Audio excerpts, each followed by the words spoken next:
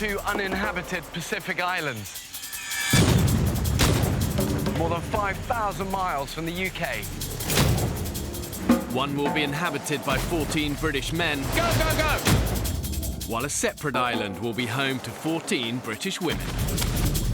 For 6 weeks, they'll be utterly alone. Holy shit! With only the clothes they stand up in and a handful of basic tools. Filming everything themselves. When pushed to the limits of human endurance. So thin now. Will it be brute power or mental strength that wins the day? Watch him, go no, go no! Who will have what it takes to stay alive? Tonight, we follow the women's island. Oh my God, there's Cayman! Oh my God! Survival will be harder than ever.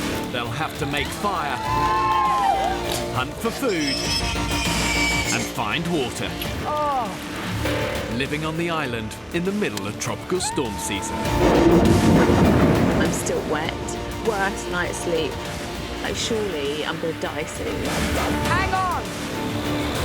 Oh shit, no, no! When pitted against the extremes of nature. And these modern-day women got what it takes to survive. Just remember to how you felt when you felt shit and leave it there.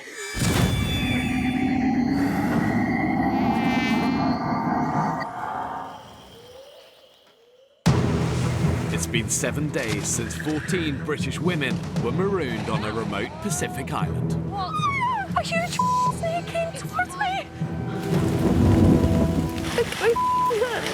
Brutal conditions have already claimed 2 victims. I need to go. I need to be with my family. And the group paid the price when they split to find a sustainable water source. We cannot walk anywhere on this island without getting lost.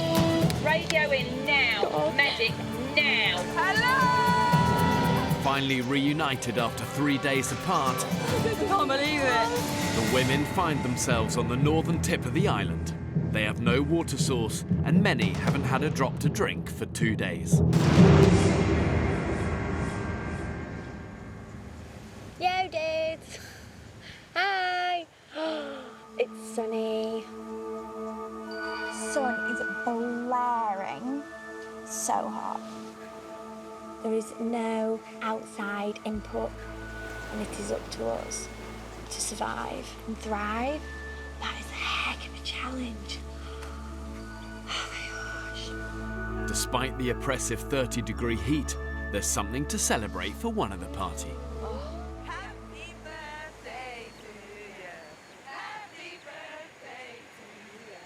Happy birthday. If you'd have asked me a year ago where I would be spending my 25th birthday, I definitely would not have been saying, oh, my 25th birthday will be spent abandoned on an island, dehydrated and starving. For the last 5 days, the women have barely eaten and had hardly anything to drink. Finding water is a priority. I just want to drink. I just want to drink. The only reason we're not thinking about food is because we're so thirsty. Our body basically tries and compensates for everything that we're lacking. When it comes to survival, I often talk about the rule of 3, which means you can survive 3 minutes without air, 3 days without water, 3 weeks without food. And in temperatures like this, the women have got to drink a lot, between 2 and 4 litres of water a day. If they don't, they're finished. That is a clear blue sky. The sun obviously makes you feel more dehydrated and more weak. Without a sustainable water source, they're surviving on rainwater. But there hasn't been a drop for 48 hours. Looking at the sea, you just want to drink the seawater. Keep dreaming about Diet Iron Brew. Cold, freezing cold Diet Iron Brew with ice. Oh my God, my other birthdays and I'm stressing out because no one's got me a card or no one's come out for a meal, and now I'm just going to be happy with a piece of fruit and some water.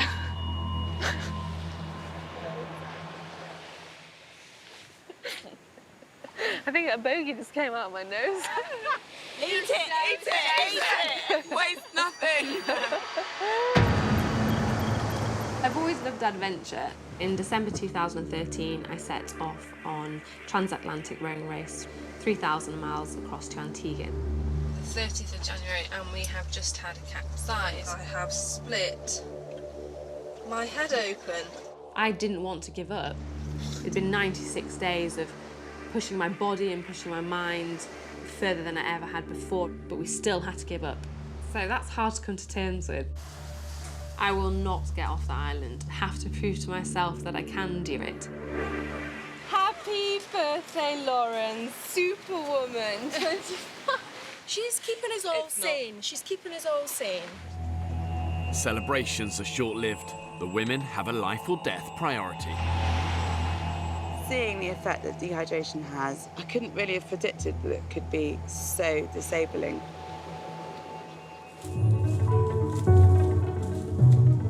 We ain't coming back until we found water. Georgie leads a group on a scouting mission into the thick jungle. There are no pools, which is what we're after. I've made sure that the island's got enough water, indigenous animals and vegetation on it to keep them alive, but only if they've got the ingenuity to find it, catch it and kill it. That's quite a deep pool, it's empty. It's just the same shit. If we don't find water, we're screwed. What is that? Oh my God, there's 2 piglets. Oh my God! Oh my God. Be careful, because if Mum's near... I can actually see Mum over here. Oh, careful, come away. If Mum thinks the kids are threatened, that's when they get really aggressive. She's lying down. Come away, sweetheart. She's massive. She's enormous. She's like... really near. The piglets, the first thing I thought of was crackling, to be honest. I am hungry. I don't think I could look into his little piggy eyes and then kill him. I'm not ready for that yet. But then again, by the time I come home, I'll probably be a full-blown fucking, I don't know, cannibal. The pigs are given a reprieve. Right now, everyone's lives depend on finding water. What are we gonna do? Can sit down.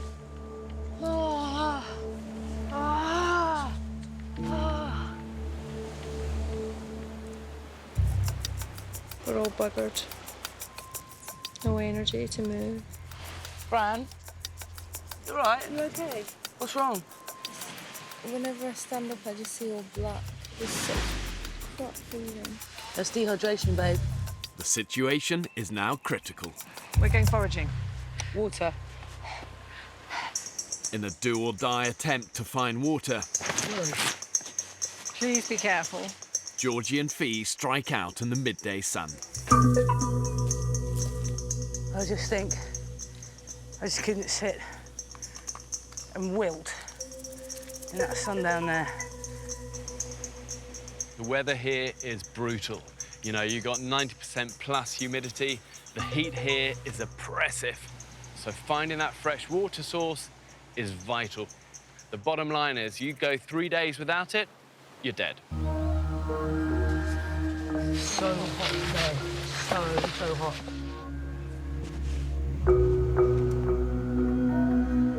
Like him being in a microwave.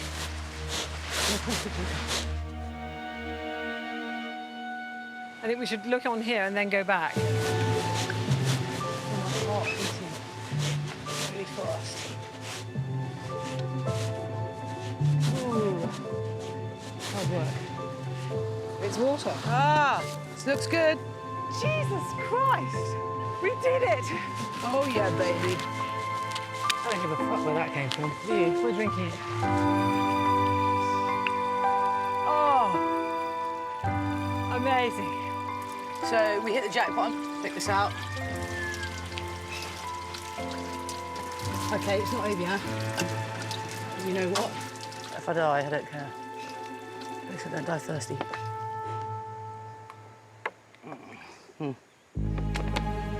Obviously, rain itself is drinkable without purification, but once it hits the ground, it becomes contaminated. all sorts of bacteria and nasties there. And no matter how clean the water looks, You've got to boil it. Guess what I've got? Water! Yeah! I'm not going to lie to you. You drink it at your own risk. Came from a waterfall, and it tastes fine. Don't drink it. Every water from waterfall, river, whatever, has to be filtered and boiled. Because of the parasites, it's a death trap.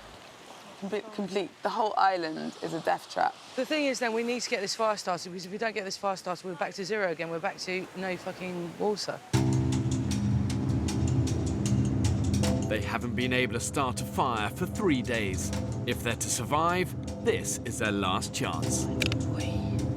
I won't stop until the fire is ready, because then I know that we can drink. Yeah. Just go through that smoke, pretend it's not even smoking. So I think we've got it. Okay, stop. It's really hard. Again, it's got enough.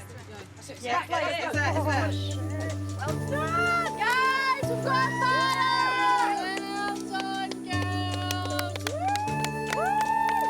We just taste the water. Look. Look at that fire. The water won't be safe to drink until it has boiled some 3 hours later. Meanwhile, Lauren's keeping the fire going. The fire is so hot, it's burning through everything. The birthday girl is doing all the hard work and she's exhausted. I'd say that Lauren and Beth are always first in there to help.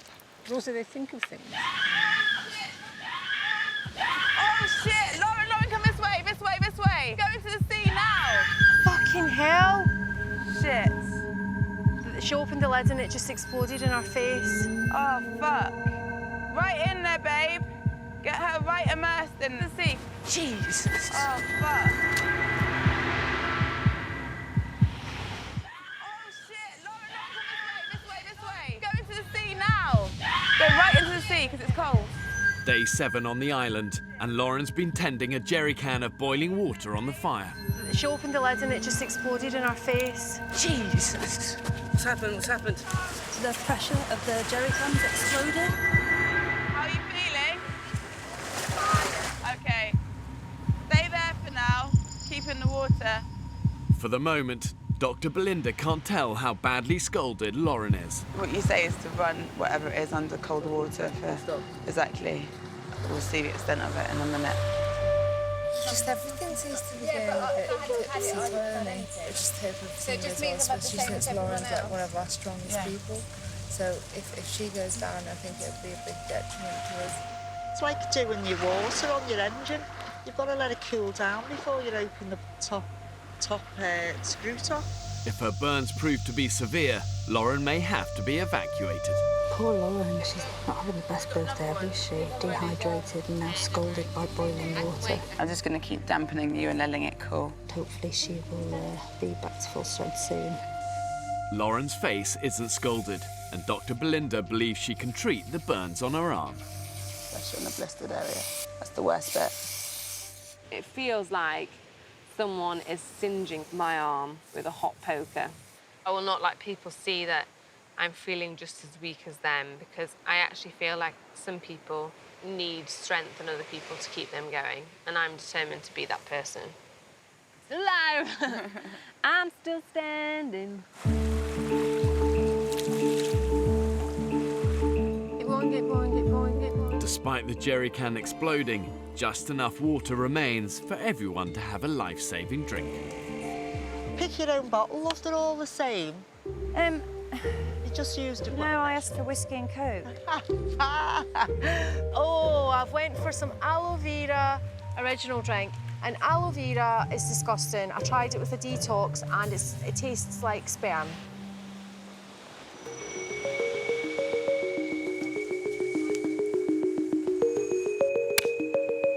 There's a pig, there.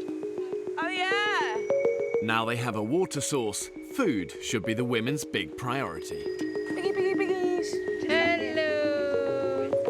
All they've eaten in a week are a few handfuls of yucca and coconut.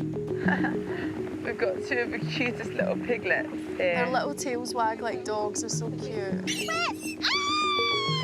Everything that moves on that island really should be seen as a potential source of food, and that includes the pigs. Oh, you're so cute. Come here, Sage. Onion. Oh. To befriend them is just going to make the decision to kill them 1,000 times more difficult. And really, in survival, there's no room for sentiment. Sorry, I'm just being joined here. I can hear you squeaking. What are you squeaking about? And everyone's like, oh, they're so cute, they're so cute. Like, we're going to keep them as pets. And I'm just thinking, you know, fuck that, girls. Like, we're literally going to slice and dice those piggies. Definitely, we're eating them. Suckling pig. Nah. Would you not eat them? No, they're so cute. Would. I don't care that they're cute. As the time goes on, we'll be hungrier and hungrier, but I am not killing the little piglets and eating them. No way. They're so funny. I've been a vegetarian basically since I was born. I think it's going to be a massive challenge if I have to, by choice, eat meat. But then again, maybe it's not going to be a choice because I'll be so starving and I'll just have to eat it. I would definitely say I'm an animal person rather than a people's person. You know, animals are less stressful sometimes. I will train them pigs. I'll kick them up the arse. The moral argument is do we now eat the pigs, but then do you kill, essentially, your pet? Piggy, piggy, piggies. Sagey, onion.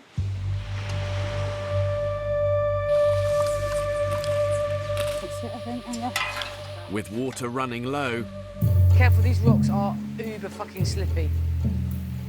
an expedition party makes the hazardous journey back to the waterfall. That's it, guys, we're nearly there. Jamie, hang on. Oh! Shit. I saved the camera! Good job.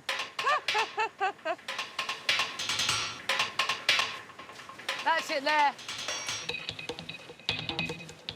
Shit, doesn't look like it's running. Fuck's sake. No! I don't understand. This was pouring with water the other day. And it's dry. Totally.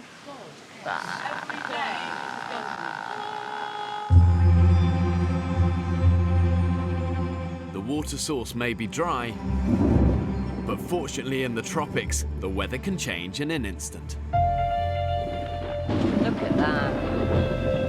Never seen such a dirty grey cloud as that. Oh, here it comes! Let's get water quick before this passes. Can you pass me the bottle one by one and pass them over to me? Violent Pacific storms can dump an inch of water in an hour.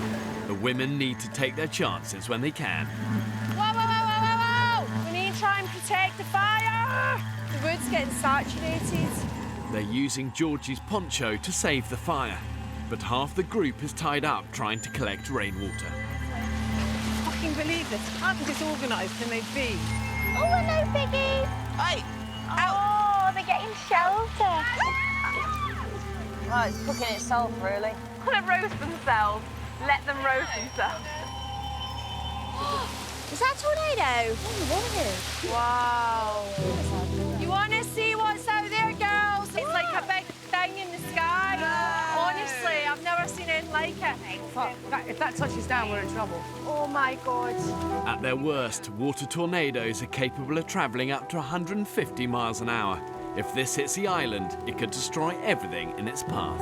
It's like one of those. It's growing as well. It is growing. So that's pretty scary. We're really vulnerable there and no one can get to us if anything like that happens. So, oh, hang on. Is it dissipating or is it just curving? It's gone. Seems to just split up and gone. We get to live another day. Shame. While they've kept the fire alight, they've hardly collected any water. Is that the total amount of what we've just got from that rainfall? I am struggling. But as much as we nest here, Mother Nature turns up and she just shits on it. And it's like a fucking mudslide everywhere now. It's become clear to the women they can't survive here on Coconut Beach. They must move camp. Whoa!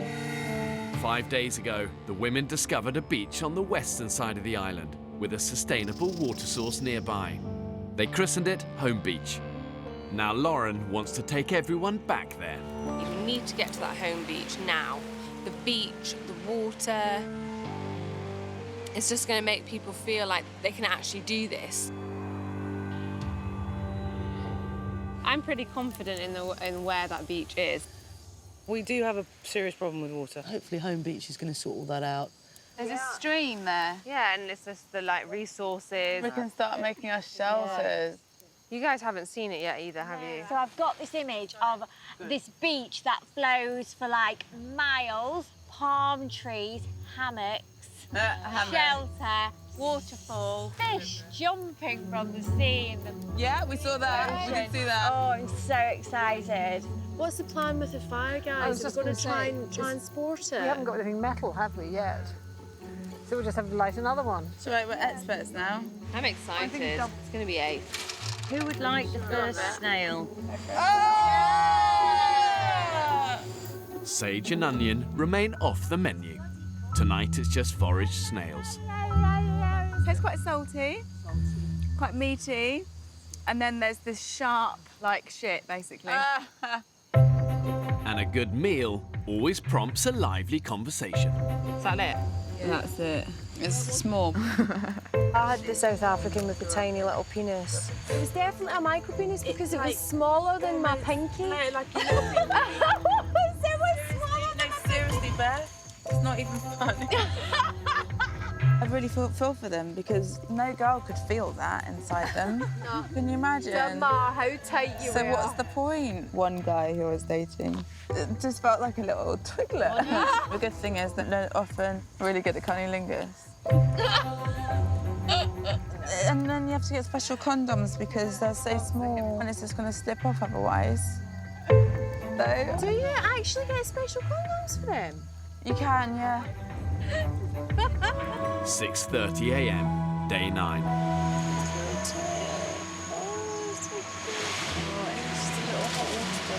All night, honestly adorable. I'm saying this about a pig. Oh, and they're very cute. It's just made me happy. Today the women face an arduous trek, seeking the beach where they want to build a permanent camp. What do you think, Jamie? What? Is it worth cracking these open to get a mouthful of coconut before we set off? No, no, it's too heavy. There's loads there. Oh, I really want a coconut. I'm so hungry. I'm so hungry, but someone's just said no.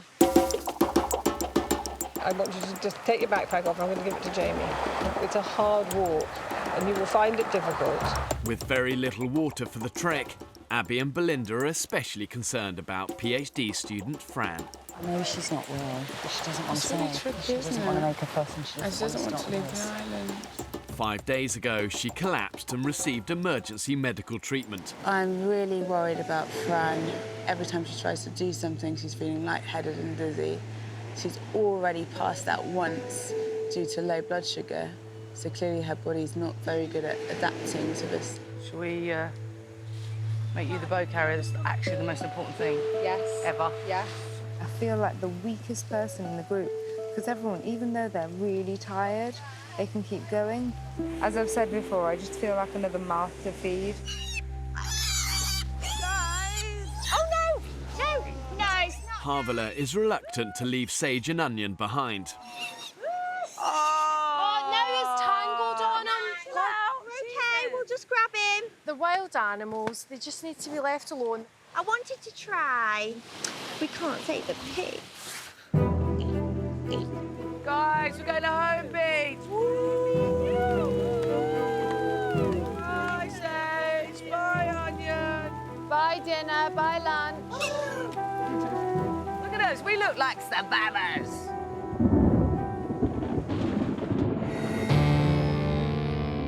"9 a.m, the women depart for Home Beach. The last time they went into the jungle, they were lost for 3 days. We're going down, Lauren. This time, 25-year-old nurse Lauren leads the way. Then we're just gonna like head on this ridge thing. Julie, how are you feeling? Fuck off. Fuck off. Yeah, that's how I'm feeling.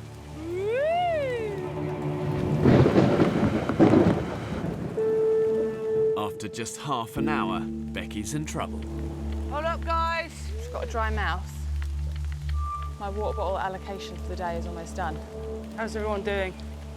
Energy levels, 0. The move will eat into the women's fragile energy reserves, but it's a gamble they must take, whatever the consequences. Take 5. I'm feeling so shit. If this rain keeps on going, I feel like I'm on the brink of collapsing again. I don't want to tell anyone because I feel so pathetic. I know I can do this. I just need to keep going. With the group exhausted, Lauren and Fee volunteer to scout ahead. Anyone want a biscuit? Possibly. Oh, you bitch! Just a little biscuit. Just a little bob biscuit. The advance party are pushing ahead through the jungle. I think we may have found it. We have! This is it! I know. This is our beach! Oh my God, so excited. I feel a surge of energy.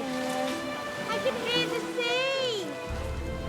Oh, wow, that is amazing.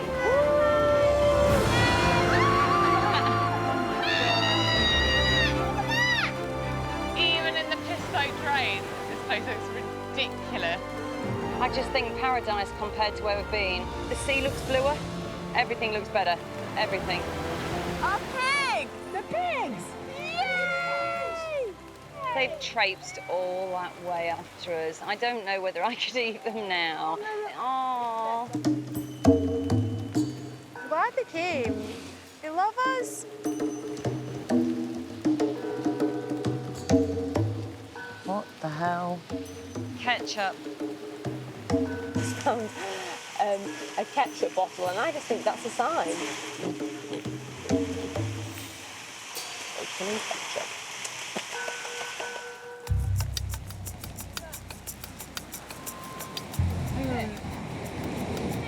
The journey has beaten Fran.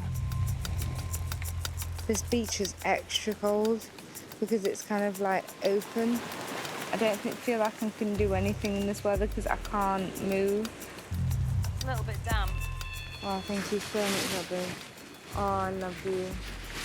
Coming through the jungle again today in pouring rain has tipped her over the edge. She's been proper poorly. She's cold all the time. And so when we're cold, it's for her, it's like bloody hypothermia. When you're wet, you're malnourished, your body temperature just is going to drop. And it only takes a 2-degree drop to take you right bang into that danger zone for hypothermia. So the women have an uphill struggle getting Fran warm. I am on firewood duty. We need to get dry firewood. Nothing is dry. There's just no dry standing wood. It's not a little bit wet. Honestly, the place is just sodden water. I don't feel that I could cope with another rainstorm. I don't think I'm medically fit for this. It really is torture for Fran. She clearly is not a well person. I don't even have any sort of rescue meds, so if she were to collapse, it would take a while to get any further medical help to us. Stop, Bravo. This is Bravo 1, go ahead, over. Fran now feels she has no option. My body can't take it anymore. Over. Do you then want to take off the island? Yes, please. Over. I hope you feel so much better, honey. I think you might have died if you stayed. And I'm serious. Oh no, thank you. I think I would as well. I am absolutely gutted. I absolutely love Fran. She's ace. She's our little baby.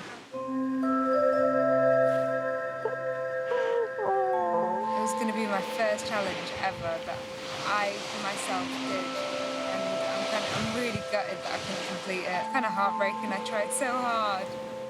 Fran, bye, my darling. We love you. We love you.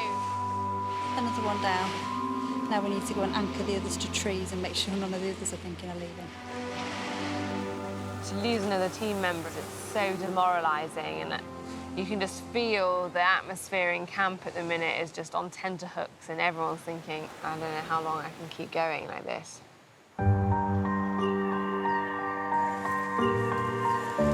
Look at this shit. I know. What the hell's gone on? The storm and an extreme high tide have washed up a potential treasure trove. Like Paradise Beach, no longer. Oh, false alarm, half a hair clip. Ta-da! Not only is it a can, it's a can with a lid. I think one of the real unsung heroes in the survivor's arsenal is resourcefulness. What's that? Is that Andrew? Oh my God. Oh my God. I thought it was Andrew. Oh my God. Here, hold that. I thought it was Andrew. Oh my God. Wait, check the sell-by date. I don't care.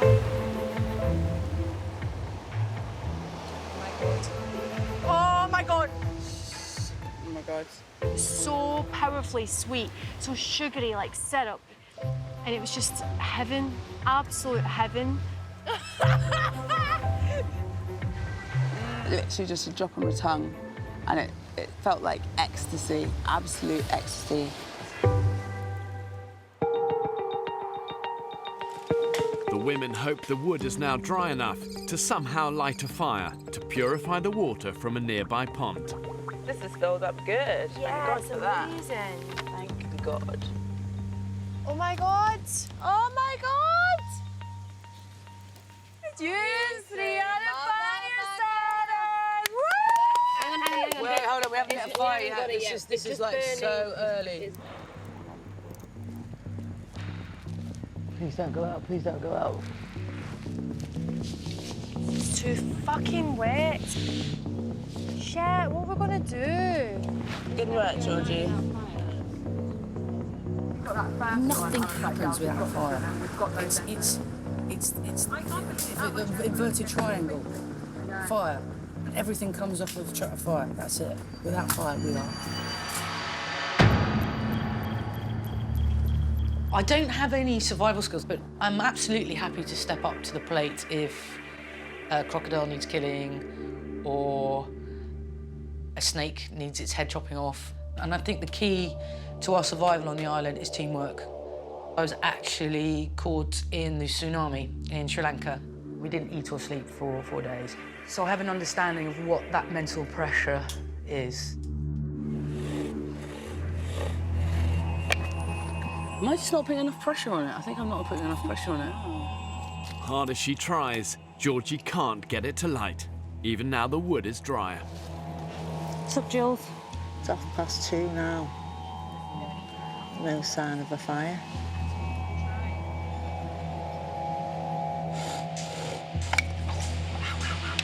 There's hardly any spindle left, is there? I know, that's the thing. That's probably why it's flicking off. Let's give it another go.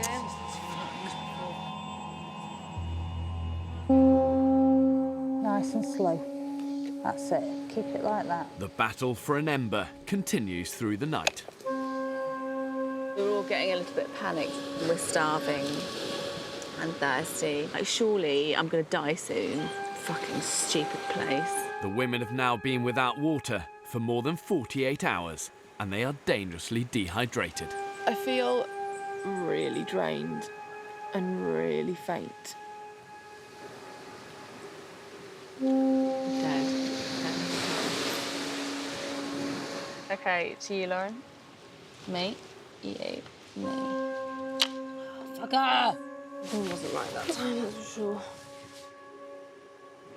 I think we've lost this one, haven't we?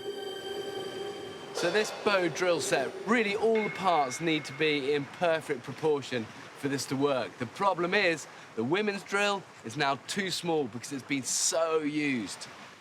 They need to start again. Their situation is now beyond critical. Feels so dizzy. It's fucking hard work when you've not drunk anything and the heat. I'm really struggling. It feels like my purpose on this island is just to be dehydrated.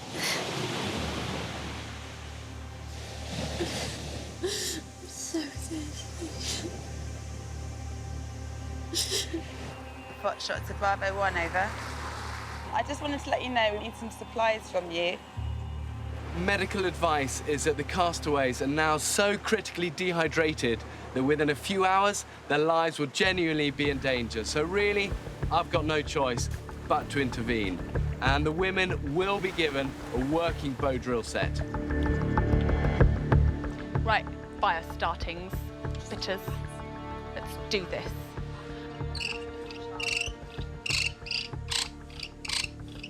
Purring, ladies, it's purring action. Stand still.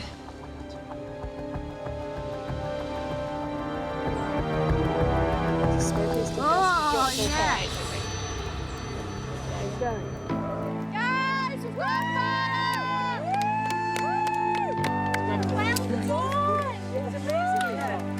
This is great. Now we can start thinking about the bigger things like our bellies, for example.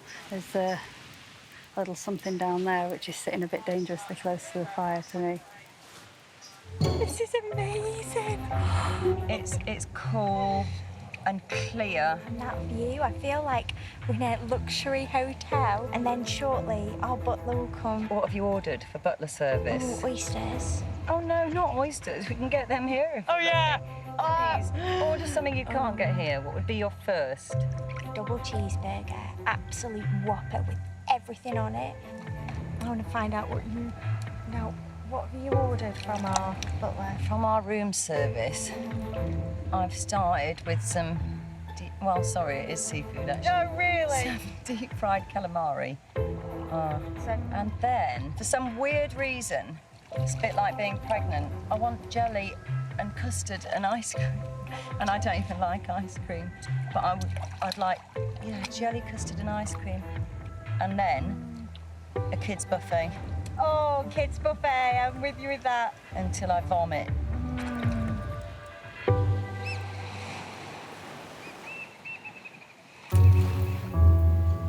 Day 12 on the island. The women now have fire and plenty of drinking water, but they're barely surviving on just 50 calories a day. It's took me, I don't know how many hours to get that many almonds. It's going to be 1 almond, if we're lucky.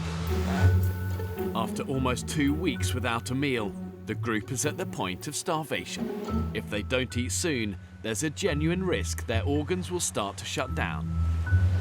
I'm fucking hungry. My tummy has gone away. I literally have no tummy, look. It's flat, flat, flat, flat, flat. My stomach's going. I'm gonna have to eat myself. Is that not the cutest thing you've ever seen? Hi, Sage and Onion. The fate of Sage and Onion hangs in the balance. The women have befriended them and now can't agree whether or not to eat them. I keep looking at those gorgeous pigs as bits of food. They're too cute. I can't. Now, imagine this. Barbecue sauce over the ribs, right? Barbecue sauce, barbecue sauce, barbecue sauce, right? Even the tail, really good, really chewy. I'd still eat it. I think we should spit roast it. Put a steak up through its bum, not through its mouth, after it's dead, of course. Obviously, I've got a completely different point of view to the rest of the girls because I don't eat meat, but Sage and Onion, the little piglets, I'm definitely not eating them. We've got 2 pigs, Sage and Onion, which have become our pet pigs. They followed us all the way from Coconut Beach here, which is a long walk for little legs.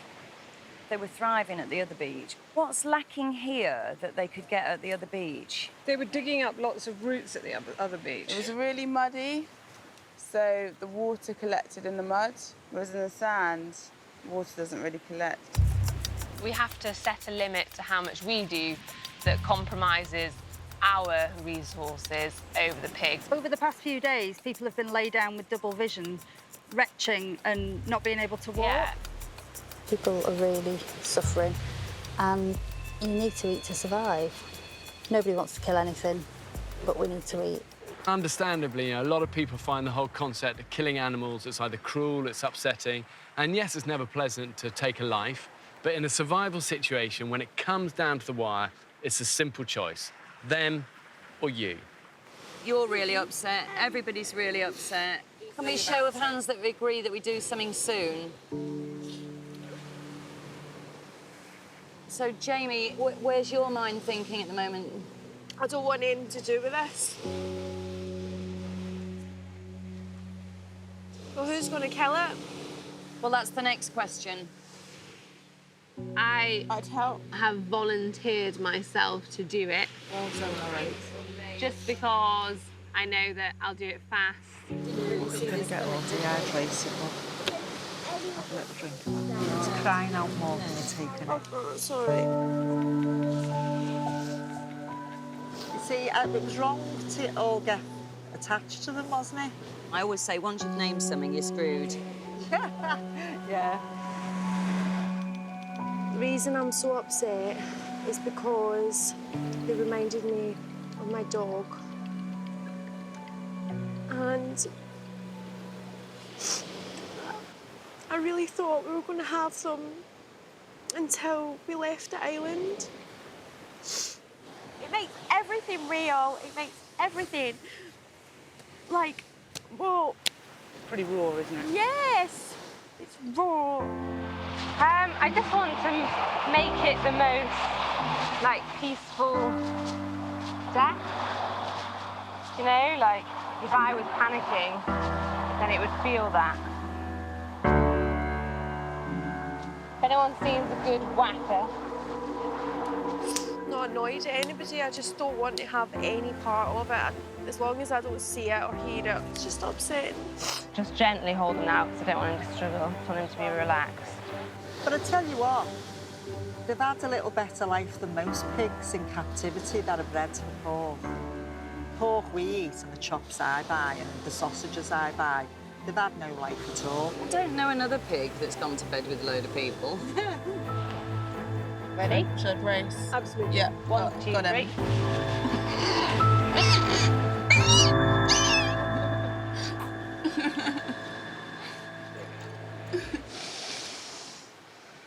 Well, Lauren, absolutely amazingly well done.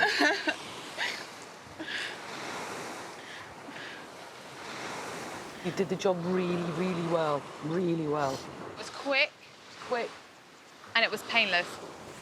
That was pretty emotional, wasn't it? It's pretty horrible.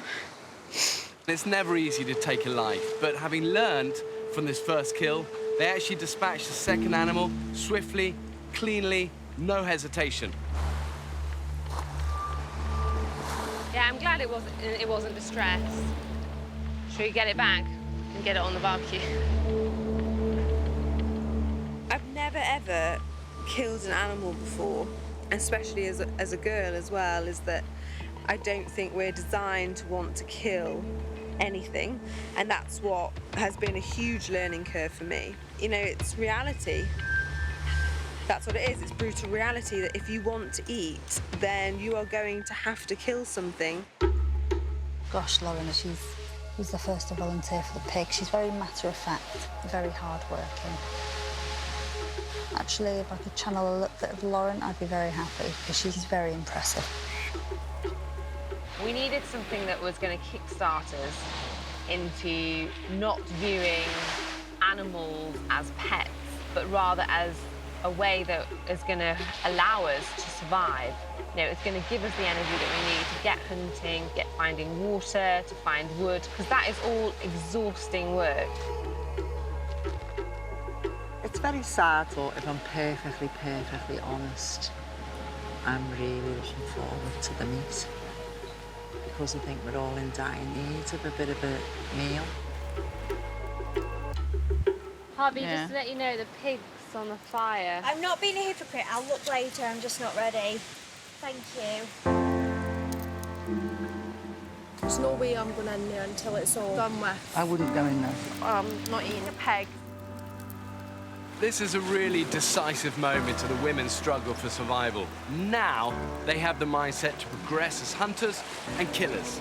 They've actually crossed a very important psychological line, and for the first time, they're behaving like survivors. Are you ready, guys? Yeah. This tastes good. Oh my God, it's unbelievably delicious. I don't like the fact that I'm eating the piggy, but it is good. I don't know about anyone else, but I feel like a wild animal.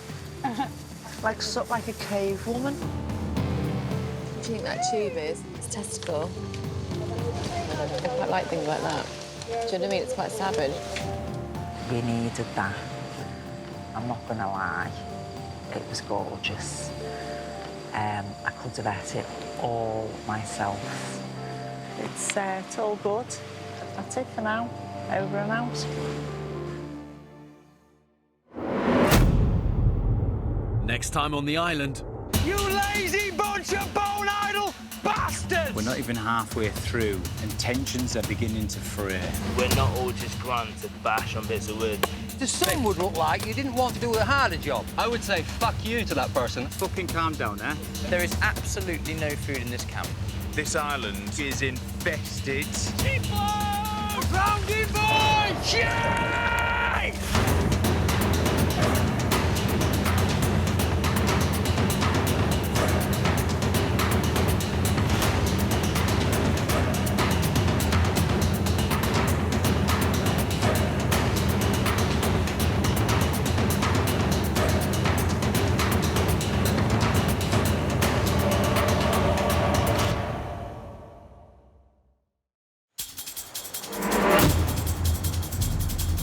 Two uninhabited Pacific islands. More than 5,000 miles from the UK. One will be inhabited by 14 British men, while a separate island will be home to 14 British women. For 6 weeks, they'll be utterly alone, with only the clothes they stand up in and a handful of basic tools, filming everything themselves. When pushed to the limits of human endurance. Will it be brute power? Bitch it, big fella! Ooh, snap it! Or mental strength that wins the day? They're too cute. I can't. Who will have what it takes to stay alive? Tonight we follow the men's island. It's a scorpion, guys. It'll be harder than ever. They'll have to endure the height of the harsh tropical storm season. A bit like being in a disaster film. They'll have to find their own water. Yeah! And hunt for their own food. Watch him, go now, go now! That is amazing. Have these modern-day men got what it takes to survive? We're all sweating our bollocks off up there, fella, and it looks like... Yeah, fair enough. Looks like you're doing all when it comes to wood.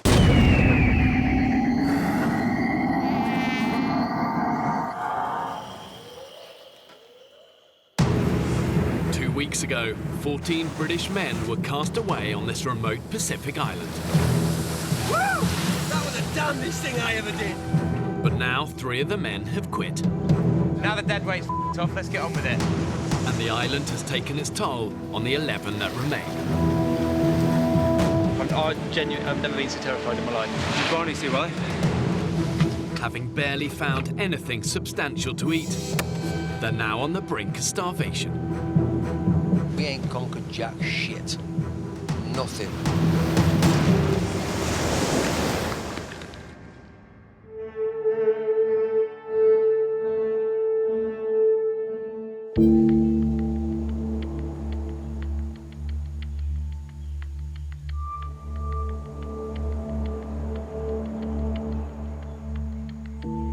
It's a bit like being in a disaster film, or or when you hear on the news that people have had a typhoon come through or a flood. There's no water, there's no electricity, there's no food supply. Sometimes out here can feel like you've been hit by a major disaster.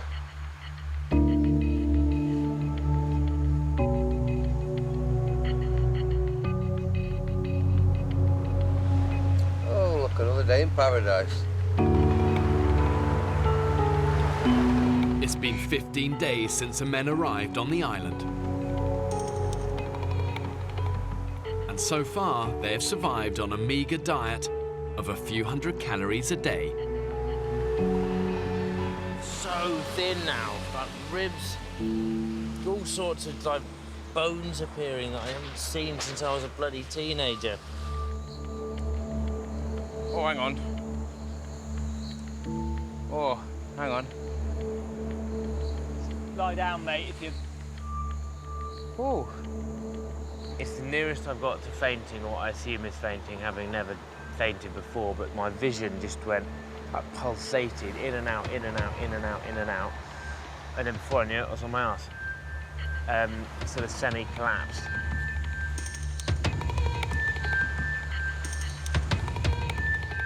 We're surviving off limpets and like the odd one fish. It's not going to sustain us for the next God however weeks. And I think another week of this, we'll be struggling massively just to even get up in the morning. We need to find a solid source of food, or, you know, we could be facing meltdown. We're out of food. The bottom line is we don't have any food other than limpets. We're getting weaker and weaker. I certainly feel like I'm getting weaker and weaker. So my priority is how I feel about it personally is food. Yeah. I think the majority of our resources should be to getting us good fish today. Let's go. We are going to find lunch.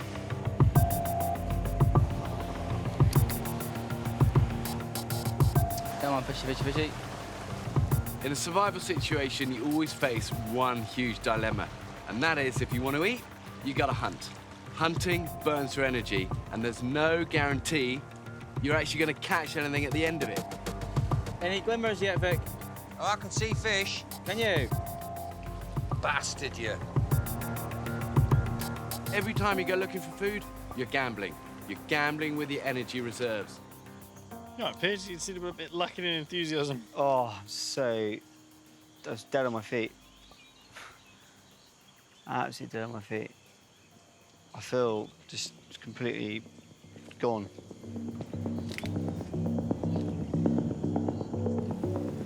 You just keep nibbling it straight off end. The luck of the gods is not with us today. Everyone's getting tired. Everyone's hungry. Everyone's sick of bacon bit limpets. We need some decent food. We need it quick. So we don't get it soon. It's going to start dropping like flies.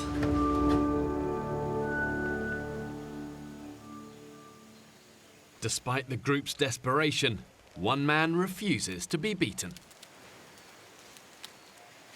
Let's all push it to the edge. I feel fine. Another day at the office.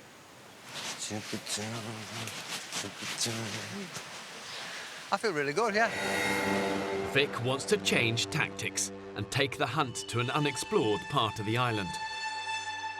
1 kilometre from camp is a vast freshwater lagoon where he believes a much bigger prize could be lurking. One that could provide the group with the calories they so desperately need. We are going hunting for Mr. Cayman. Let's go lay some traps, fellas.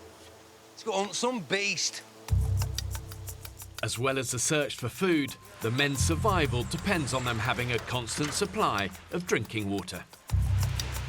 They need at least 30 litres a day, which they must collect on a back-breaking 2-kilometre round trip. Sam, when you go past Carl, can you ask him to come and help do the water run, please? He's not shirking, is he? Hey, I'm just saying the water run he's doing, and he's chewing his gums. You do the maths. Right. Let's go. Grab Carl. Kyle, are those Crocs going to be OK for going across to get some water? Is anyone else knocking about to do water? I've done a lot of mileage the last few days. I think I'd rather do something a bit more camp-based today. I've done water 2 days in a row, mate. So Yeah. this is my 3rd day, so... Yeah, you know. appreciate it. Well, we've got 11 people here. But they're not here now, mate. Yeah. Carl, white mate, just sit here and tidy the camp then. I'll do it. That's no problem, mate. Cheers. Cheers, thanks, Pierce. Right, Off we go. Just sat in the office in front of the screens. I know there's more to life than that, so I just got to a stage where I wanted to break away from it, step away from the screens and just do something different. I like to think I can step up to most challenges.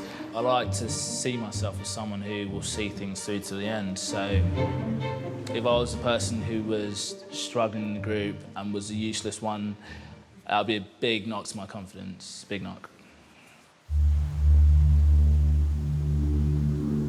I was a little disappointed in Kyle. It would have been nice if he just stepped up to the plate and said, you know what, I'll step in, but he wasn't in the mood to do that today. It's not so much that I'm hungry, the worst thing is just the energy. I never for a second thought my energy would be as low as it has been. Fuck, I can't even lift up my legs.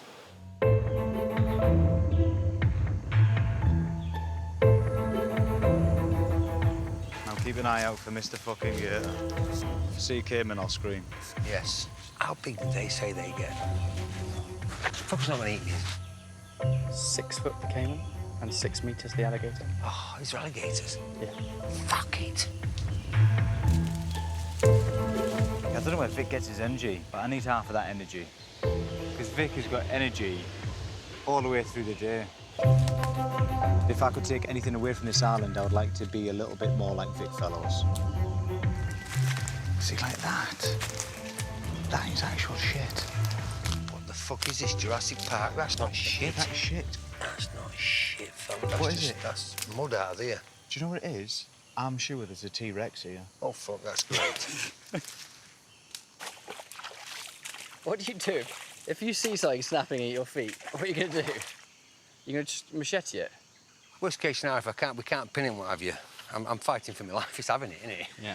As best as a facilities manager can do.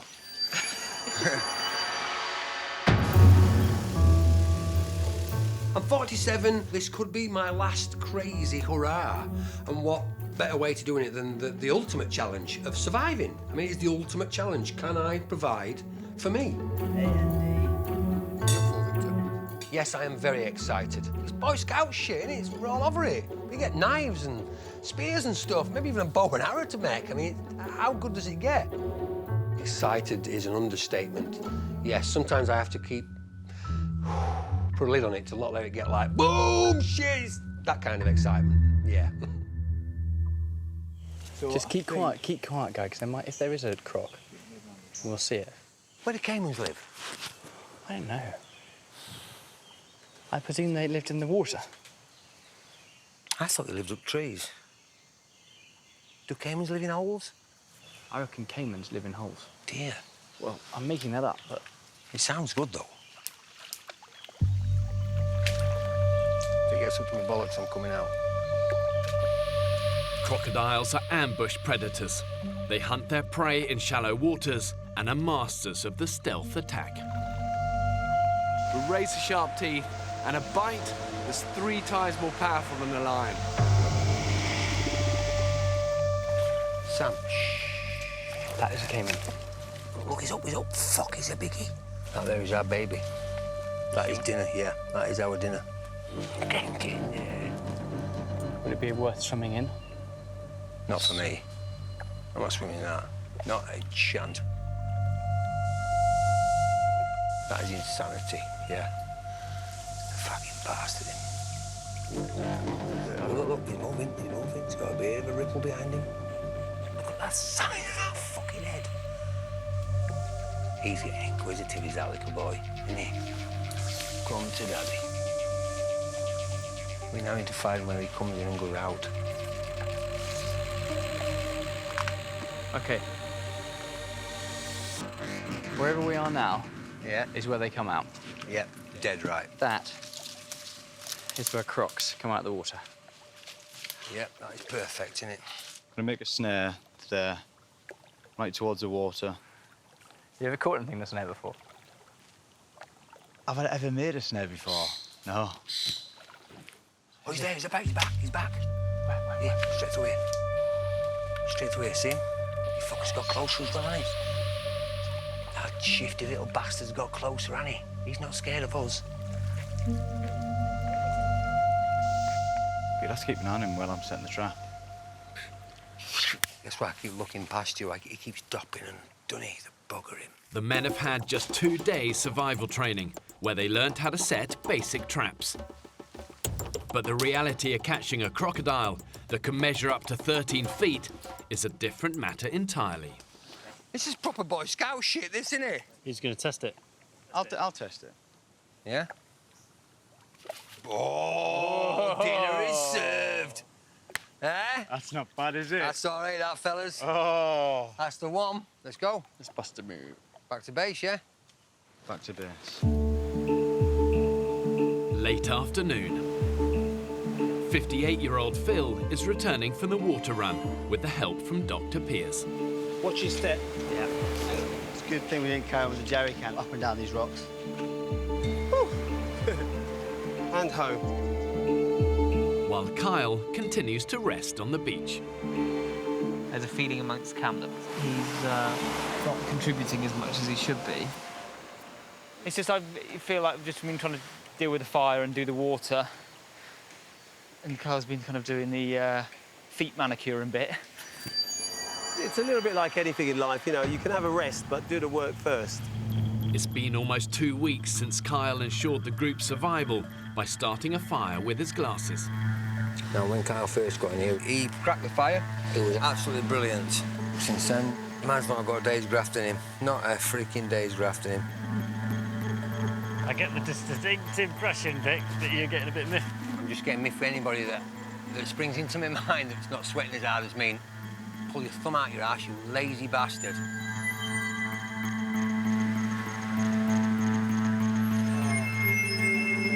Oh, yeah. I feel like I'm kind of nearing my physical limit, and I think it's quite a common event. I'll come down and you're doing your feet or you're sitting by the fire. I'm going to be completely honest with you. I feel that perhaps you haven't been pulling your weight in the last week or so. Okay. Today for me has been a bit of a challenging one, actually. Can't lie. I haven't been able to do as much as I thought I would be able to, and like when you're in this situation, if you can't contribute, you feel like you're really letting the team down.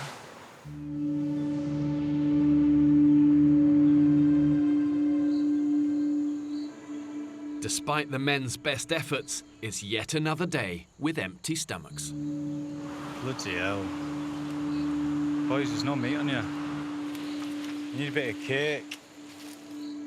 Hey, look, you can see Pierce's heart beating through his rib. Look. Fucking hell.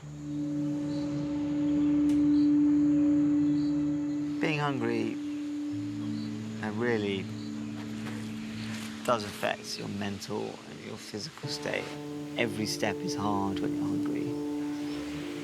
There would be a stage where soon our bodies give up on us. And we're not far from that.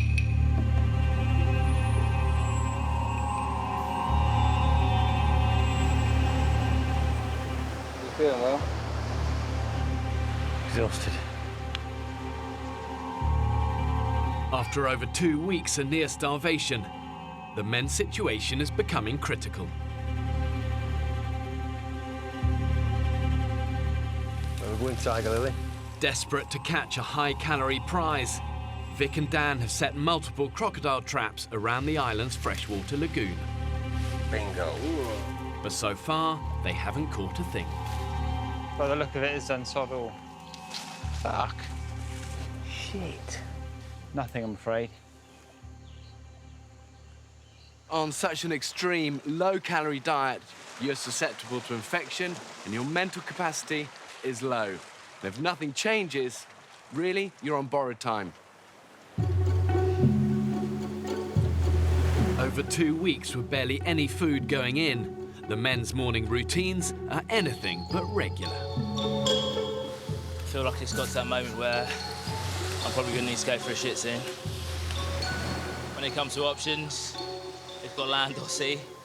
I think I'm going to opt to the sea. Where are you going to go? I need to figure out, is it sort of washing that direction or...?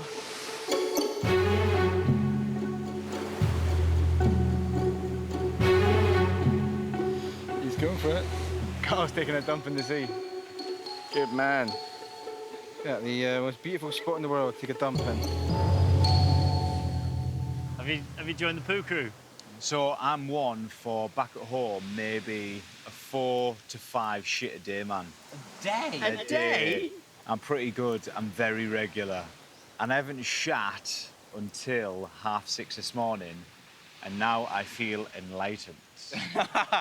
God. I'm now part of the pool crew. But 28-year-old Piers, the group's doctor, isn't having as much success. How's your Oh, the bowels. bowels? Yeah. Any movement yet? Being stubborn. Wow. No poo for 15 days. It'll come.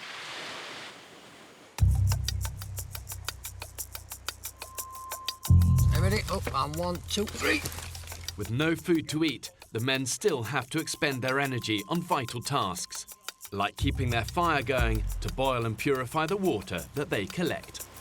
Hello, hello. If you want to get a nice picture of Carl grooming himself, you're quite welcome to do that while we're all getting wood. Where's that? Just round the corner doing his toes after he's just had a swim.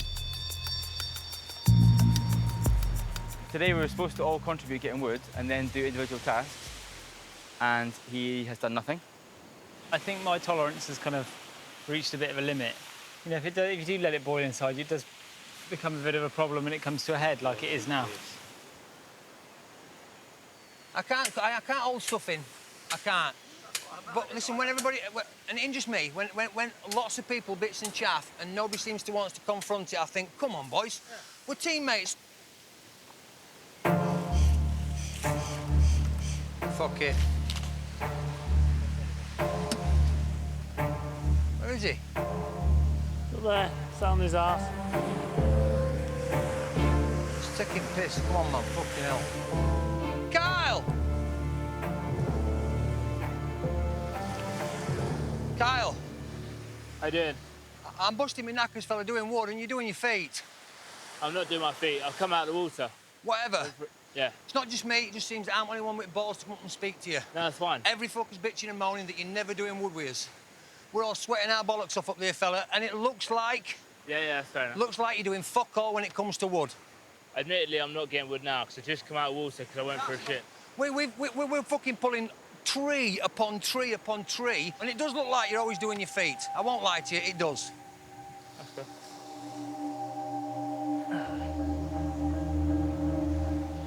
It was almost like a bit of a cheap shot from Vic. He's clearly got stuff which has been bubbling under the surface. I felt like I haven't fitted in with the group, and you know, I've done stuff to try and change that. But sometimes it's just the group dynamics aren't for everyone. People are starting to fray around the edges. Some of them are fraying, some of them are coming away at the seams. We seriously need to find a sustainable source of food. As the men continue to physically decline, the group is becoming fractured. And if members of the group are perceived not to be pulling their weight, they can easily become alienated. And then if those rifts aren't healed, it becomes this downward spiral of conflict that ultimately could destroy the men's community.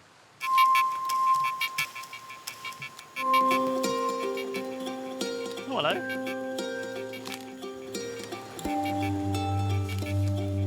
There's a net here. A net? Yeah. Oh, yeah. Mate, this could be big. This could make a big difference to us.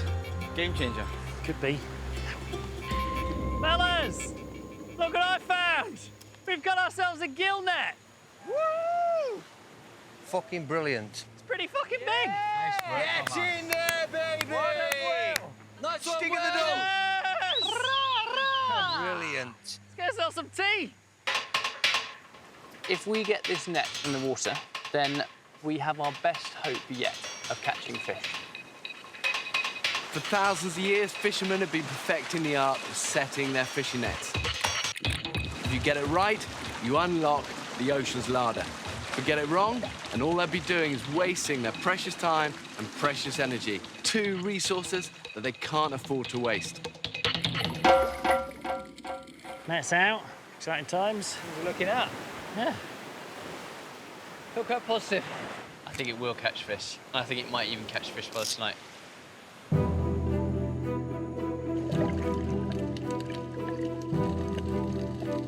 Exhausted after a morning's hard work, the men allow themselves some downtime. So, boys, here's one. You can request Bear to bring you one item for the journey back. Thermos full of English breakfast tea. I am going to get a bottle of Octomore whiskey. A whole bottle of whiskey? A whole bottle of Octomore whiskey for my journey back. Bam. If I could, chicken pie my wife makes, and she always puts your name in it as well. Nice. Oh, the big love heart and all Puff that sort pastry of lid? thing. Yes, dead right. He's got to see. You see if it didn't work out with you and your missus. Can you give it I my number? I honestly think there's something wrong with her upstairs, because she really is a nice woman. How did you find such a nice woman? I have no idea. What have you done? You must have a size Not of a a dick clue. of a donkey. Not a clue, but God bless her. How did you meet your wife, if you don't mind me asking? I went around and knocked on the door. Did you? I fucking did, yeah, dead right, I did, yeah. What did you say? Hello, I saw you at work today. You turned up to meet your mate. Yeah, I did, yeah. I wondered if I could take you out. Let me think about it. I thought, oh, damn, and she went, yeah, OK, then. That was I it. sort of imagine that you live on the set of Billy Elliot meets Postman Pat. Absolutely brilliant it was. So, yeah, well done, me. Well done you, man. Well done you. Spotted Piers trotting along the beach, looking vaguely happy with himself. So I think Piers might be off to try and have No way. poo number one. I mean, how many days has he been without a poo? Be 17. Dr. Piers is now the only member of the group who has not yet joined the poo crew. Any luck, mate? No luck today, mate. He'll come. Here he comes. Don't do it. Dr. Piers, have we succeeded? Is it? Is it? No. Oh no. No. Mission failure. Oh no, NASA, we have a problem. Close? Be patient, lads. Be patient. Go in your medical kit, get a rubber glove, because I'm going in. Have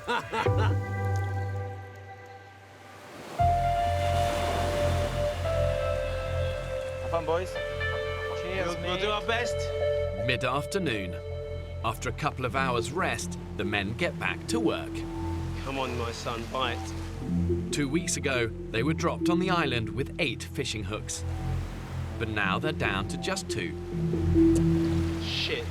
Could you unsnag my line? I've caught it on the rock. Oh, shit. No, we've lost another rod there, guys. Shit, we've lost a hook. Further down the beach, oil engineer Dan and Dr. Piers swim out to check the net. What do we think, William? Think there's going to be anything on there? Just saying it. There's lots of rocks. Anything, Barney? No, sadly not. We're hoping for the nets. So I've got to see this moment.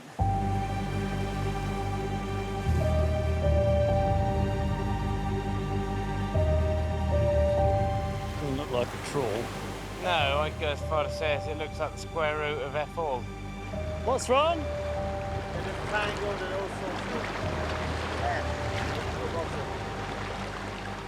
It looks like we'll be going hungry for dinner.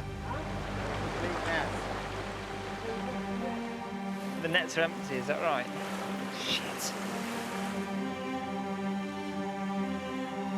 What's happening, fella? This is what we've caught. Caught a load of coral. Fuck. The razor-sharp coral has destroyed the men's net. No fish at all. Shit! We really are up Shit's Creek, aren't we? With no nets, one fishing hook. The situation just went from bad to much, much worse. What do you think, Phil? That's disastrous. That's no food for anyone. And no means to get food.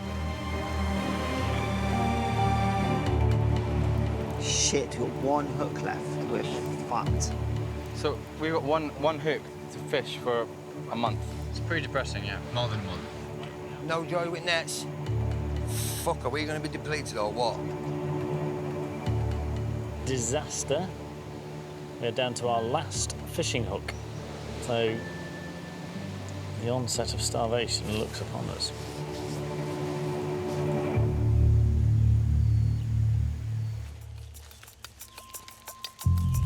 With morale at rock bottom, Barney, Phil and Sam Farmer head out to the lagoon for the daily check of Vic's crocodile traps. Chances of catching a caiman, 4%.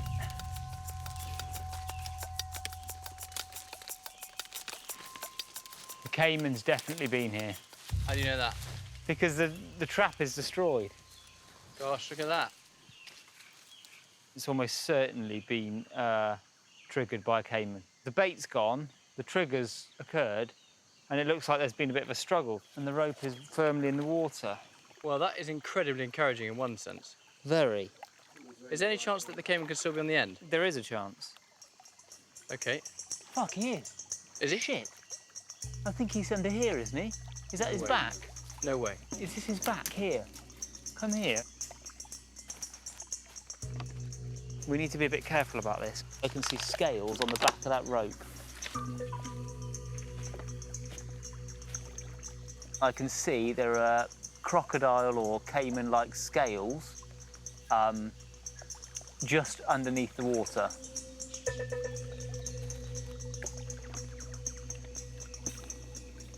I'm convinced, go and have a look. I'm convinced he's there.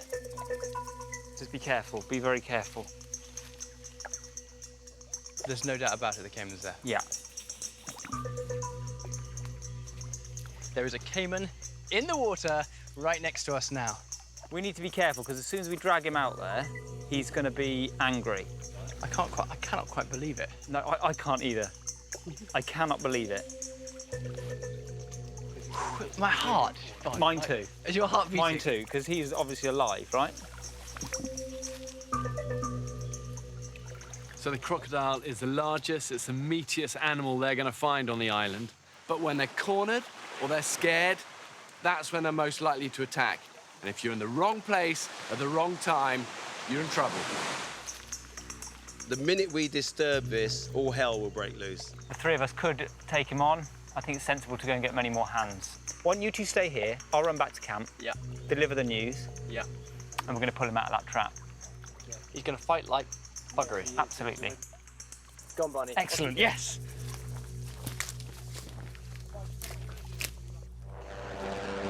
Crocodiles can remain submerged for hours before surfacing.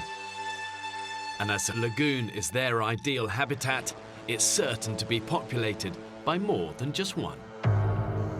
There's definitely an alligator moving this way. It's a little bit weird looking at one that could get you right here. And another one that's heading towards you. It's almost like we're the bait. Barney's looking excited. What's up, Barney? OK, come in, gather in. OK, so we're...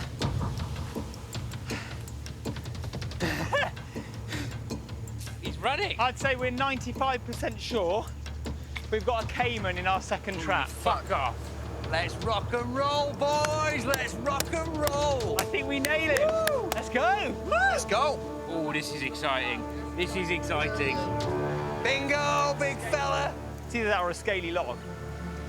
A scaly log we will eat. Despite being too exhausted to help with the group's daily tasks, the prospect of a crocodile feast has inspired Kyle to join the hunting pack. Let's do it, lads. Let's go along, I feel like Gandalf with my giant shaft.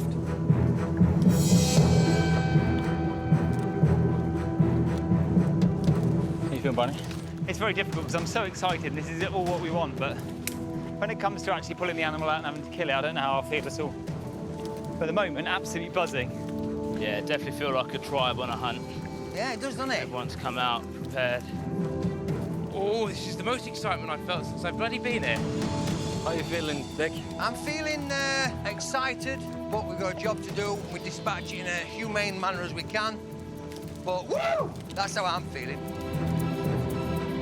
When you're hunting crocs, you've got to make sure that you don't become the prey, because these prehistoric beasts are fast. And once they get hold of you, grab you, drag you into the water, and then they strike, bam, lightning speed and incredible power.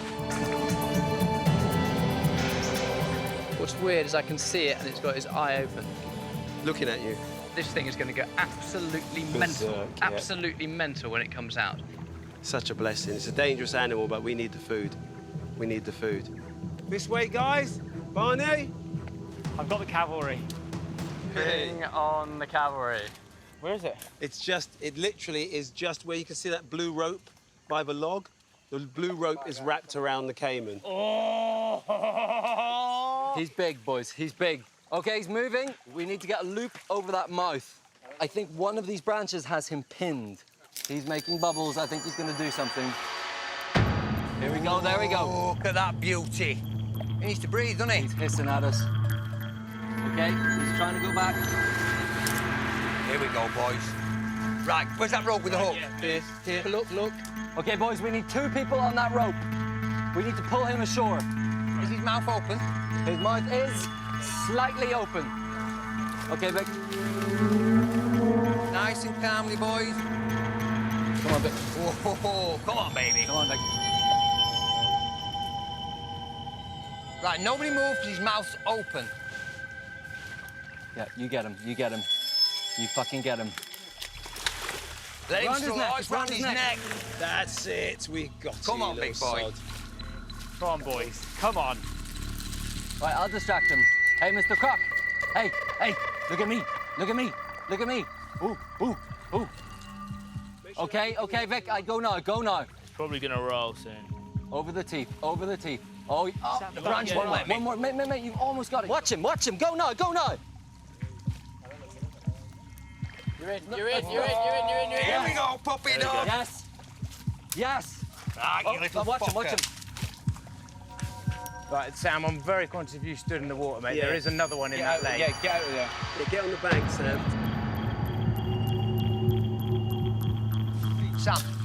Sam, watch his tail. Sam, get out of the water, mate. Mate, I think we're good. No, see, there is another one in this lake. If he came along and nipped your heel. Let's just fucking get this guy. Have we got enough people tugging on that rope? Yeah, Charles has got it. There we go. Right, we now have 2. That's it. He can still snap, can't he? Watch his tail on your leg, Yeah. Sam. I'm on it, don't worry. Right. I'm staying And with again, the Barney. No, look what it's snagged on now. Take Right, your snag time, on fellas. this one. Take your time, fellas. Right. Don't cut the rope. Oh, shit. He's growling. This fucker is fucking powerful. Give him a minute. I think he speaks English. Where's the knife? I've got a knife with me. Get the knife out ready. And then, Kyle, what are you doing? You're going to drive the knife? Take him out. Right, where are you going to put it? Just behind his eyes in the skull. Heads on, guys. Heads on. We go on go. 1, 2, 3. We all go on go. 1, 2, 3, go. Nice and calm. Nice and calm. Go on, lads. Push it in. Push it, lads. That's the one, boys. Yes, mate. Yes. That's it. Gentlemen, we have handbags. Come on. Nice teamwork, fellas. Take them down, boys. Come on. Boys. Back it out. Get in there. Oh, he's twitching. He's moving. Kyle, fucking killer blow, mate. That was awesome. Get in there, boys. Woo! Actually wrapping up a dinosaur. We just caught a prehistoric animal. Damn it. Amazing. Feels so caveman.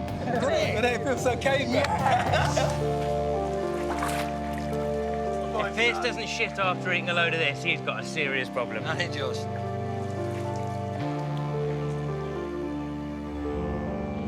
How many people in the world can say, wrestle the crocodile and kill him? Yeah. We are an elite group of blokes. After 17 days without anything substantial to eat, the men have finally hit the jackpot and dispatched one of nature's most fearsome predators.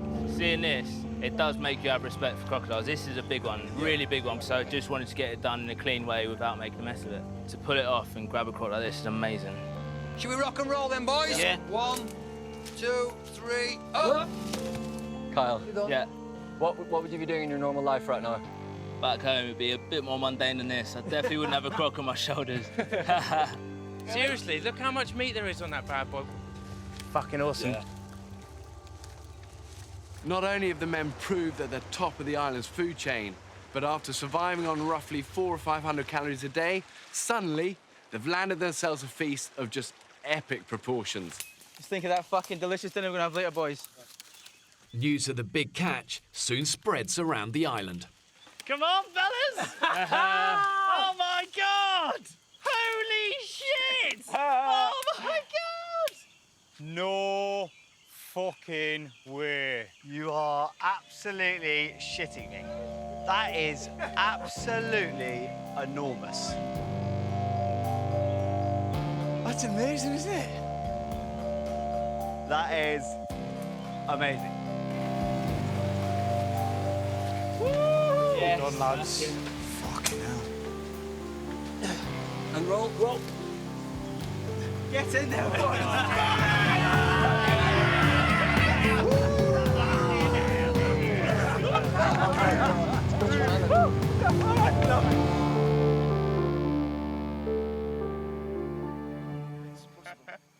A croc of this size could provide the men with tens of thousands of calories.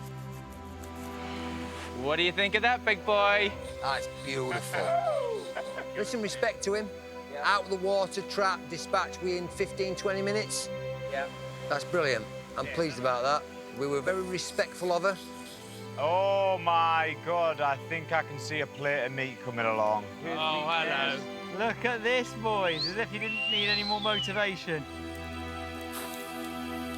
Today, I managed to catch a bloody crocodile. And my God, was it something. I'm normally at a desk or on a phone talking to clients. I don't kill crocodiles. God, look at that! Mate, get in. Unbelievable. Wow, look at that. Let the feast begin, boys. Yes. Boys, get stuck in, it's like chicken. That is wonderful.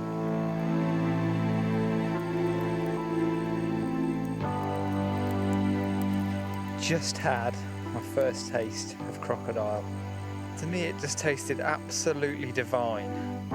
It's nice to have a mouth full of meat, isn't it? Not just a nibble. We all get more than we can possibly eat. Here's the heart. This is Kyle's, the killer.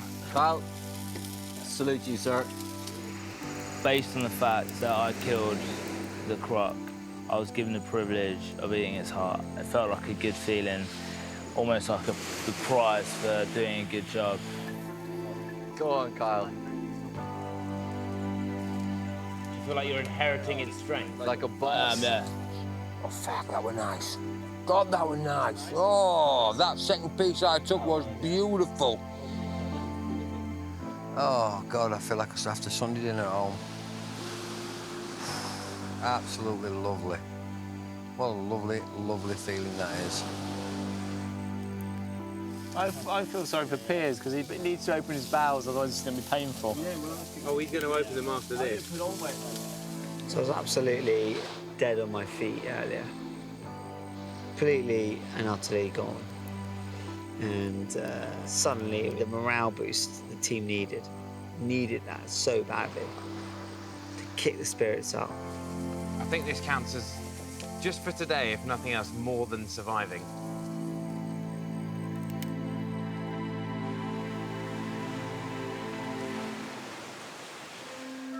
6 a.m.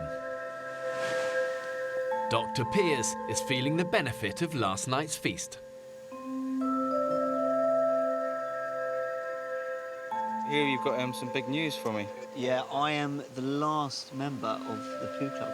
Last man Well spotted. done, Piers. Everyone give Piers a round of applause? Yes, Piers. Thank you. Brilliant. Yes, Piers. How did it feel? It felt great, actually. Really good. I thought it was going to be really hard. I thought it was going to be like rabbit droppings stuck together. Oh, what was it like? Like a wet sausage. A wet sausage? Yeah. Oh. Dreamy. Absolutely dream. Yeah. It's that croc pushed it all down. Lads, croc's ready. With plenty of crocodile meat still left over, cameraman Ross serves up breakfast. Char grilled to smoky perfection. Oh, that's good, isn't it? I think it's better. I think it's better than yesterday.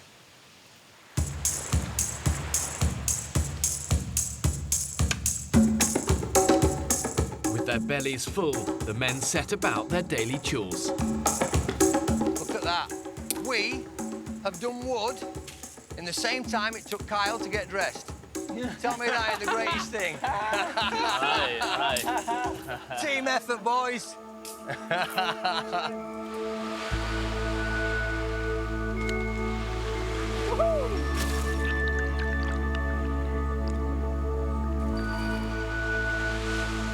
I feel like I can just lie on this beach right now and think about nothing and do nothing and not feel guilty for the first time pretty much since we got here. Is this for your personal collection? This is early for me. I thought so, yeah. I thought that A bit slower. I thought that. A bit slower. That's it. That's it. Bring it. Oh, what? Lovely.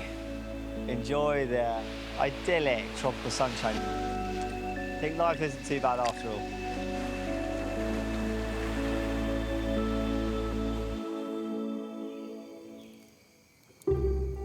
For the second night in a row, the men anticipate a hearty feast of crocodile meat. Does everyone fancy the last of the croc? I would love a bit.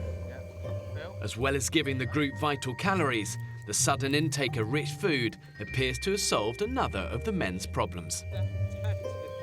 Dan, how are your ablutions this afternoon? Oh, Danny had a trump and a follow through, didn't he? He shit himself this afternoon while he was making his bed. Dribbling down my legs. Just a little bit. A little bit of boo came I out. had to squeeze my socks out. Who's that bad? Oh, God. Well, you fucking asked, didn't you? Crocodile broth this evening. It's going to be superb. Come on, boys, dig in, please. Pass it round. How is it, Vic? Oh, it's strong.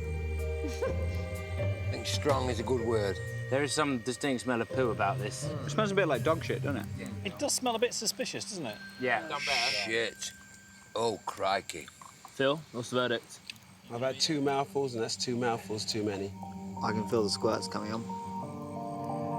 The 30-degree tropical heat has spoiled the remains of the crocodile, leaving the men, once again, with nothing to eat. The final meal from our croc, it was basically rotten meat. It was pretty... I don't want to think about it too much. It was pretty much the worst thing I've ever had in my life. Oh dear. And your shoulder pierce. Yeah? Well, tonight marked the end of our crocodile feast. From now on, we've got no more meat to eat. Now that crocodile is dried up, we need another source of food now. Oh my God, what's that? Is that Andrew? Oh my God. Next time on the Women's Island, Oh my God. thoughts turn to food. I think a bogey just came out of my nose. Eat it, waste nothing. Oh my God, there's 2 piglets. The first thing I thought of was crackling.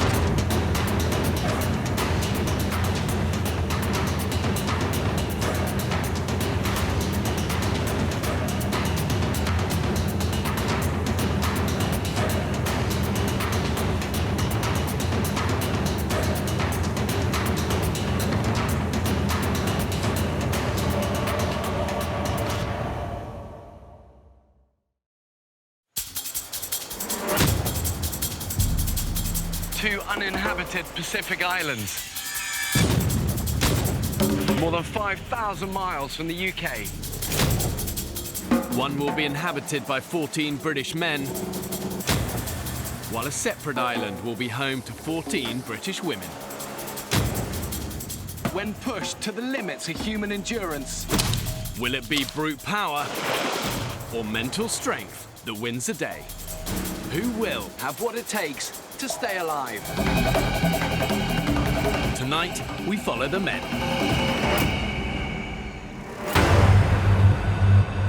In Britain today, we've never been further from our hunter-gatherer origins. Doors are opening. But I want to know, when stripped of everything, has modern man still got that instinct to survive? To find out, I'm marooning 14 ordinary men on a desert island. This is crazy. This is absolutely crazy.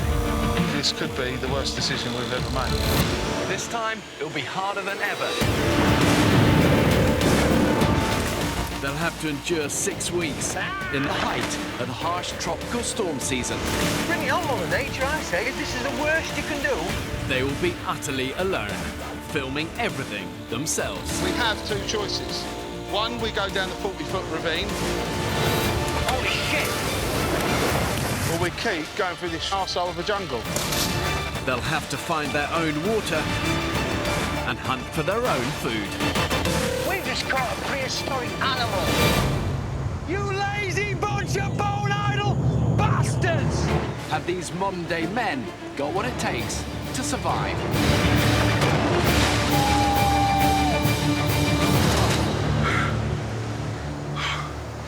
That's the hardest thing I've done.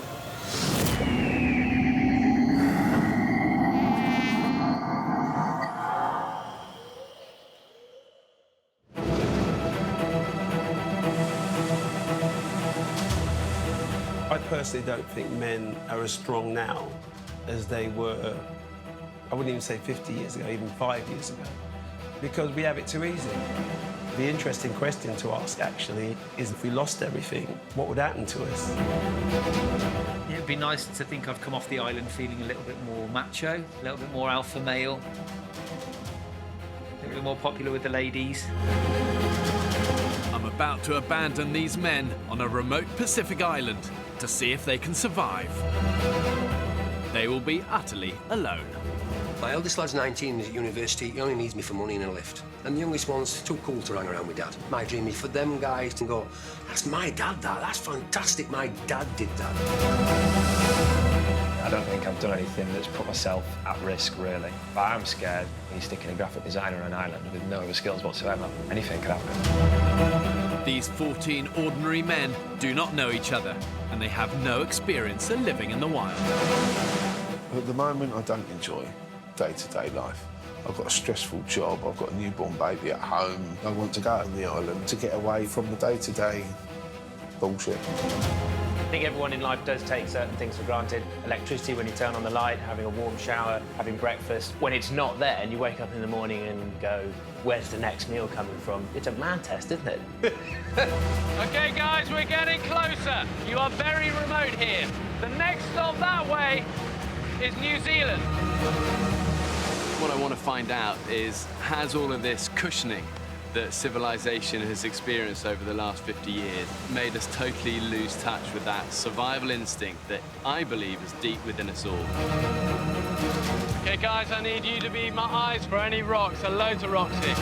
It takes an extreme situation to find out what people are really made of. What you're about to embark on, it will be the toughest thing you will ever do. You can do this, all right? You can do it. The men's home for the next 6 weeks is an uninhabited island in a remote Pacific archipelago.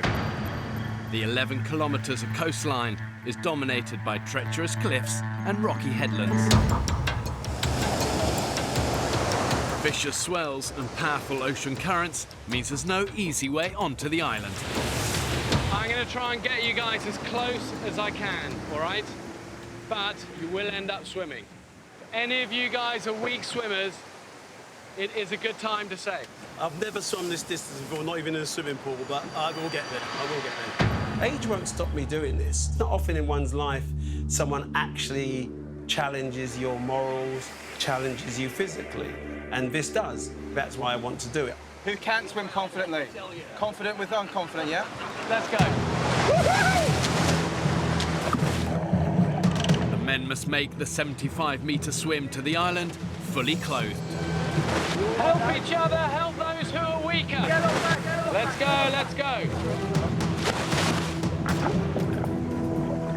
Strong undercurrents mean the men need to get to shore as quickly as possible. Get in! Go, mate. Keep going, keep going. Okay, go, get out of the water, go, go, go.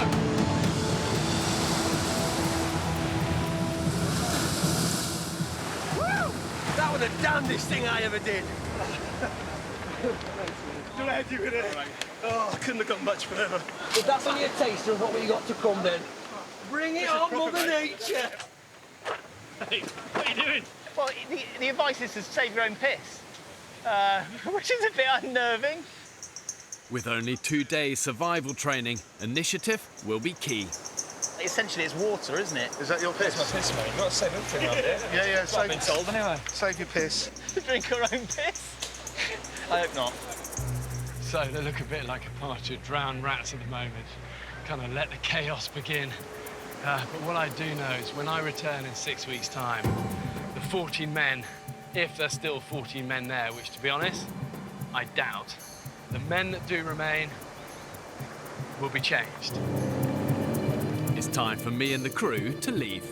We won't be back until the end of the experiment. For the next 6 weeks, the men will have to live entirely on their own wits.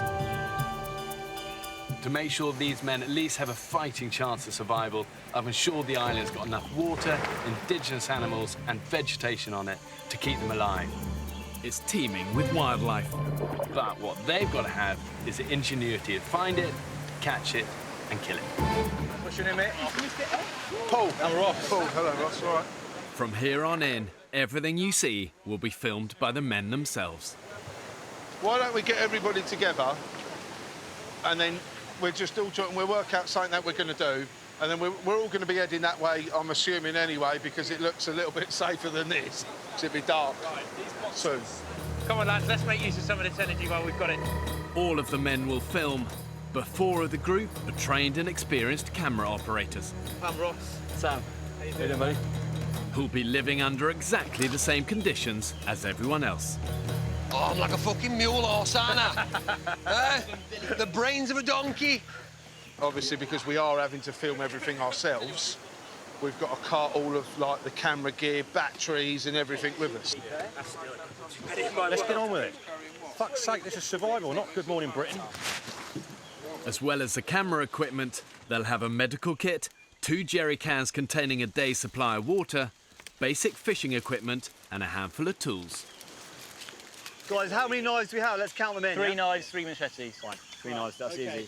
Let's all gather round in one group, guys. I'm Barney, and I'm a paramedic from Leicester. Oh, handy. I'm Andy Bennett, builder from Milton Keynes. We've got a fucking builder, everybody! Yay! Sophie's not a cowboy. My name's Piers, I am a doctor. I'm Kyle, and I'm a website consultant. Woo! My name's Paul. I invented the dice. I'm a construction contracts manager. It's 4 p.m. With only 2 hours of daylight remaining, the men's priority has to be finding a safe place to shelter for the night. If they can't, they'll have to sleep rough on the jungle floor, alongside potentially deadly scorpions, snakes and caiman crocodiles. We're assuming that the north side of the island would be nice, beachy, sandy, flat seas. Paul thinks the group's best option is a beach. Let's go. And he's convinced they have time to cross the island to find one before dark. Who else was imagining sunny beaches when they thought about coming out here? These trees here are very sharp. Oh! There you go. I believe it will now be referred to as the porcupine tree. Vicious. The interior of the island is 3 square kilometres of mangrove swamp and unbroken jungle. And I know from experience that moving through dense island undergrowth is slow, exhausting work. It will do all you can to stop you in your tracks. And often the harder you push, the harder it pushes back. Whoa, stop! There's a snake down here. It's a boa, isn't it? Take its head off if it's a decent size, mate. Get stuck in. Is anyone going to help me? I'm trying to carry a bag and a machete and kill a snake. He's looking pretty aggressive. He's coiling, isn't he? I need a long stick just to put on its head. Mind your... No, don't do that, for fuck's sake. Listen, should we just throw this case on it? No. Part of me thinks, should we just leave it? Didn't even flinch, did it? Yeah, let's keep going. And if we don't get out of this shrub, we're going to be sleeping here tonight. It ain't safe and it's not cool. With just an hour to go until nightfall, the men have covered barely 400 metres. Paul! Yes? You gonna come and get a drink? The darker it's getting, the more it's getting a little bit worrying. Tap on it when you're done. Somehow I've fallen into chief navigator mode, but I'm on it. My days are very stressful. It really doesn't fucking matter. I don't give a fuck. A lot of the time I think that most people are fucking idiots. Just get that loaded out, get that loaded out. You can't build the internal walls anyway. Being called a bastard is just a friendly greeting in the building industry. Get in there and get it done. This experience might change me, hopefully for the better. It might make me be a little bit more tolerant of other people. Come on, fuckers. This is going to take us fucking hours. Yeah, it's about to get darker and darker as well. Yeah, I know, so that's why we've just got to just get through it. We need to start to think, do we want to be hacking through this stuff when it's pitch black? Or at the next time we see a clearing, are we going to think about settling down for the night? I personally want to just plough on and make it. I mean, it's going to get darker in here quicker than it is on the beach. I say we plough on. This is crazy. This is absolutely crazy. I don't know what to say right now. Door 3 doors are opening. I never had the money to go travelling. I never done anything that's been a bit sort of edgy, that's been a bit dangerous, I guess. I don't think I'm as confident as I say I am, and I think a lot of what I do can be a front. The sort of persona of alpha male to me is everything my stepdad was. I saw enough of him growing up to realise who not to be. I guess it's time to find out who I really am. Keep coming, we're only 100 metres away! I keep saying it's like the beach is 100 metres away. Sort of getting a little bit pissed off because we've been walking for about fucking miles and it's not here. Tempers are fraying. At the back, 51-year-old builder Andy is struggling to keep up. At the moment, it's like every man for himself. Fuck's sake. First, cut. We've not even made any ground, and we are all fucked. Joe, offer Andy and help you. He's carrying a really awkward box on his own. I know it's a ball-ache kid, but you're carrying one of the fucking easiest things in the world, as heavy as it is. I know it's heavy. I'm a fuck, pal. No, I'm not. But it's easy. You want to carry this bag? It's fucked. I'll swap you now, mate, if you want. At the front, Paul pushes on, despite the group's growing descent. We got lights in those cameras, Sam. Bit of infrared. How you doing, mate? Some people ain't playing ball. In what way? What do you mean? Cracking on with fuck all, you know? We could all do that, like a hero with a machete. Come on, fuck's sake. I know we all want to get on, but you've got to think of everybody else now. We're a team. You can't just be selfish, you know? Oh, there's a bit of light, look. This is amazing. I found the sea.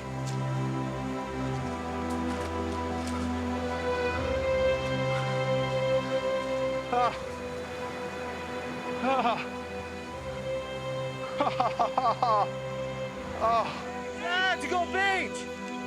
Come on! We're boys! Come on! Booyah! Beach! Pina coladas.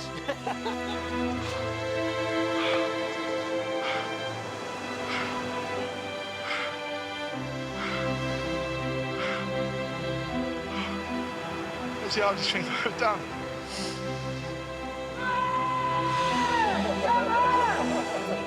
Fuck!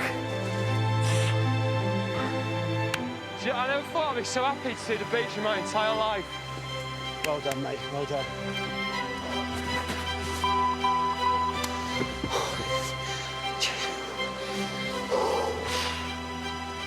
Fuck! Nice one, mate.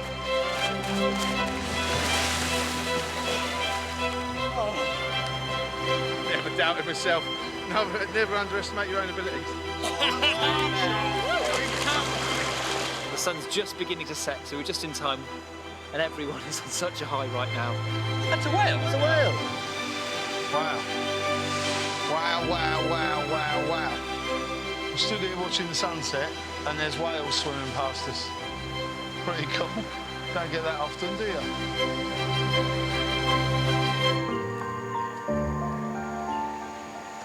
You all right? About 2 minutes sleep, I think, in time. 16 hours ago, I dropped 14 ordinary British men on a remote desert island. I haven't slept for a minute. 1 minute. They have spent their first night on the beach with no shelter. Isn't that really shit? Oh, what have we done? You ever get that realisation you've done something you didn't quite think all the way through? At one point, I was shitting it, we're going to get washed away. I was like, Did it get that close? I mean, what about, look, you can see the line, mate. You can see the line. The line's what? 3 foot away from where we were. Look at that of rubbish on this beach. Has anyone found a left shoe? Yeah, but these, I'm not too sure if I'm going to go for these. What? Oh, you! Bit last season. Hey, lads, look. Found it. Pink pair. These are bloody comfortable. Look at these bad boys. This is the male version.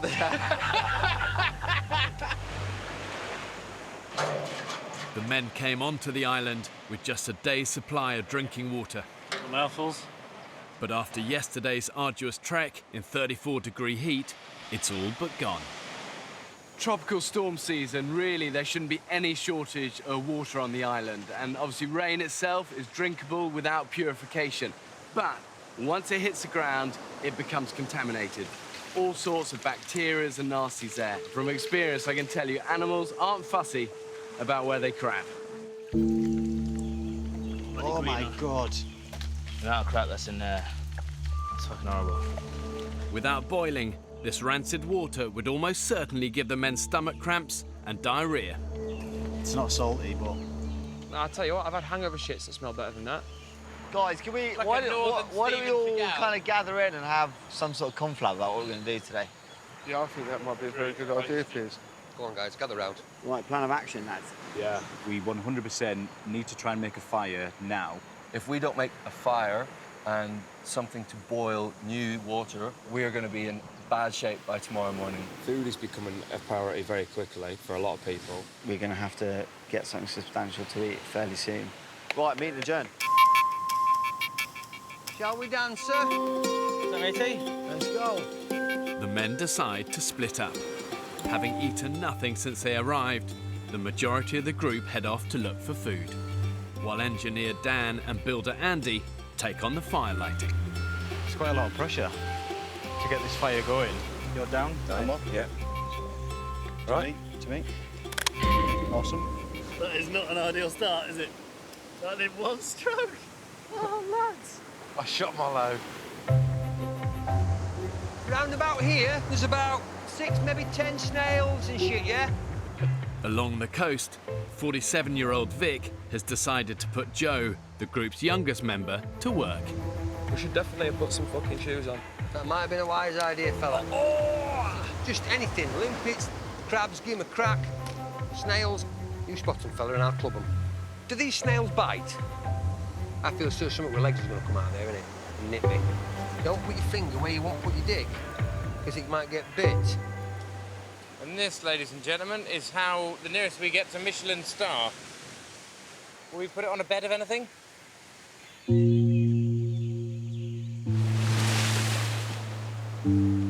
One.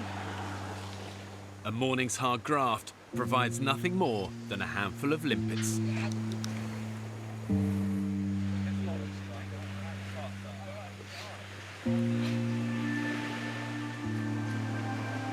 Give it a good old cheer. Fucking hell. Yeah. Yeah, tough.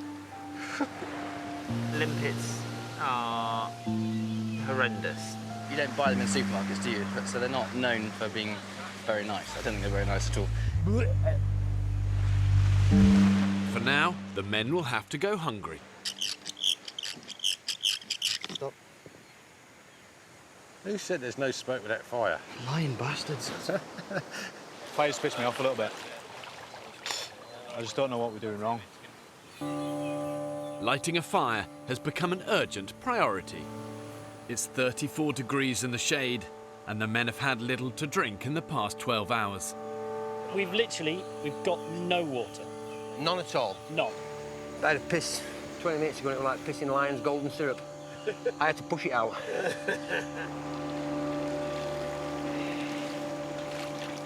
that is not viscous and clear. No, it's definitely not. The men are starting to show the telltale signs of serious dehydration. Thirsty. Really bloody thirsty.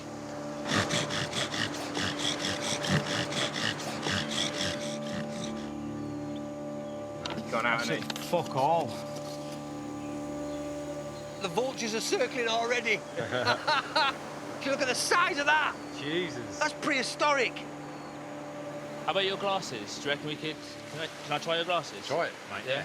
With their need for fire now critical, web consultant Kyle has an idea he wants to try. We've got Andy's glasses. Just basically using the sun to focus that in one point is giving us quite a lot of heat. Come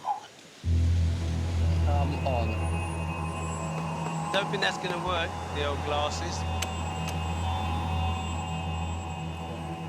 Let go, let go. Oh, go on, Andy, lad! Sticks. Get the little sticks, preparation. Where's the next lot of sticks? Where's the rest of the shit? Where's the rest of the stuff? Sticks. Fucking sticks. Get up there. Get up there, get up there.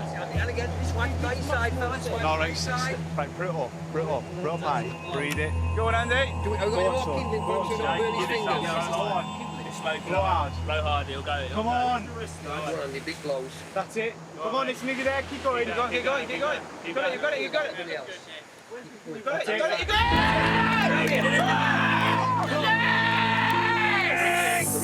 Twigs. Keep going. The little twigs. Yeah. Twigs. Behind you. Twigs.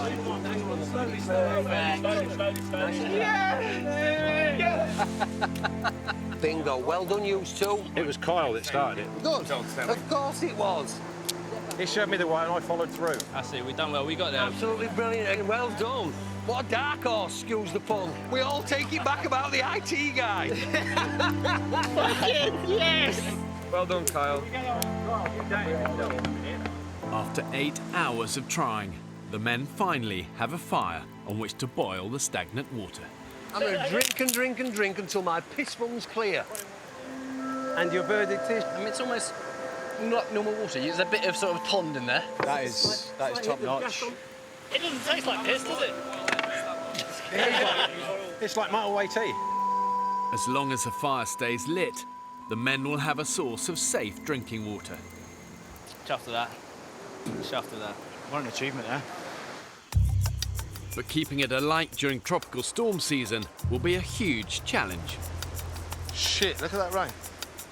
So look, like right there, tropical paradise. Awesome. And then there. Shithole. Shithole. It's like Waitrose and Aldi all in one picture. What I'm worried about is everyone's off doing other things, and in a minute it's going to be pissing down with rain. I actually think it'd be quite important to build a shelter for the fire. I've not got the energy to build a shelter or anything at the moment. If I could, I would, I promise you. A little bit worried about Andy. He seems to separate himself from the group a little bit. When everybody's together, he walks off. He's now making a bed over there, which just seems a bit childish. Feels like he doesn't want to be part of the group. Hey ho, got a bed. All I want to do at the moment is get some sleep. Just some, you know? I think middle age has made me boring. I've got a beautiful wife, lovely house, nice job, etc. All the stuff that most people strive to get. And yet I'm still searching for something. Perhaps all men get like that, I don't know. Perhaps I'm at a midlife crisis. I don't like myself as much as I used to, put it that way. I think I need a new adventure to put that right.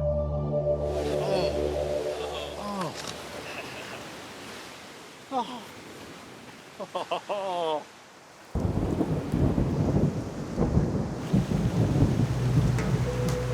Do you want to help us get a sack just to cover this up, because it's going out already?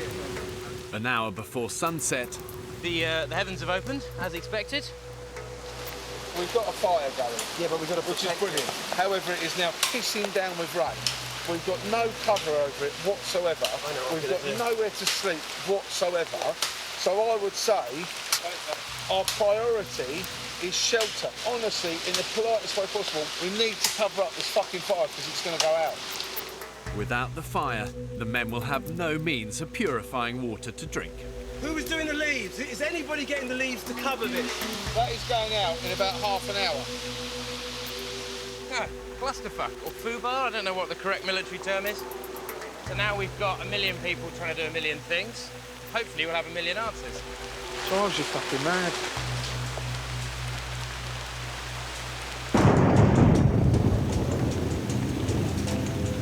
This rain is absolutely unbelievable. You don't ever see rain like this in the UK. Absolutely, completely stoking. 8 p.m. The men are still desperately trying to make a watertight shelter to save their fire. Over and under, that's it. See if we can bend it, Barn. In this part of the Pacific, storms can last for days and dump inches of rain in an hour. It's a great night. Obviously, we're staying dry under the shelter that we've made. It's a good job we made it, otherwise we'd be absolutely saturated right now. The roof might need possibly a tweak or two. There is a minor bit of snagging before practical completion. It's just something simple like perhaps taking the whole fucking thing down and redoing it. Has anyone checked on Andy? Oh, good goal. Andy! Andy! Andy! We've got a headlight, guys. Andy chose to not help the group in any way, shape or form and went off on his own. Andy's here. Vic, Andy's here under the tree. I think Andy needs to get a little bit more involved with us all, to be honest.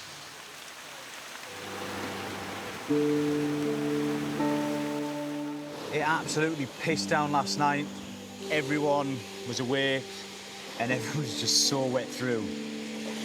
I was sat there and I was just thinking, what am I doing here? I feel kind of pissed.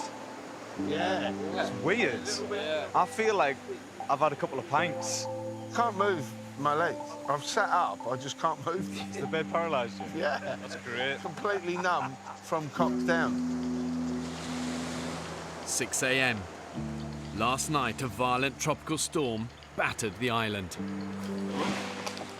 After a desperate struggle, the group managed to save their fire with a small temporary shelter. But the men themselves had no protection from the elements. Video diary.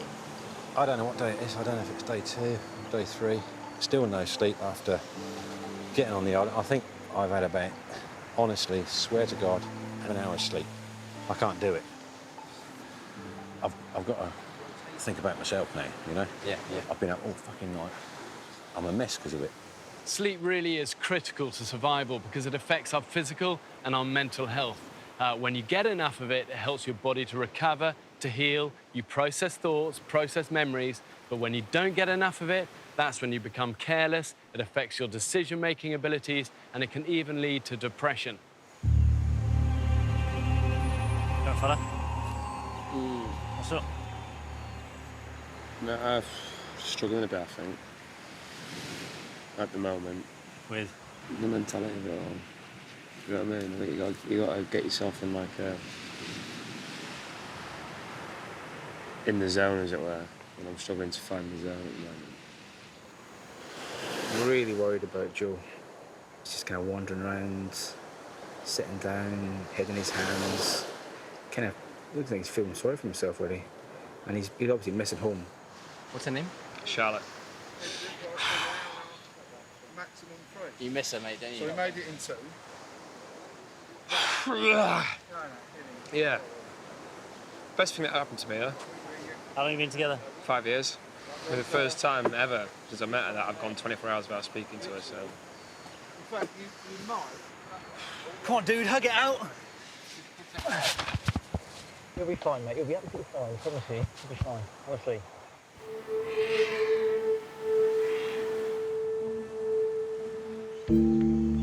If I don't have a good night's sleep fairly soon, I'm going to end up throttling someone inadvertently. I'm not joking, I'll lose my rag. I want a bed to sleep in that I'm not going to get soaking wet.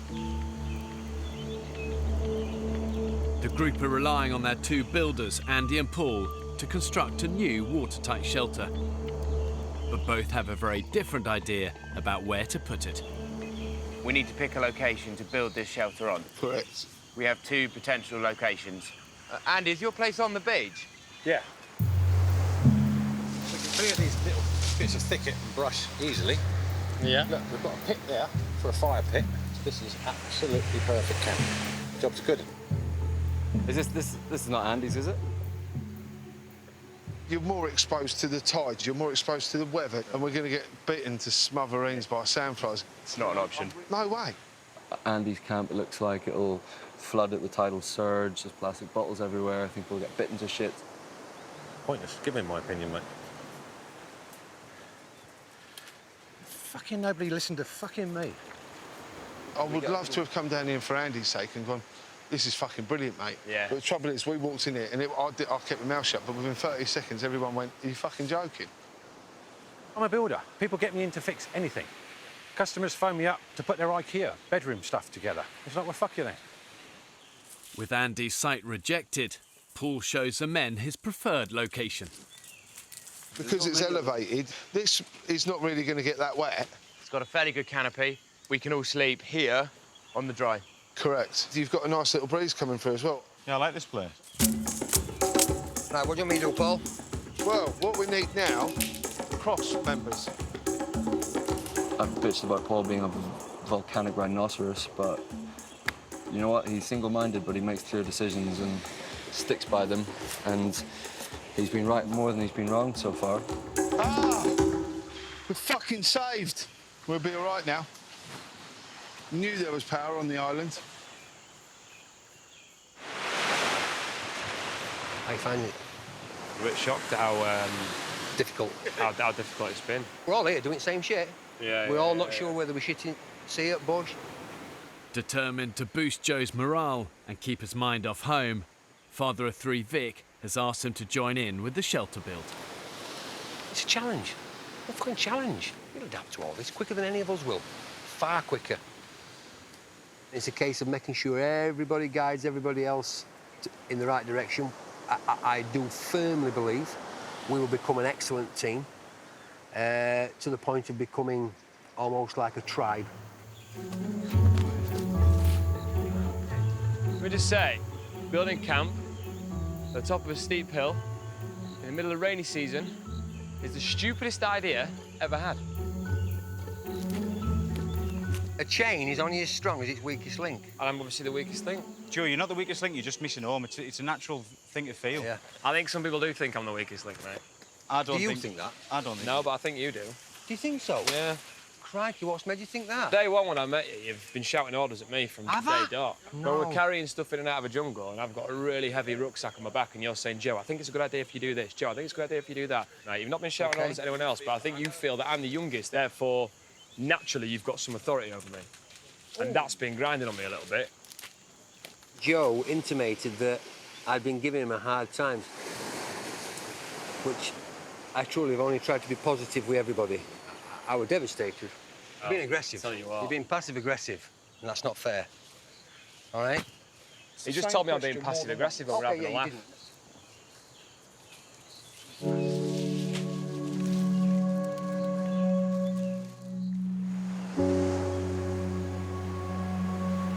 However bad your situation is, you can't wallow in negativity. You know, survival is about dogged determination, learning from your failures, and never giving up. And Churchill once said a great quote. He said, if you're going through hell, keep going. My balls are doing the backstroke in a bucket of sand. I'm hungry, I'm tired. And all that's going through my head is, I don't self-harm at home, so why the hell am I self-harming out here? 6 a.m. I've never been in an environment where last night you hear a thunderstorm and it's now daylight and it's still thundering and it's still raining. Overnight, torrential rain has once again battered the island. The men have managed to protect the fire, but their spirits are low. It is a bit mind-boggling that you can have this much rain for so long, it just keeps coming.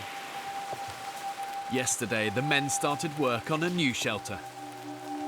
But only half built, it was no match for the elements. I massively underestimated this place. Massively. I'm soaked to the skin and have been for as long as I can remember. Last night, when I got my first hunger rumble, food's playing on my mind a lot more. It's horrible. This is apocalyptic weather. It's going to threaten to wash us out of this camp. For the third night in a row, the men have barely slept. The positive? It's daytime. I can see how crap it is. Here in the tropics, when it rains, it's not just nice British drizzle. It's torrential. We can hardly hold a conversation. You've got to spend so much time and energy trying to keep your fire alight when you could be out there fishing or hunting or making shelters. However strong and determined, after a while, it saps you. You know, it saps your spirit in the same way it saps a life out of a fire. I cannot face another day on here. Honestly, I can't. I'm at the stage of almost a breakdown, to be totally honest. You just can't imagine how tough it is. Unbelievable. the island's youngest member, Joe, says he's had enough. 4 weeks, I knew would be a push for me. 6 weeks, I didn't think I'd ever make. The pain that I'm going to go through here, leaving the loved ones at home, Charlotte, all the rest of it. Then why did you sign up? I don't know.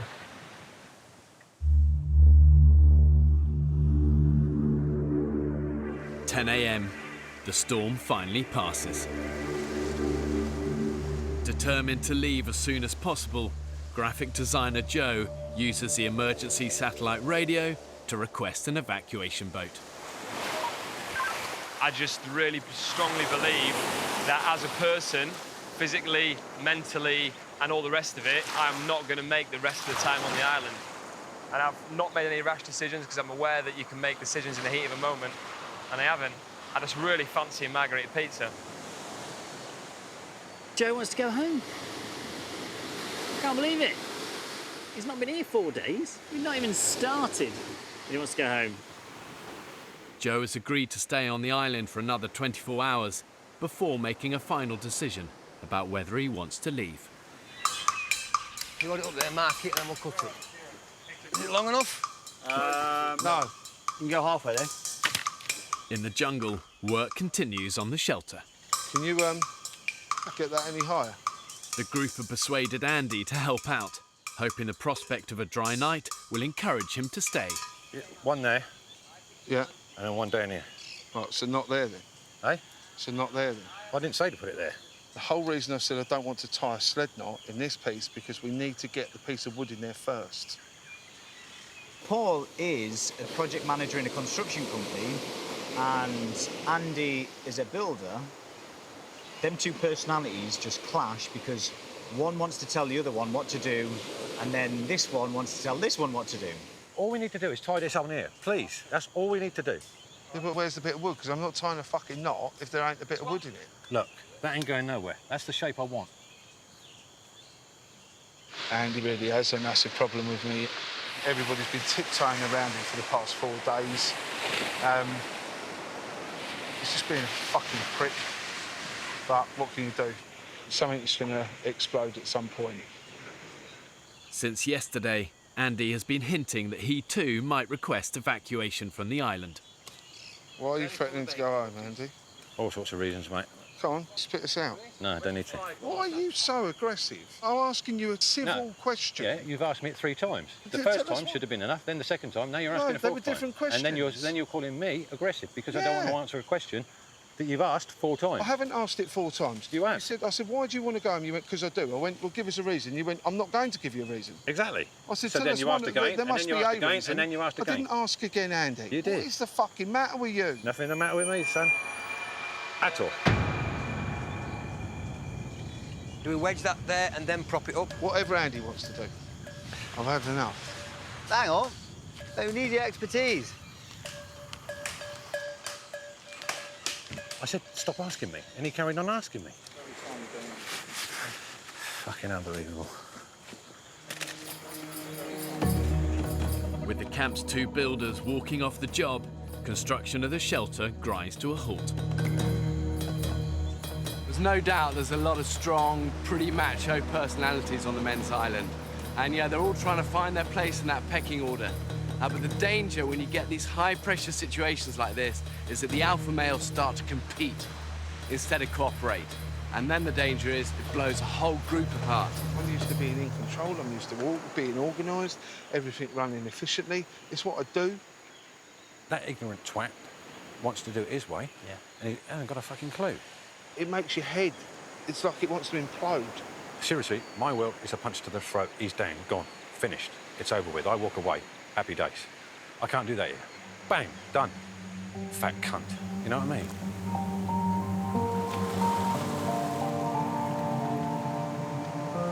There's a lot of bad blood in camp at the minute, largely between Paul and Andy. We've got enough on our plate in this island without alpha male dick swinging. I think everyone just needs to man the fuck up, really. I just feel like everything I do, mate, he's just there, ready to fucking knock it down, you know, or criticise. And it's like, fuck off, you know? If he goes, I'll stay. He's my main problem.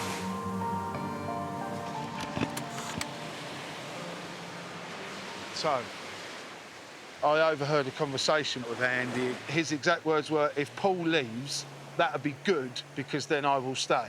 I'm not dealing with that sort of immaturity. He's supposed to be a grown man. I'm not being blackmailed. I don't need to be surrounded by this immaturity. I might just have to go. Are you thinking about fucking off? Can't be fucking bothered. Mate, you can't go, mate. You literally can't go. Do you think that you would regret it later on? You will regret it. I think I won't. Just suck it up, mate. Lift up your skirt. Wash the sand out of your vagina, mate. In a disastrous turn of events, 3 men, including the island's 2 builders, are now threatening to walk. Andy, Paul, and Joe all want to leave this island. I'm amazed that they've come this far and want to give up so early.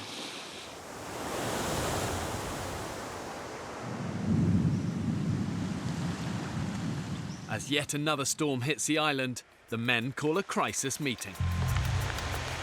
I know it sounds cutthroat, but we need to keep as many of those guys here as we can. But for any of them to change their mind is a win. There's been so much discussion about people leaving. My personal opinion is that we are stronger together than we are apart. Agreed. Joe, my hope is that you might have thought We've differently already done overnight. this. I've already had the chat with everyone. People have already said their thoughts. I've already said my thoughts, but on that note, I will be saying no more. I'll just be waiting for the boat to arrive and to leave, okay? Paul, would you just let us know how you're feeling at the moment? I came to this island as a bit of a release, you know, to get away from my everyday life. I'm not really confrontational. I don't like having arguments with people. I'd rather just step away from the situation. The final nail in the coffin was to hear somebody say that it was good that I was going, which I thought was a bit of a shame, but in another way, it confirmed my decision. And in that case, that's why I decided to go. If one goes, there's no point in the other going. Right, here we go. How we make that decision? Here we go. This is now we're getting to the crunch bit. He's segregated himself from the group from day one. We're having a discussion, he doesn't want to know. We haven't got any beds, he makes himself a bed. He goes off and sulks. Somehow that's my fault. I've had no sleep for 4 days. Neither has anybody. I've had nothing to eat. You've been sleeping. Sorry, mate, you've been sleeping. Andy, nobody's had any sleep. As a group, no one here has had enough sleep to give them the energy to do what they've had to do the next day. So you pointing the finger at me and saying, well, you've had sleep, fine, that's your problem. I've been having a laugh up until I heard one of my teammates say they wanted me to go. I was having a right crack. Now I'm not. In a community, not everyone gets on, and that is a fact of life, and we can't change that. So let's build our community. You and you, just keep your distance. At least we're together. We're 2 men up. We can build a shelter in a day rather than taking 2 days with 2 men down. The big strong man and the builder. You two fuck off, then we're fucked, aren't we? See, I don't want to lose 2 builders, regardless of your characters. We need you to stay. I'm going to walk away, and then that would hopefully Andy can. No, listen. So Andy can enjoy his experience and hopefully thrive. Then you're not losing 2 people, are you? You're losing 1. I'm leaving the island. Whether Paul leaves or not? Whether Paul leaves or not, I would rather Paul stay. He's a stronger man than me. He'll be more benefit to him. But either way, I'm sorry, I'm going. For him to fucking say, I'm glad he's going, good, then I'll stay, then all of a sudden he hasn't got his own way again, and it's, oh, I'm going, there's other reasons. It's fucking immaturity. It's sulking and it's attention seeking. And you don't want to be scapegoat, I realise this. Bollocks. I'm not having it. I am going off this island because I'm not being held responsible for that. End of story. Next time on the Women's Island. What? A huge fucking snake came towards me! Fucking hell! At the minute, we are barely coping with the situation in which we find ourselves. Barely. Oh, shit, no, wait, sit forward. We have nothing to drink. We don't know where we are.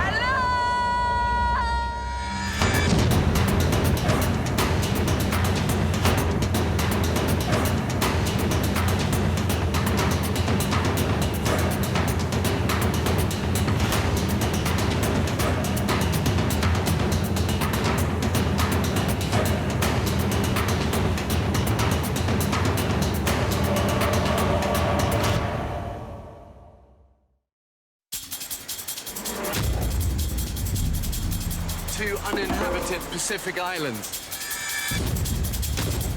More than 5,000 miles from the UK. One will be inhabited by 14 British men, while a separate island will be home to 14 British women. When pushed to the limits of human endurance, will it be brute power or mental strength that wins the day? Who will have what it takes to stay alive? Tonight we follow the women.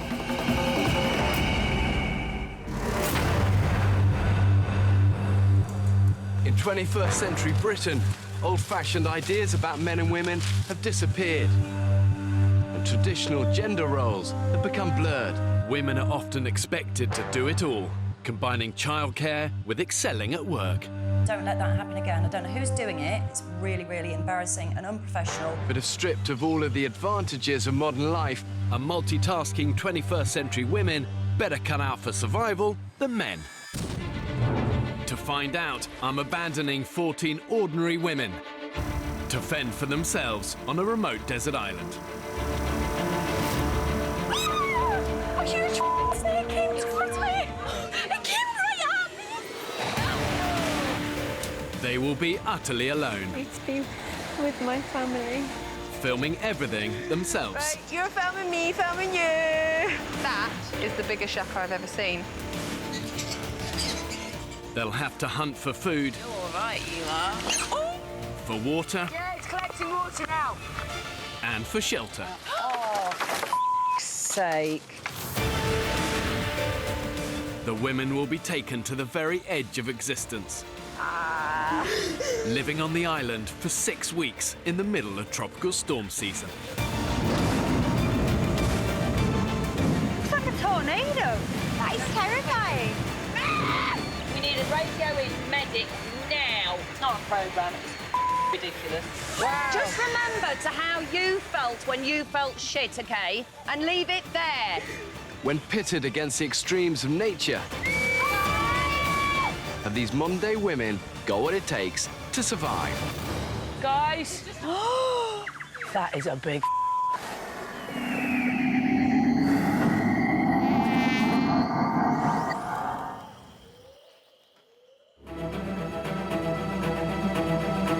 People hold a lot of their self-worth in things like money, what they're able to buy, what car they have, what clothes they have, makeup, how beautiful they are. When all of that's gone on the island, I think it all comes down to what sort of a person you are. I think you've got to be slightly mental to want to do this, right? I think you've got to be slightly off your tree. As human beings, it's the closest we're going to come to a reboot. I'm about to abandon 14 British women on a remote, uninhabited Pacific island. I want my daughter to know that her mum is actually quite brave and she's not just this person that's there to make tea. I want to show her that you can do anything. Really looking forward to going back to the hunter-gatherer, our animalistic roots and finding your own food. I think it's only by pushing yourself to these extremes that you get to find out who you truly are. These are ordinary women with no previous experience of surviving in the wild. I'm not going on because I can kill an animal and I know I can survive and I can chop down a tree. I'm doing this because I can't, but I'm eager to see if I can. It's the adventure. There's so much I haven't seen. There's so much I haven't done. I'm running out of time and I might be running out of health. How fast are we going right now? About 30 knots. We can go really fast if you want. I think people often think that to be good at adventure or survival, you've got to have big muscles. But actually, in the battle to stay alive, it's one in here and in here, not on these. Get me on the island, all of us girls. I think we will not only survive, but I think we'll thrive. This is your island, straight ahead. There's no beach!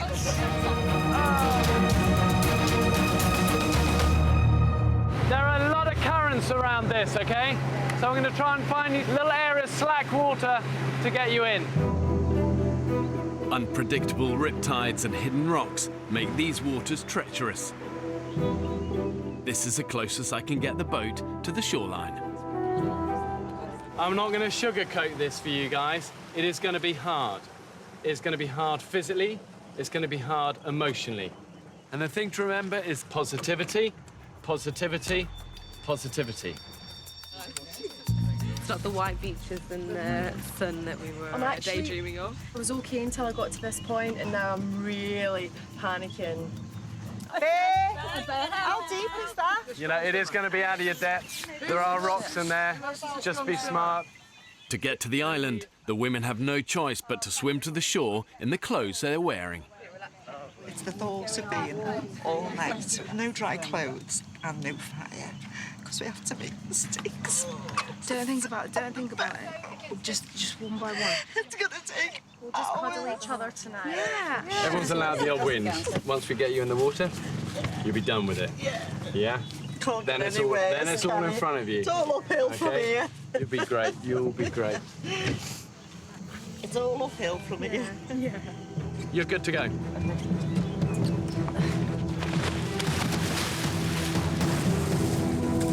Let's go for it. The women take with them bags and cases containing their filming equipment and medical supplies. This is croc territory. Let's get you out of the water as fast as we can. Okay, let's go.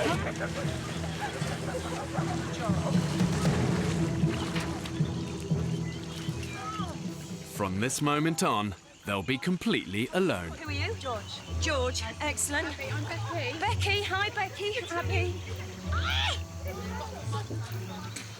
So nice to meet you. I'm Harvella. Nice to meet you. What do you do? I'm a psychotherapist. Oh my God. Yeah. Belinda. Jamie. Nice to meet you. What's your name? Becky, hello. Belinda. So emotional. Well, that was suitably chaotic.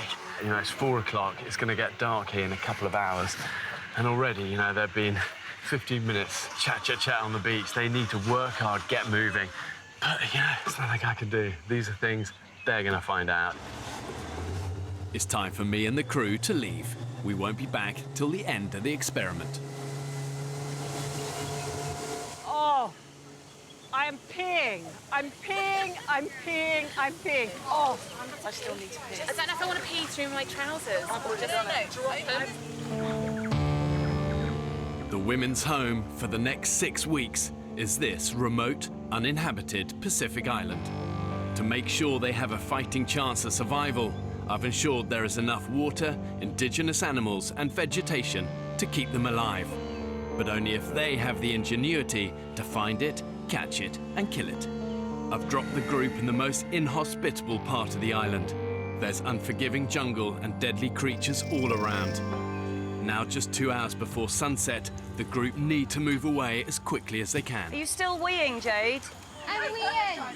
I need to find that peaceful moment where I can actually wee. But the thing is I'm weeing, and then I push more and I'm weeing more. I think it's because I've held it in for so long. Guys, it's really dense up here, so we need to get moving. We're just going to try and take all the kit up this slope, basically. bring it up because I think the tide's coming in, and then try and find somewhere to fucking sleep. Can you take this camera, of course? All of the women will be filming, but 4 of the group are trained and experienced camera operators. Hello again. They'll be living under exactly the same conditions as everyone else. Please, could you just push me at my back? No, it's my weight. I can't get it up. Here, wait. Grab my hand. That's it. That's what I needed. The women have no food and just 1 day's supply of drinking water. We need a decent place to sleep tonight because it's nearly dark. We're not going to have it here. We need to. We actually need to go. We really do. Right, who wants to carve the way? To stand any chance of surviving, they've been provided with 3 knives, 3 machetes, and some basic fishing equipment. Anybody that's using a knife, just tell us. Don't whip it out. Guys, are we going right or straight? Guys, should we get together and have a chat? Because let's ask her. Let's come up. There's a clearing. With little daylight left, the group's priority must be to find a safe place to camp, and quickly. We can't just come off a boat and stay in the same place. 100%. 100%. Do you want to lead the way? Make a decision. You lead the way. Anywhere you think it looks the clearest, we'll follow you. I'm not going that way, right? It's more dense and the light is through over here, so I want to go over here. Guys, be really careful when you come in on this trail. I'm still going up. Keep going. Keep going.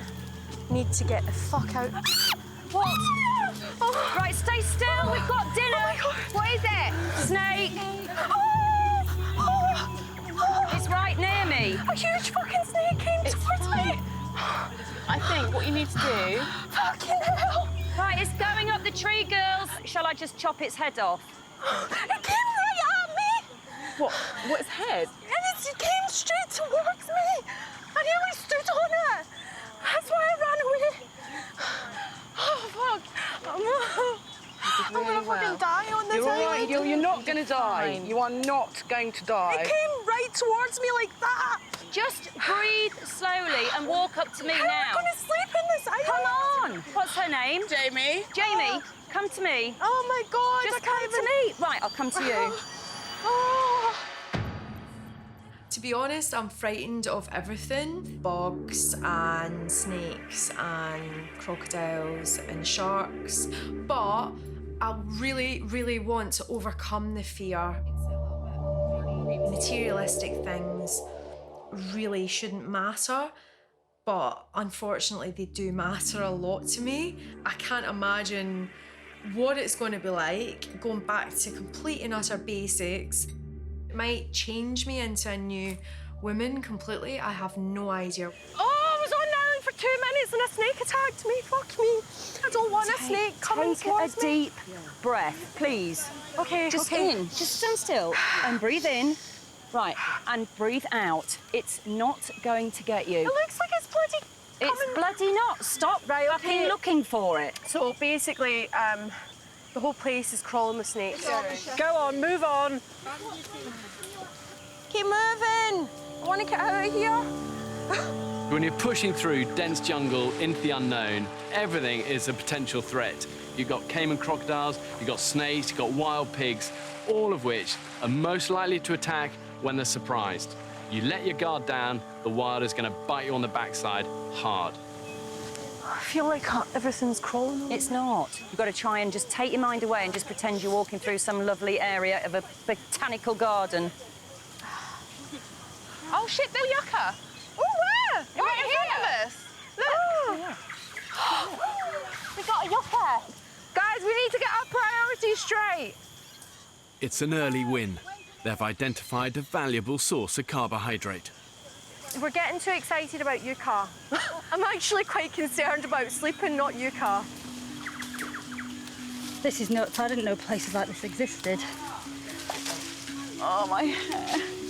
It's caught on a bite. Okay, more spikes. Guys, there's spikes on this that you can't even see. We're getting denser. Is everybody happy to continue through this? Well, I think we need to think about how much sunlight we have left. If I have to, I'll walk through the dark because I am not sleeping here because of that snake. I'm with you on that one. I don't know what else is here. With light running out fast, the women are no closer to finding a beach to set up camp. Guys, where we just stopped, where there is quite a big open space, this might be a good place to just base. Let's do it. Right. I really do feel like I want to get out of this area because I feel like we've made absolutely zero progress. Let's get out of here. It's really making me quite anxious and stressing me out. 14 British women have been abandoned on a remote Pacific island with nothing but the closest stand-up-in and a few basic tools. What I want to find out is, has all of this cushioning that civilization has experienced, has it made us totally lose touch with that survival instinct that I believe is deep within us all? With night closing in, the women have decided to abandon their search for a beach and set up camp in the jungle, taking their chances with the deadly critters. Strength isn't an outward thing, it's an inner thing, it's an inner quality. And whether you're a man or a woman, you can have that. It's about how you react to the hardship.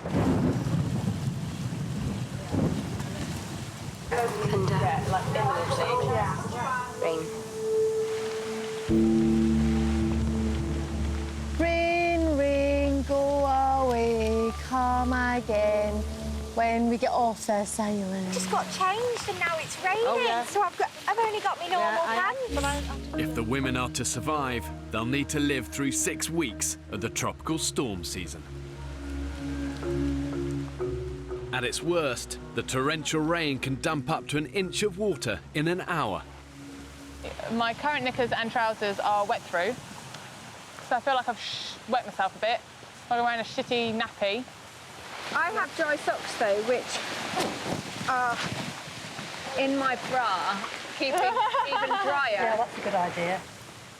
Without shelter, the only protection the women have from the elements is their raincoats and ponchos. It's absolutely hideous. It's going to get dark soon. And that will mean that there's no heat at all. So we will go to bed cold and damp. And we'll have to sleep on a cold and damp jungle floor. Look at my fucking hands. I'm a hairdresser. And, like, I can't afford this.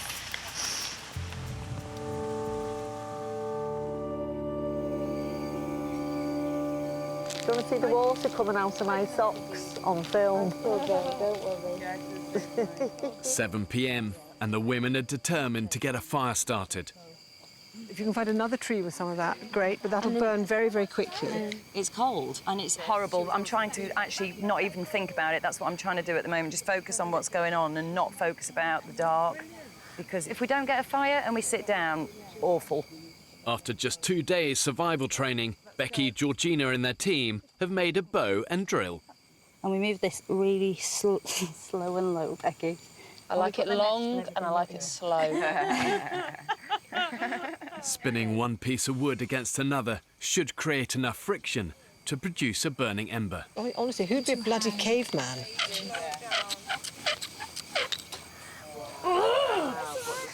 We've done it once, we'll do it again. We can do this, girls. We can do it. We can do it. Right back in. We're all so desperate to make fire, and the conditions are just so wet.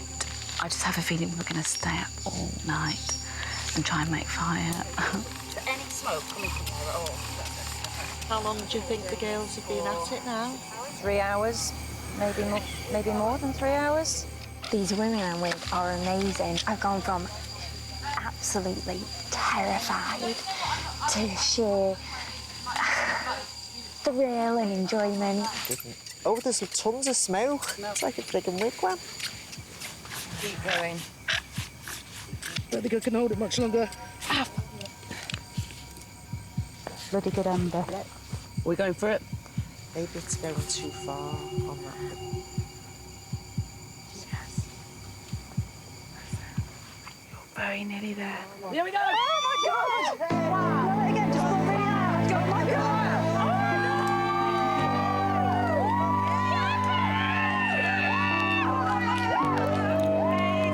Us women just like to do this by persistence. Becky and her team's determination has paid off. Not even a little fire. Fucking giant one! After just 5 hours of trying, these women have achieved what took mankind hundreds of thousands of years. Guys, how are we actually feeling about the fire? But almost more importantly, what it does for the women is going to give them a sense that they're gaining control of their environment. Is everyone stripping off? Oh. Just got my dress stuck in my knickers. Oh. I don't want to sound too cocky too early. No, I don't think we should. I don't think we should at all. No. But right now, we're winning.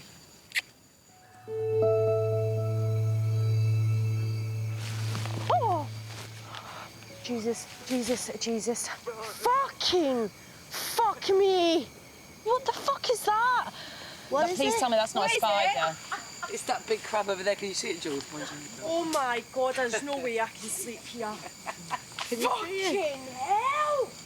We're not staying here tomorrow. We're all going together and we're going that way, and we're not going to stop until we find a framing beach. Oh, no. Lady's got crabs.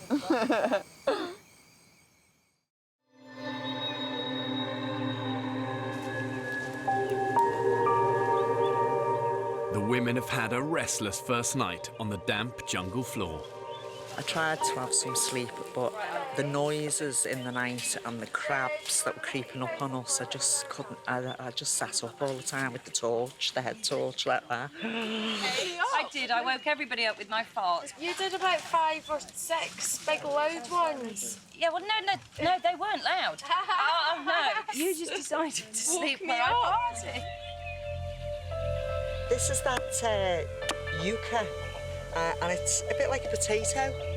Despite lack of sleep, Julie's playing mum and has rustled up a little breakfast. We're very excited. We've got our first foods. I think. Oh, hang on. Oh my God.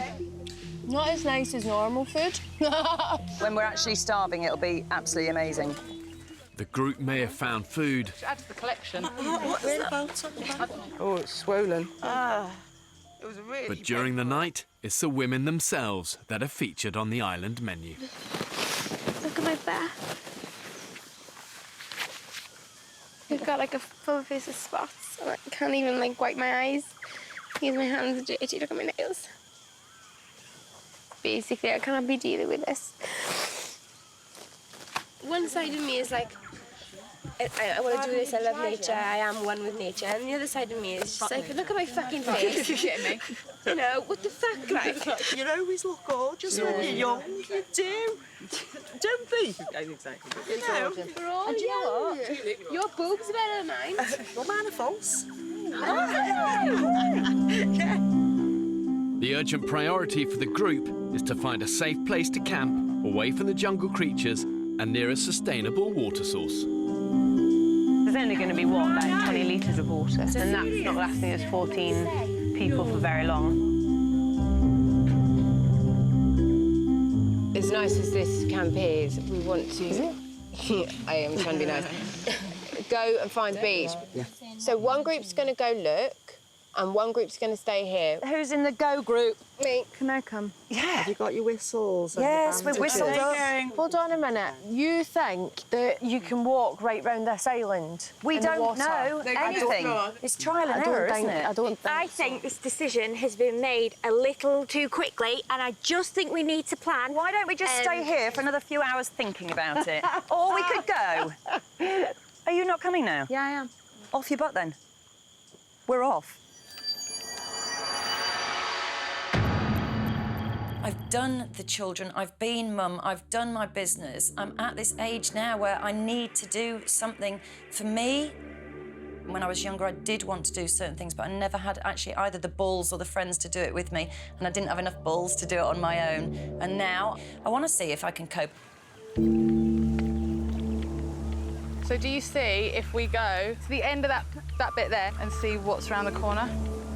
I wish I had water with me. With nothing to carry it in, Abby and Fran's group set off with no water. I'm really hoping we find a beach, because last night was not fun. My body does not like this at all. I hope there's paradise beyond these rocks. Finding a good camp is a key priority. They'll need a base with vital resources close at hand. The sea for food, the materials to build a shelter, and a plentiful water source. Let that be a beach. degrees. Oh my God, it's grim. I have a feeling when the tide is high, that disappears. Yeah. What, the whole of that? I agree. And that's a mangrove there. Yeah. This whole thing's been futile around this side then. This is shit. What do you want to do? I need to have a drink. So we have a good trek to get back to Drink Town. I'm like shattered. We can't let this island take its toll on us on the second day. It's hot, we don't have water. Just even trekking is a risk right now. The women have left themselves exposed in oppressive 30-degree heat with nothing to drink. I'm sick. I have to sit down in a minute, I'm going to collapse. It's a long way back to their temporary camp. Guys, we've had a fall. Oh, fuck. Okay, don't panic. Shit, no, don't. Are you all right? Moment. Oh, shit, no, wait. Sit forward. Sit forward. Got to sit forward. Okay, there we go. Just put your head down low. Low. Don't headbutt anything. So sorry, I know. Do stop apologising. In temperatures like this, the women have got to drink a lot, between 2 and 4 litres of water a day. If they don't, they're finished. Come on, friend. Do a little walk. My parents were Iranian, like very overprotective, and I have literally lived such a sheltered life. All of the decisions in my life have been made for me. All they ever see is just study and get married. I want to prove that I can be independent, that I can survive, and that I can make decisions for myself. Yeah, go back, get drink. That's it, I just feel like I'm on a bomb.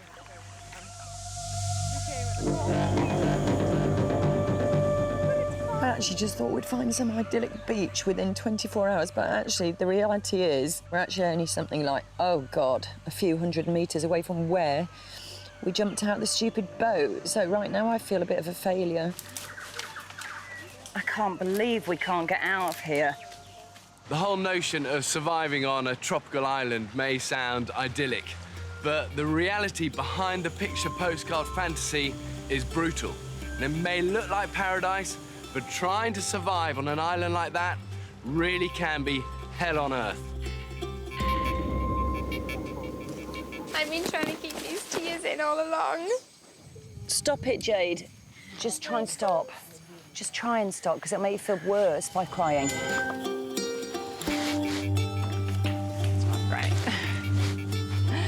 It's not great, I'm not gonna lie. Day 3 on the island. The women have been forced to spend another night of misery in the jungle after failing to find a safe place to camp with a water source. Everybody just needs to find that bloody beach, because I'm not staying here again tonight. No way. Stop with the tears, because it isn't going to do anything. It's not going to change anything. I think Jade's really struggling with just getting used to, like, island life, as we all are. I know that sounds really harsh, and I'm not being a bastard. I'm trying not to be, but Truth, yeah, I get it. I understand what you mean. I sometimes, with my children, have to just say, shut up. Do you know what I mean? To pull them round. Or can't you channel your anger through somewhere else? Yeah, I'm angry with Bear Grylls. Yeah. Go with that thought. Yes. Just go with that thought.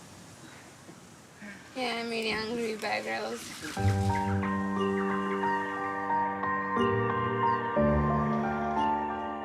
More desperate than ever to get out of the jungle, the women are sending out another search party to find a beach camp. Can we form a circle or something so we can have a chat? But before they leave, Jade has an announcement to make. I am not prepared for something like this. I'm really, really glad that I've come here, but I don't want to continue. That's perfectly fair. What is it that tipped you over the edge that you just can't cope with anymore? Everything's wet, even my socks are wet, my shoes are wet. I've got bites all over my hand, on my face, and yeah, they go in, and that look as bad. Did you not think that was always going to happen, though? That we were going to get bitten and we were going to get wet? You're wet and you're cold and you're this and you'll go back and I'm ill. have, and I'm you'll unwell. have food. I'm unwell. I've been bitten to shit. I'm unwell. My health comes first. And If we found the beach today, and if we did find the glorious beach, that things could be so different. I don't know what to say. I know I can stay. I don't want to. Yeah, and that's, that's all honesty. Yeah. Put my hands up, you know. Put my shriveled, hanging nail off, bitten hands up. Jade, I'm really enjoying the experience, but I don't like that I've been bitten on my face. I look like shit. I'm just looking at myself and I look like shit. I'm just kind of a bit over it. It's like, you know, if you don't want to be here, just fuck off. Unable to persuade Jade to stay, Foxtrot to Bravo. the women have no choice but to use their emergency sat phone to request her evacuation from the island. I know it's total bitching, but I'm just going to be honest. She comes across really unintelligent. She is not intelligent enough to actually realise what she was getting herself into coming on the island. Bye, love. I can't get up. I've got nothing on my feet. After less than 48 hours on the island, hairdresser Jade is making her way to meet the boat that will take her back to civilization. What was the point of me waxing my bikini? I haven't even shown my legs yet. The truth is, for the women on this island, every single one of them will have a low point. It is just the nature of survival. This is all about seeing who, in those moments, who rises and who crumbles. Right, everyone take a whistle. Thank you. Great. The women urgently need to get their search for a camp underway and find a permanent water source. Their original supply of drinking water has run out. All they have now is one muddy puddle. We've gone that way, we've gone that way. The one direction we haven't gone is that way. Yeah, that's correct. the way I think. This time, 58-year-old Forrester's daughter Fee will lead the expedition party's hunt for a beach. I'm used to being in forests, and I'm not going to be really happy if people start telling me I'm going the wrong way. Yeah. The most important thing is that we go, and we go in a straight line. 7 women volunteer to join Fee on the trek, including furniture maker Kate. She's got the sense of direction. I'm following her. Abby, Fran and 3 others stay behind in their temporary camp to keep the vital fire alight. We will come back with a beach. Please do. Go on, move on. Fee's plan is to cut right through the dense jungle interior to the opposite side of the island. This is not a decent route. It's full of vines and everything. We're in a jungle. I know. Splitting up your group is a high-risk strategy. But if you do decide to send out an advance party... Preparation, preparation, preparation. It really is fundamental to good survival. And you've got to prepare for any eventuality. One small mistake can quickly spiral out of control. I've got our group water so we can keep hydrated. With rations restricted, they've only brought 2 litres with them in improvised bamboo cups. In this heat, that's likely to last less than an hour. I love it. I actually think that's really tasty. It is nice, isn't it? I think the bamboo flavours it. In the last 9 or 10 years, I've been made redundant 4 times. I went from being this high-flying career woman to nothing. I don't think the children have anything about me that they would talk to their friends about. You know, Daddy designs roads for a living. I don't think there's anything that makes me amazing to them. I have to finish it and have to do it and make my children proud of me. Fee? What? What about that way? That's downhill and there's lots of sunlight, which means... No, we've had lots of patches with lots of sunlight. What we need to do is get up here. Fuck. George, I'm just going to forge ahead. She's going through anything. Doesn't matter what it is, Fee's going to go through it. She's on a mission. George, I have no idea if this is going to work. Who gives a fuck? At least we're trying. Fee's expedition party are now deep in the island's jungle interior. What? Ripped my trousers even more. They couldn't get any more ripped. Fluids are running dangerously low, and they still have no idea how far they are from a beach or a water source. They're just losing so much water. In unrelenting 34-degree heat, the group are now sweating a litre of water an hour. The more we're sweating, the more we're losing, aren't we? Is that us run out of water now? Yep. Yeah. Oh dear. We've run out of water, which is pretty stupid, actually, I think. God, this is nuts.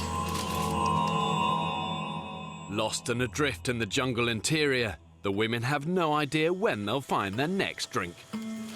It's hard work. It's just draining. Like being in a spider's web. Is there any way to get fucking through? This is looking better. Wow, look at that. Sky! Woo! I can smell the sea. Fuck! If we get there, can we have a celebratory swim? I'm not wearing any pants. We'll just have to go for the full-on muff. Full Monty. Whoa, I can feel it. Yeah, it's here. Oh, wow. I can see a fucking palm tree. Woo! Unless I'm delusional, that is the becking sea woman. This is for us. Guys, we found it! Is there a beach? Yes! Oh, God. Woo! Look at this. Oh, my God. Oh my God, it's been fun! Amazing. Oh my God, it's like a Oh, the relief! Did you ever think we wouldn't make it? I honestly didn't. We did it. I know I'm gonna cry. Come on. Oh. This is the most beautiful beach I've ever seen. And you know, if it was the most disgusting beach, it'd still be the most beautiful achievement. Because that in there is horrific. We're going swimming now in that cool Pacific water.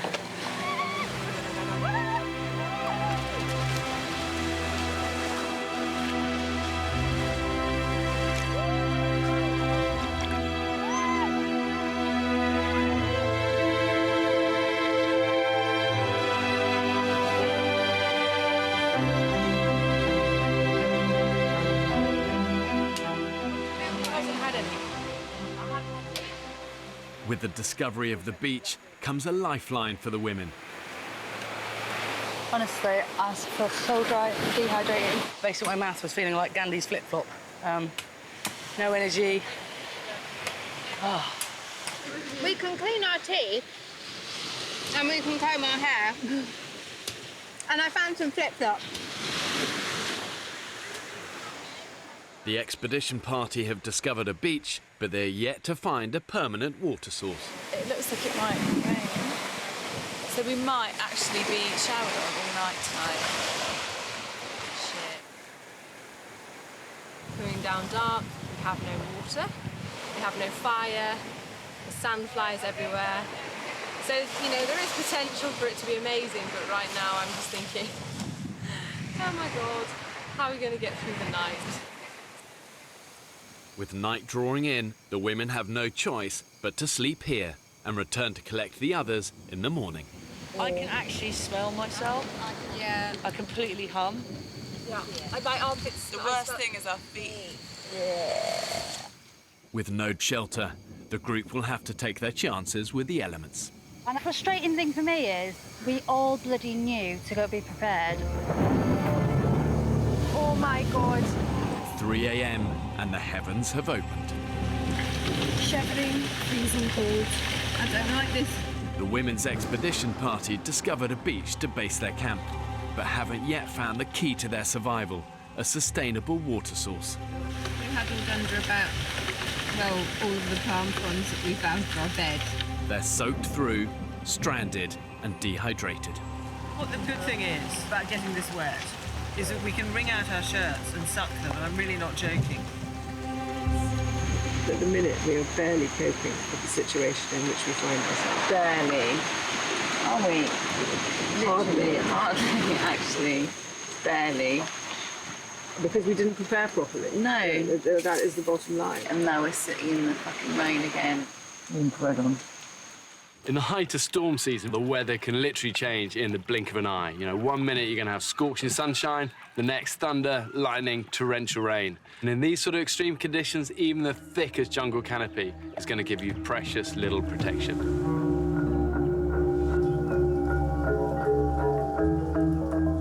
7 a.m. It's day 4 on the island. At their temporary camp, the night of torrential rain has also had a disastrous consequence for the 5 women left behind. The fire went out last night because of the weather.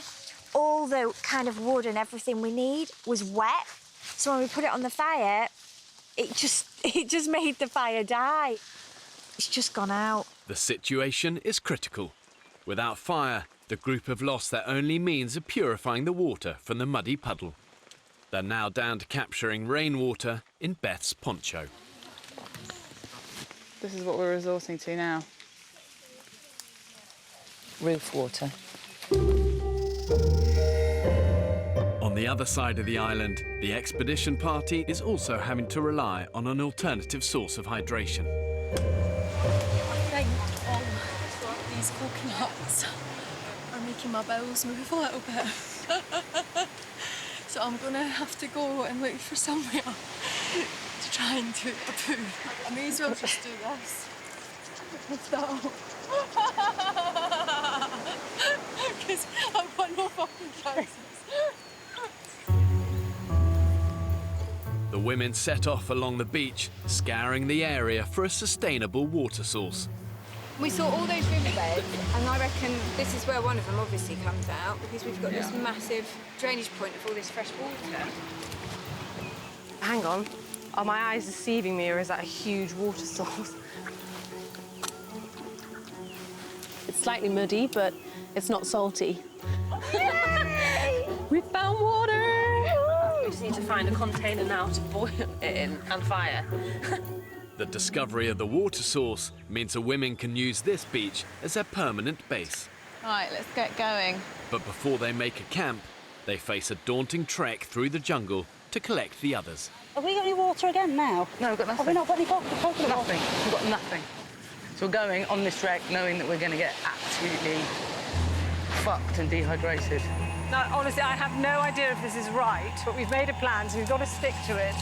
Navigating under thick jungle canopy is always going to be difficult. It's going to be unpredictable, you don't get reference points, you haven't got the sun to guide you. And embarking on a journey like that in 30-degree heat with no water, really, you're on borrowed time. You need to do it like you mean it. Let me show you. Brilliant. The women are marking their path to help find their way back to the beach on their return. Found a period tree. It's on its monthly right now. Let's go this way. It looks like there's a bit of a path. I think we should be going more that way. No way. No! That's going back on ourselves. Exactly. We've just got to keep going this way, I'm afraid.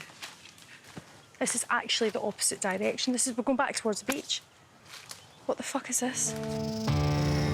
The expedition party are deep in the jungle interior and have mistakenly headed north in the wrong direction from their temporary camp. Now completely lost, they're doubling back on themselves. You know, you have to ask yourself the reason they haven't come. Do you think they're not coming? Well, they've got to come back. Abby and the others have been unable to relight their fire and have run out of drinking water. They are now desperate for the other women to return. I'm really fed up. Thursday, Friday, Saturday, Sunday, 4 days, 100 metres from being dropped off. It's crazy. Which way do you think our current base is? Well, I think it... Oh, fuck. I'm so confused, I don't know. The expedition party remain lost and dangerously dehydrated.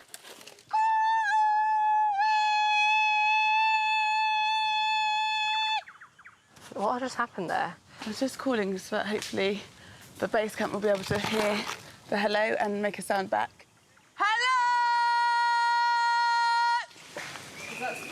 Listen. Hang on. Shush, shush. Blow again. It was a one-whistle response. Yeah, that way. They definitely whistled. I wouldn't be surprised if they couldn't find a whistle at the other camp, and that's why they didn't reply.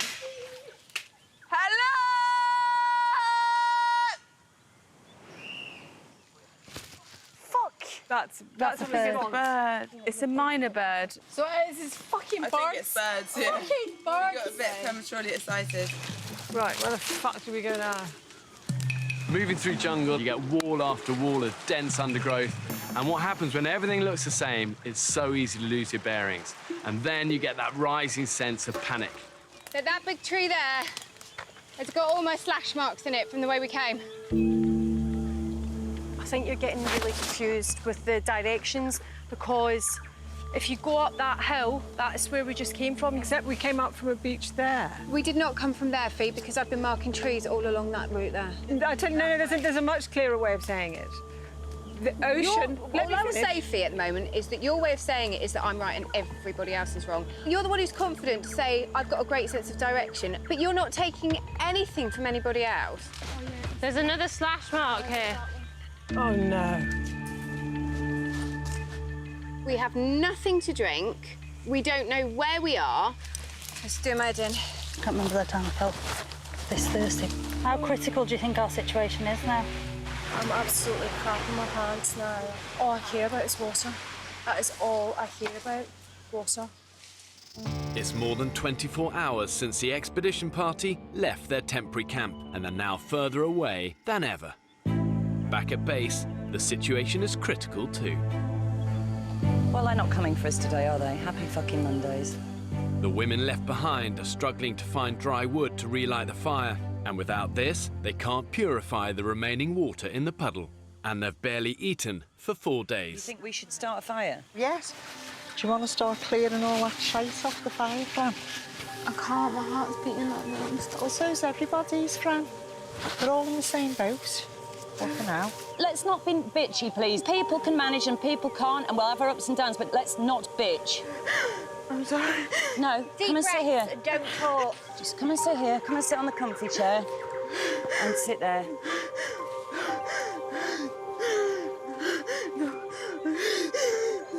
Right, don't let anyone fuck you off. Breathe in slowly, please. I haven't got a problem with her crying. I've got a problem with her sitting on her arse saying she doesn't feel well and not doing anything.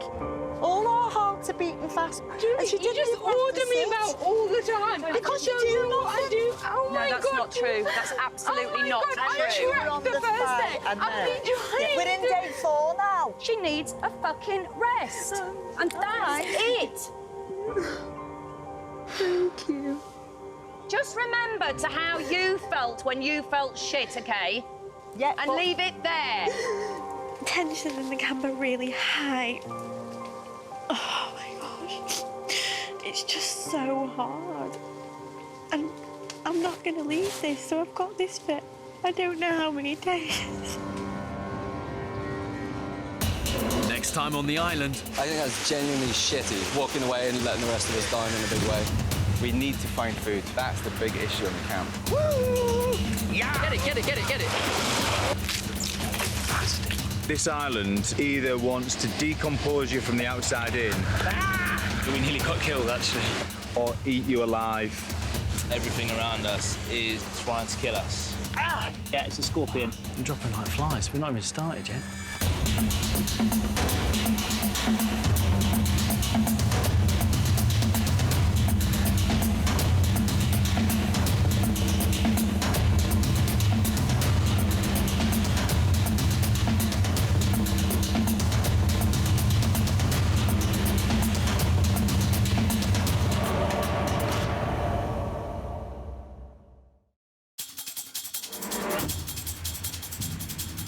Two uninhabited Pacific islands.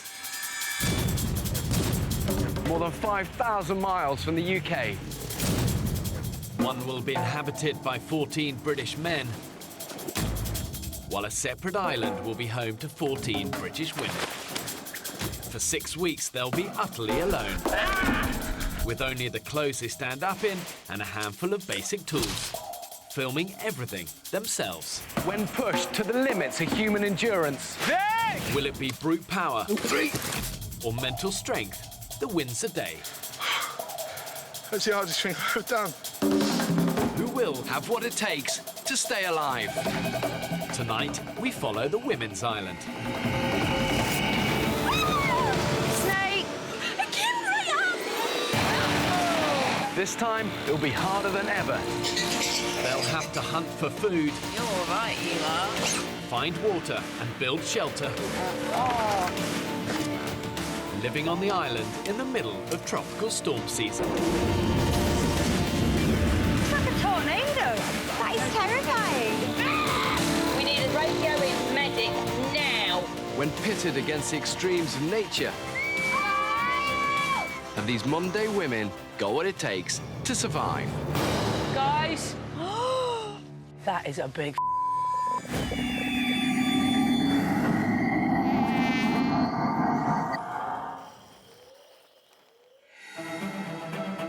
4 days ago, 14 British women were cast away on this remote, uninhabited Pacific island. Snake! Already, one woman has left the island. I need to go. It's like, if you don't want to be here, just f*** off. Who's up for this? Some of the group stayed behind at the makeshift camp, whilst an expedition party went in search of a permanent base with a sustainable water source. It's not salty. But with no idea how to get back to the others, I've ripped my trousers even more. they are now lost in the thick of the jungle. And are completely out of water. We have nothing to drink. We don't know where we are. The women left behind have just rainwater to drink. Their fire has gone out and panic is setting in. Julie, you just order me about all the time. With both groups now starving and critically dehydrated, their time on the island could be over before it's really begun. It's day 4. The 5 women left in camp have been waiting for over 24 hours for the others to return from their expedition. I feel dreadful. Honestly, I feel absolutely dreadful. I never thought I would be so desperate for food and water. We all want to get out of this camp, but we know the other group are coming back for us. We can't set off because we'll lose them. The women are trying to relight their fire to purify water from a muddy puddle, but their wood is damp. That's it. It's moving. Oh, every time. What the hell are we doing? It's actually just another Groundhog Day of the same shit. It's like the best camping ever, isn't it? The best camping ever. Mind you, I've only ever been camping twice. I didn't like it. However bad your situation is, you have to dig deep and find that inner strength to stand any chance of surviving.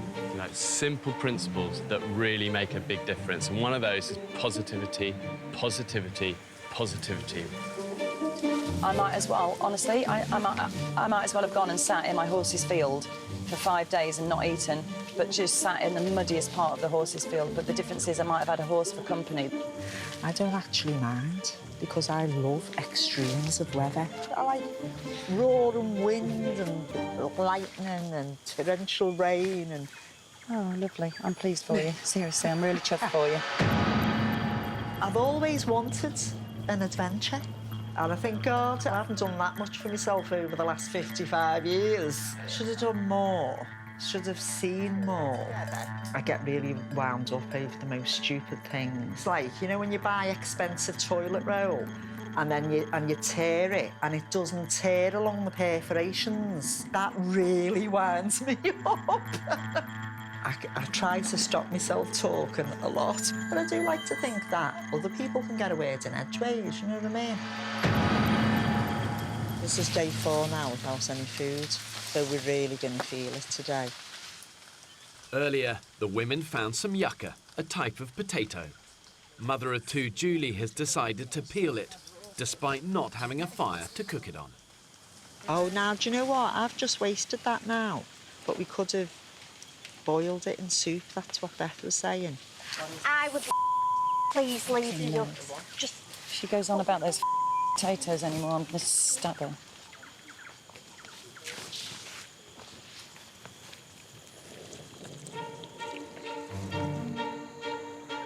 After 24 hours without a drink, the expedition party are dehydrated, hopelessly lost, and wandering directionless. Walking is painful now. Physically and mentally. I just hope we can find a drink. Oh. I can't remember the time I felt this thirsty. Careful here, guys. It's really slippy. Oh, shit. Hey, you all right? Super slippery. It's really slippy. Oh, God. Oh. Hey. Who was that? That was me. Oh, my God, there's a caiman. That is a big... Oh, yes, I can see it.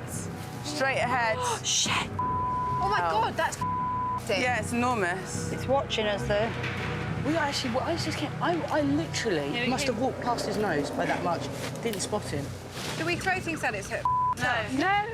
Though potentially deadly to humans, a crocodile of this size could provide tens of thousands of calories for the women, who have barely eaten in days. Billy Big Balls, that. That is serious Billy Big Ball. Not going for that one for dinner, then? Not tonight, not without a fire. You wouldn't tackle that. Not as we don't have a sharp knife on us. We'll be back for you, man. Sleep with one eye open.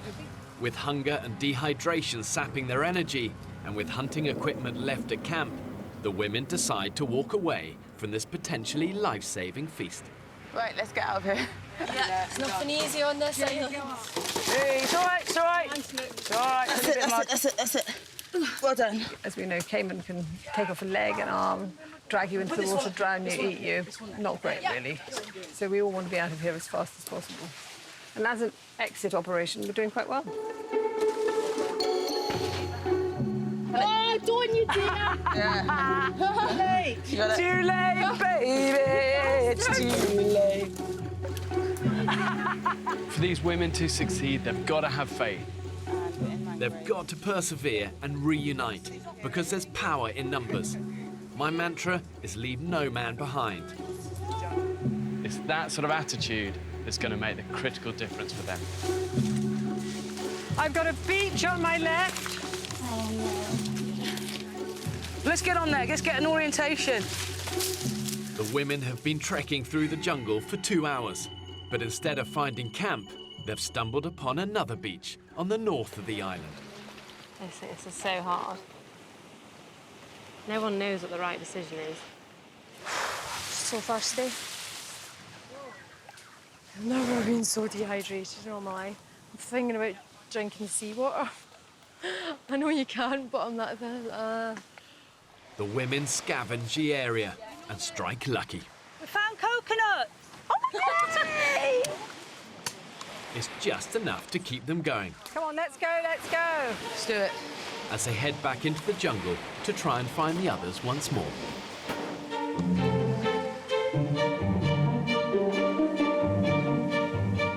At camp, the damp conditions are proving problematic. I was looking forward to trying to start another fire. Just finding the dry stuff, but there's no sun. We can't see the sky. Oh, babe, look at your little hands. My hands, I'm like, look. It's just from the wetness. They're gonna crack. And they just, I'm in agony. I've achieved everything I wanted to in my profession. I'm really happy with where I've got to, but I think my job is starting to define me. And I don't want that. I want to find out who I am again. I think I have a need for adventure. I just feel so driven to do something completely different. It's crazy. I can't let it get in my head. You can't let it get in your head. No. It's important to be positive. Right. It will work out. Yeah. It will. We're about to work out how to make a great shelter today. Unable to make fire without dry wood, a shelter will protect the women from the elements while they wait for the others to come back for them. Push it down. Push that down. No, this the top one. Push that down. Tell you what, there really is strength in numbers. You really feel that there's so much more work and so much more pressure on you when there's just a small amount of you. Oh, shit, that's it. There we go. Now, with just 5 of us, feels pretty lonely, actually.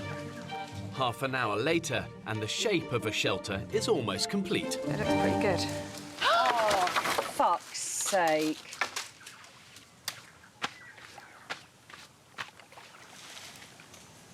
Positivity, positivity, positivity.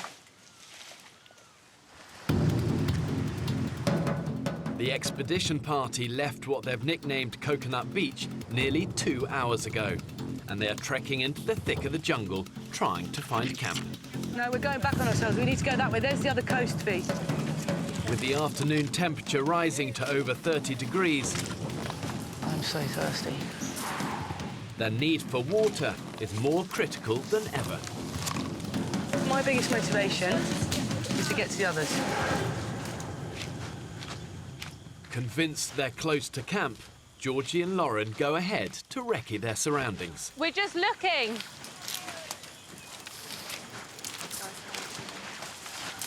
Go back to where we are.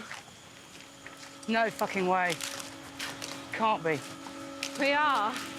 No, we can't be. We haven't done one massive... Yeah. Really?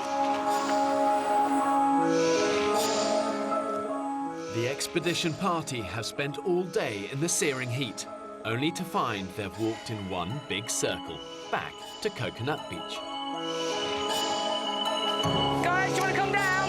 OK. Without a GPS or visual landmarks to guide us, human beings are naturally prone to walk in circles, even when we're convinced we're going in a straight line. Put dehydration into the mix, which slows down brain function, and the women find themselves in crisis. OK, so there's some bad news. It's back where we were. If the women don't find a proper water source soon, their time on the island will end. Bad news is we fucked up and we've just done a massive circle and we've wasted a load of energy for nothing. How the fuck did that happen? All too easily. We're in the jungle. Got no fucking We have reference no points of reference. And we're tired and dehydrated. I vote we bed in for the night. I think I'm going to cry, George. I think I'm going to cry with you. This is absolutely... fucking ludicrous. Ludicrous. Physically, I don't know, people have got holes in their feet that are turning green. We can't sustain this. Oh my God, what are they going to do back at the camp?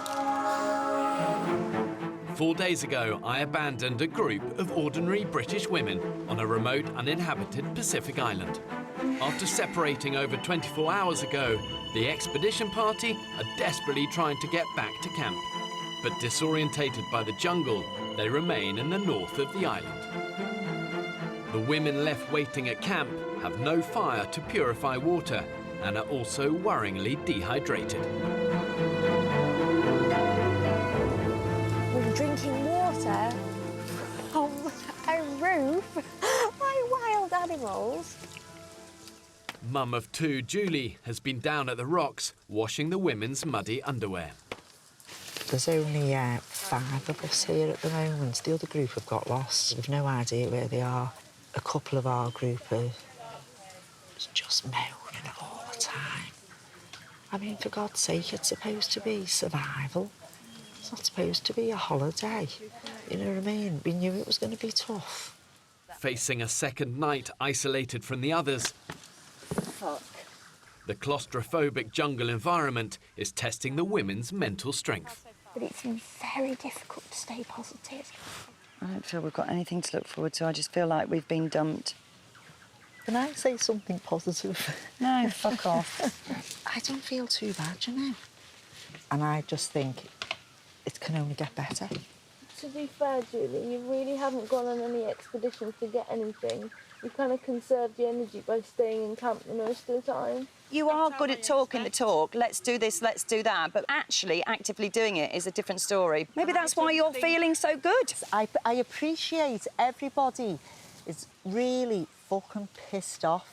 All I said was a bit of positivity. I've spent fucking hours rearranging wet knickers and washing all around this camp and squeezing it out and hanging it up for you. I've been biting my tongue all the time. You don't want me to do it? Personally, I feel that constantly wringing out people's knickers that aren't even here in other clothes is futile. The group dynamics of these 5 people is not working. It's not productive, and I'm sat here thinking, I am stuck with this. I'm all But we collected it at night as well, Julie, but you just walked with us. I know what How the fuck do you keep a fire going then? To me, No, do you know what? I'm not, you're right. What I'm saying is, we should collect wood and So, I'm doing the selfie now because you really need to know how I'm feeling.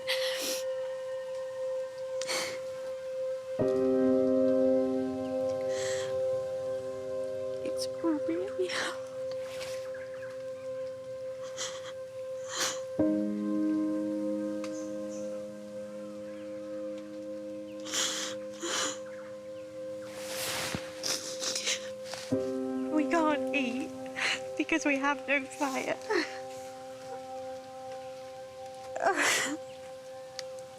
We have nothing to drink because we can't boil it to purify it and sterilise it. I don't know where everyone else is. The other group have gone missing and I'm really worried about them. But I'm just questioning, like, how on earth are we expected to survive in this?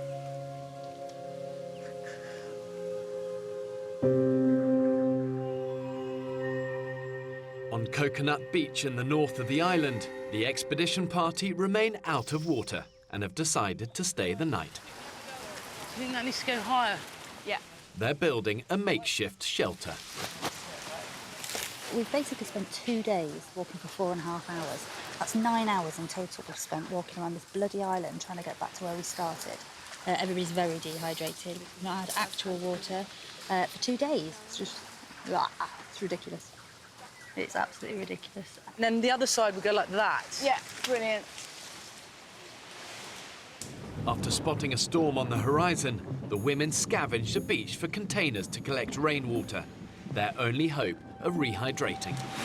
I'm going to have to support the bottles in this polystyrene thing so that they're upright and don't spill. I may have to keep it behind my slug so that the tide doesn't wash it out. Finding fresh water is so important. That combination of very oppressive 30-degree heat plus the humidity, at over 90%, can easily mean the women get through a litre of water an hour. That is a lot. Unless they find water, I reckon the women only have one more day. As night draws in, the women abandoned at camp are attempting to light a new fire to purify their muddy rainwater. Remember, all we're doing now is trying to make a hole. It's out. Oh, fuck's sake. So we thought we'd get a fire going tonight, but it hasn't happened. Well, we must all be dehydrated by now. I don't know where the other girls have gone from the other camp. I don't know where the hell they could be. Or what they're doing to shelter up. Excuse me. What they're doing for shelter. All day, Julie's been at me non-stop. I've come on this experience to try new things, to push my comfort zones. Hello? Guys, can someone shine their light over here? Because I swear I'm hearing noises. Please, it's like a... It's... Someone moving? It's coming close to me, please! It's Julie! It's Julie! Oh, fuck my life. Oh, shit. On Coconut Beach, the storm is still in the distance, and the dehydrated women are pinning all their hopes on their makeshift containers collecting rain. I've never actually wanted water so much in my life. Check this lightning out behind me. Yeah! It's so cool.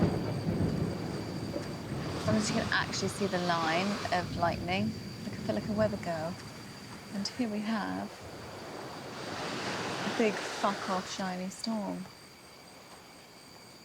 And to the north, we have a storm. And just there, a bolt of lightning. And I imagine around here, in just a moment, we're going to have a bolt of lightning. And I imagine just about there, we're going to have a bolt of lightning to the right. Because sometimes it jumps from cloud to cloud.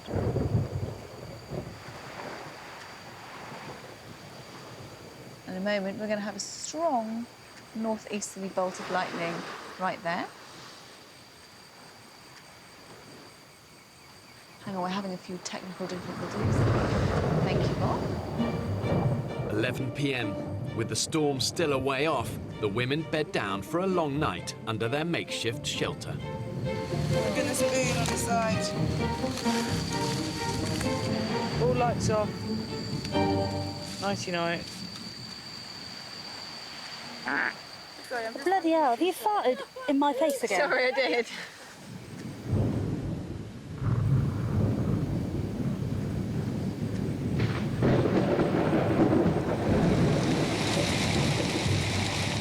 It's 5 5:30 a.m. and the storm has finally hit the island. The women are hoping their containers are full of rainwater. We've just had the most uncomfortable sleep of our lives. It's just a nightmare. Just hope we can get from water in as soon. Can I just share something with you, everybody? Really bad news. We have no water because the tide has washed our bottles away. Nothing. Fuck. Oh, fuck. I feel like I could cry right now. I seriously think I could cry. I think I need another shit. After almost 48 hours with hardly anything to drink, the women sourced just a handful of coconuts. Oh my God, this one's cold! Ah! But with only enough liquid to have a few sips each, one woman is finding it all too much. You all right, Kate? Just struggling. I'm really struggling, guys. Oh, God, come on. I'm really missing my girl. I've decided to do this because, having been made redundant 4 times, it left me feeling worthless and a burden on everybody. And I wanted to set myself a challenge and do something that was extremely difficult, but that I had to do, that I can't walk away from it. Have more confidence in myself and make my children proud of me and make my husband Chris proud of me. I just feel like I've bitten off more than I can chew. No, not at all. Honest to God, you were doing brilliant. You were doing absolutely brilliant, and they're going to be so proud of you. I know. I just want to speak to Chris. I know. And have him say, keep going. You can't do everything through your kids and your husband. You have to have some me time. But I like doing everything through them. OK, well, that's cool. I think initially when people get marooned, it's all about the physical, the fact that they're tired and they're hungry and they're hurting. But after a while, people become accustomed to that. But then the battle becomes something much more meaningful. Actually, the fact that you're missing your loved ones, and those battles can be much harder. I'm so thirsty. We haven't managed to find any water. I'm so thirsty. Look at that. The good news for the women is that in tropical storm season, the weather can change in an instant. Guys, bring your pots! He's running like a bloody cat. The return of the rain proves to be their salvation.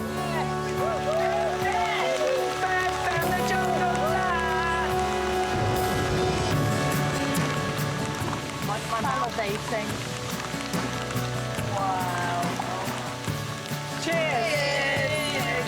Oh my God. That is just the best feeling. Yeah, baby.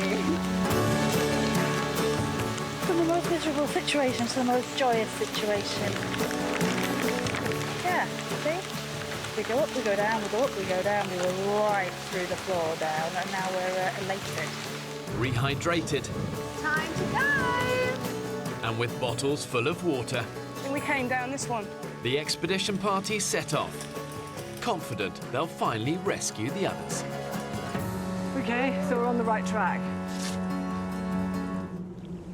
In the jungle, The mighty jungle, the lion sleeps tonight. Go. Oh, wimbo, oh, wimbo, oh, wimbo, woo.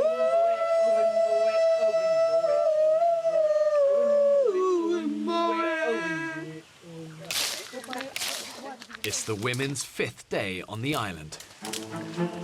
And the 2 groups have been separated for over 2 days. Spirits are buoyed with bottles full of rainwater, but the expedition party are going round in circles, trying to return to camp to rescue the women waiting. We want to stay in a straight line. Nobody's disagreeing with you. We will have to make little diversions. No, that way. Mum of 2, Kate, remains desperately homesick, missing her family. Just do my head in. Oh, because I'm not doing another night in this jungle like this. That will be it for me. And I've made that decision. If we don't make it back... feel that strongly about it now? Yeah, and I know the people who matter to me the most won't care if I come home early. to be honest. Kate, calm down. We're going the right direction. It might not be. I'm not talking like to a you. path. I'm talking to George. I know. Fucking attitude and a half. You do. And you can kiss my fucking ass. If these women are going to survive, they've got to learn quickly how to work together as a team. Pulling together is paramount in times of crisis. And the truth is, we always survive better when we cooperate and when we don't fight. There's only, please, no negativity. We'll just need to keep on this positively. I know. You've got a really bad attitude, Kate. I haven't. I'm just fed up. You do. You're speaking to everyone with a really bad tone, so... Can everybody please stop arguing, because it's really not helping her. But maybe we should just, for the next 10 minutes, all of us just say completely nothing and just concentrate on walking and following Fee. No, that way. Guys, I think we need to go that way. Hold on, hold on, hold on, hold on. 10 minutes silence. I'm asking a few group of women to keep silent for 100 minutes. It lasted literally 10. Everyone went, good idea. Yeah. 10 seconds.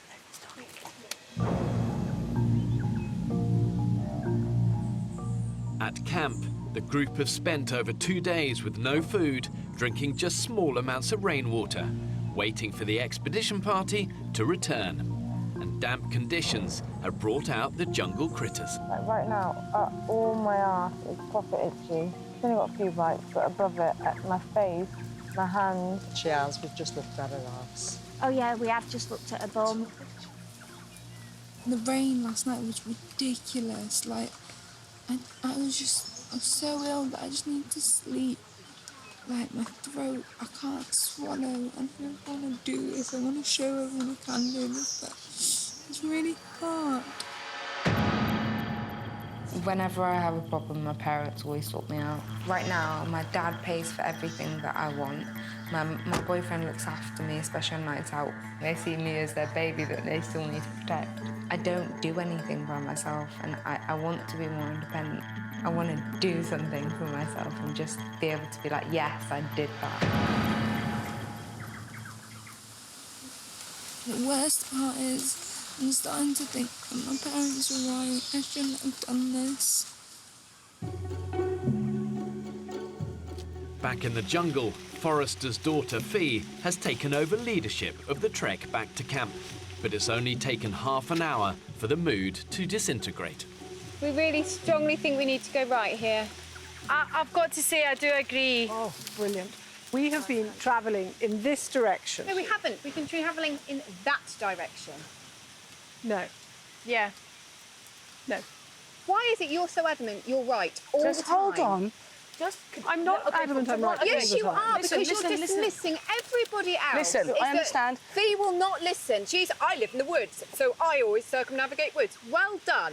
But we spent the night last night in a place that we had just left. You never noticed that we'd double back on us. That was my fault. Noticed we'd double because back. she wasn't in charge. It's often when stress levels are high that all the social graces fall away, and it's also when tempers fray. They've got to learn quickly how to communicate better as a team. At this point, their survival and that of the women at camp depends on it. We have to spend another night in this jungle like this. I'm out of here. You need to listen to people. You don't listen to anybody. I do think that you really don't listen to anybody. And this is actually, this is life or death. I'm just so tempted to tell you to take the lead and do it.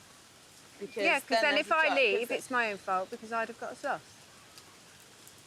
I give up. OK, I have the machete. Oh my God! What? Help! Becky! Becky! I'm coming! Call the medics! She's Fran! Fran's fainted! Radio in, medic, now. She's absolutely fucking boiling. Oh my God.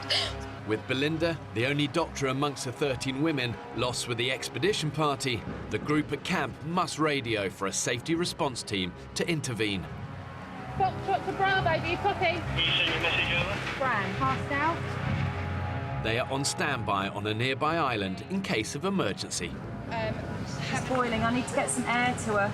Oh my God. This is way fucking beyond any fucking joke. Everyone needs off here. I swear to God. It's not a programme. It's fucking ridiculous. Having gone to the rocks for air, after 5 days with barely any food or water, Fran has taken a serious turn for the worse. The safety response team arrive. Yeah, we've got a code 77. We're just dealing with a collapse query cause at that location. Yeah, I think the problem is with Fran. I think she's not a moaner. I think she's been far iller than we knew.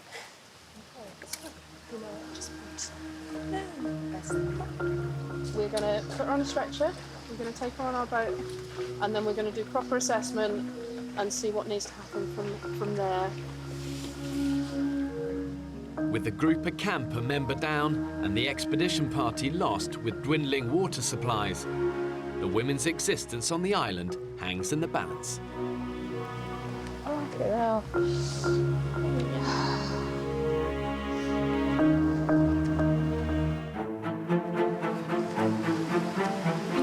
radio in medic now. The 13 women have been split apart for 2 days. She's collapsed. Oh my God. And the group at camp are now a member down after Fran collapsed and was evacuated from the island. Another one gone? I knew she was poorlier than we thought. Out at sea, my safety response team are assessing 24-year-old Fran. It says 72 and 146. I don't care how, like, dehydrated or faint I am, the rest of us are exactly the same. I shouldn't get any privileged treatment over feeling a bit sick. I'm just really pissed off at myself. I know I can do this. Till I faint 400 times, you're not allowed to take me off that thing. After 5 days without anywhere near enough water, Fran has succumbed to dehydration. And with the expedition party still nowhere in sight, the other 4 women are equally at risk. So many people dropping off. I'm just worried there's going to be more and more because people can't stand these conditions. Fran's coming back. Fran's coming back. She really? Fran's body temperature and heart rate have returned to normal. And in Dr. Belinda's absence, the safety response team deem her fit enough to rejoin the others. Is it like heaven seeing us? Oh, I'm sure. I'm sure there's things she'd rather see than us. I had to beg them to let me back on the island. I just had to come back though, because like then it would be only 4 girls here and I couldn't leave them. I'm so glad I'm back. The expedition party have been walking for 2 days, trying to find their way back to camp. This is where I feel we should go. This looks like a pretty good path. Having wrestled leadership of the group, homesick mum of 2 Kate is now guiding the women through the jungle. This is going to go well. Just keep going. This way you want to go. The thought of not getting there, stressing me out, you know. We will get there. I'm not confident to take responsibility for this. OK, well, where are we going now? Where are we going now? Just no keep more going confrontational straight. arguing. Just keep walking. It's just that way. Keep going, keep going, keep going. Well, I'm losing my confidence now. I don't want to lead. I'm sorry, I don't want to lead this group. I don't want to. Yeah, I'll lead it. You tell me where to go. Or, do you know what? Or you lead what you think, and I'm just... No, I'm not going to say another word, because I'm having a complete crisis of confidence in myself. I am so scared. We're all scared. Because you were so confident. Yeah, but that's... I know, but now it's gone. My confidence is gone. Sorry, I should just keep my mouth shut. You lead the way, Faye, please. Fuck!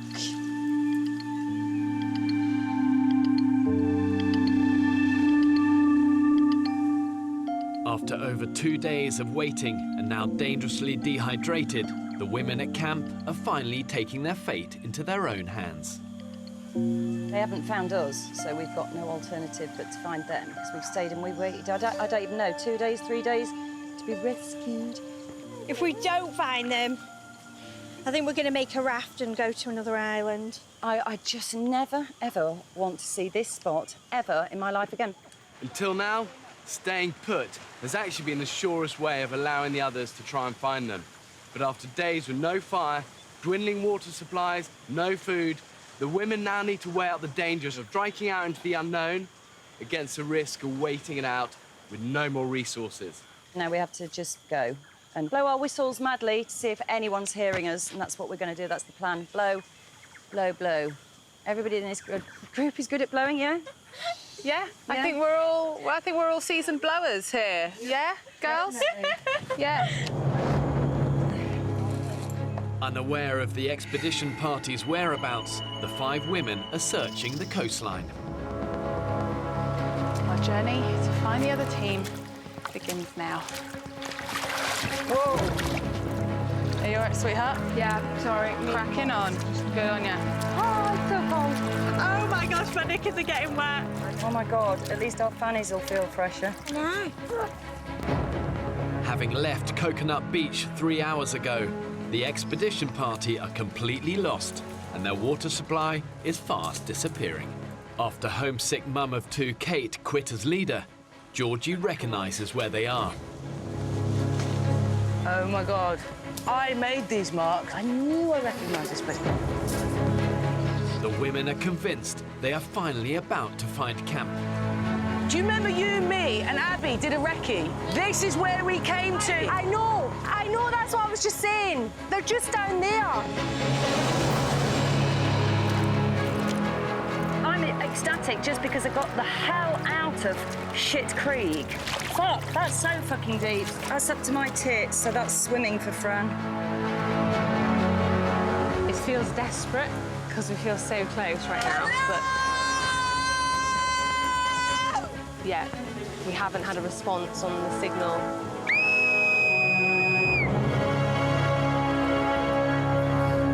Try and come out.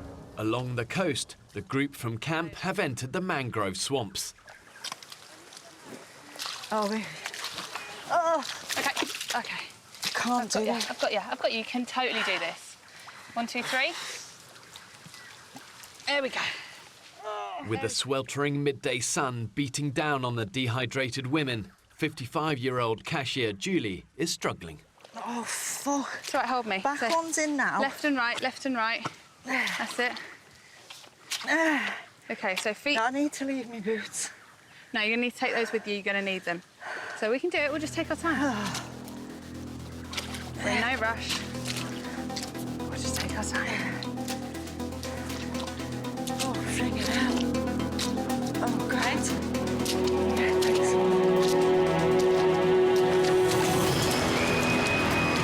Another mark. Look, another one. Snap. Yeah, brilliant. Yeah, this is it. This is good. I recognise this. We're so damn close, though. So close. This does look familiar. We're literally round this corner. Is that a pink potty down there? Yes. So you recognise it? We're at Coconut fucking Beach. No, we're not. Yeah, we're at Coconut Beach. You're right, we are. What the fuck? Come on, let's get down there. I can't fucking deal with this. The women have circled back to Coconut Beach for a second time. Having pushed through the jungle for 2 days, they're not one step closer to camp.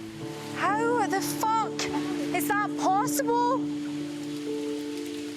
How is this possible? We kept the sea to our left the whole time.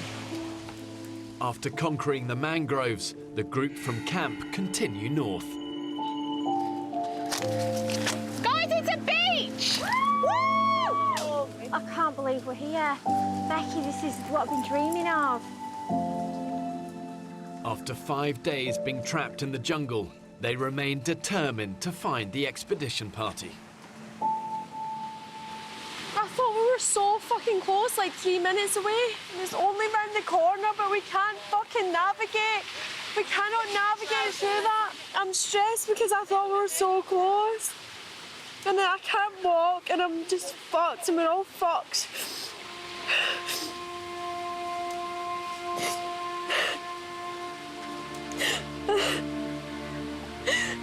3 nights without water, fucking trousers like this. I can't do it, no way. I was wanting to see them and see if they were okay. did that happen? I don't even understand. We cannot walk anywhere on this island without getting lost. It's a maze. It's the world's trickiest maze. Should have a 30-second shade break. No. I need to go and see.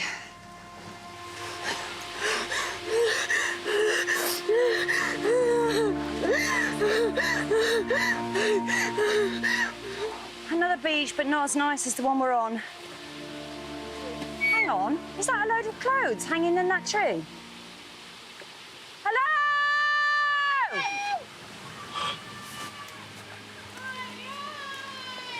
What? I can hear someone!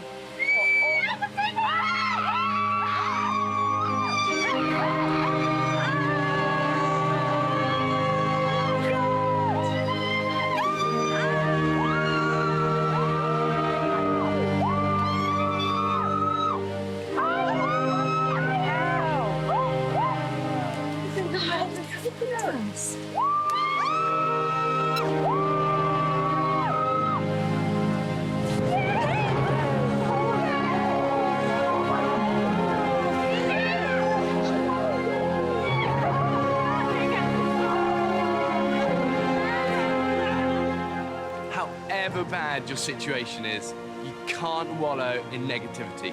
You know, survival is about dogged determination, learning from your failures, and never giving up. So emotional. I cannot believe it. We found the group. Finally, back together. The women take a moment to savour their island home. Race! We needed them. We've all got different strengths and weaknesses that help. It's just kind of complete.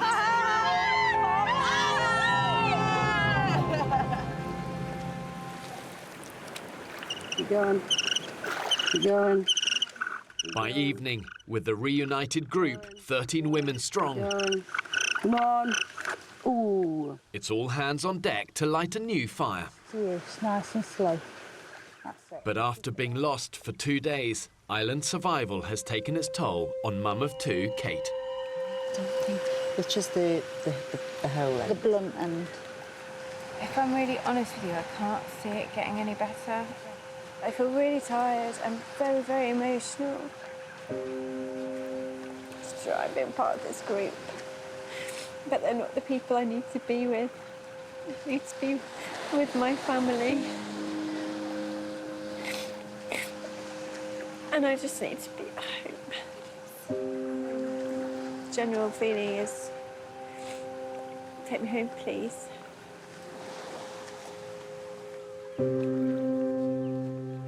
By morning, furniture maker Kate has made her decision. I'm not going home because I'm dehydrated. I'm not going home because I can't hack it. I'm going home because I want to be at home.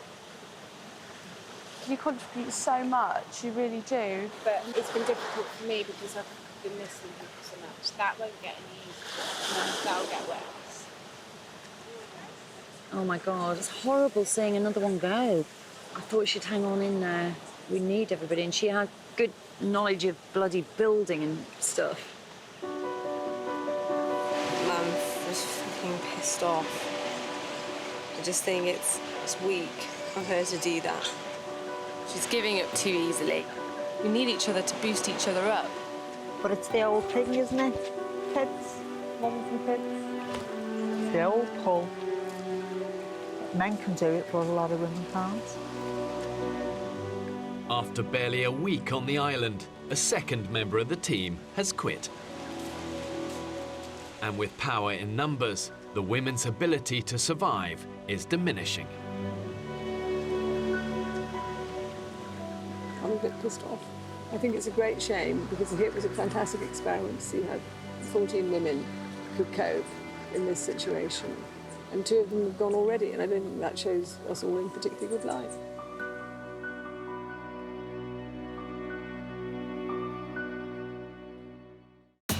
Next time on the island. Sometimes out here can feel like you've been hit by a major disaster. So thin now. All sorts of bones appearing that I haven't seen since I was a bloody teenager. We need to find a solid source food or we could be facing meltdown. Every fucker's bitching and moaning that you're doing fuck all when it comes to wood.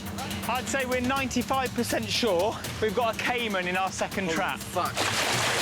Come on, mate. Look, Sam, get out of the water, mate. Watch him, watch him. Go now, go now.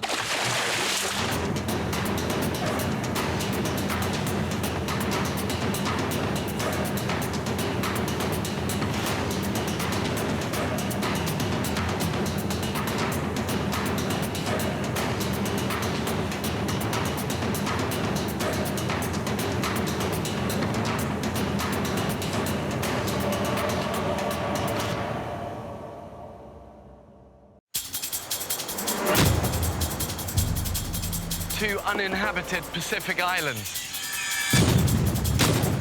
More than 5,000 miles from the UK. One will be inhabited by 14 British men, while a separate island will be home to 14 British women.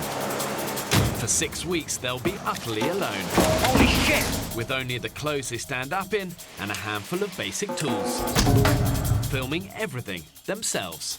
When pushed to the limits of human endurance.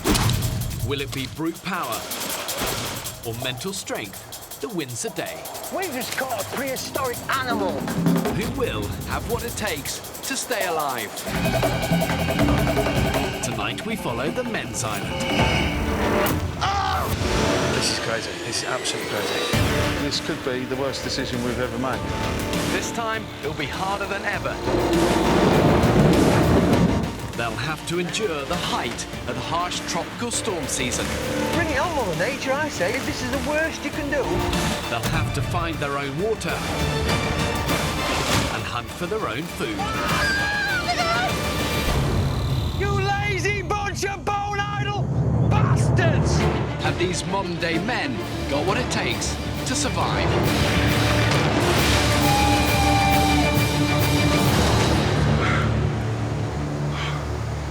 That's the hardest thing I've done.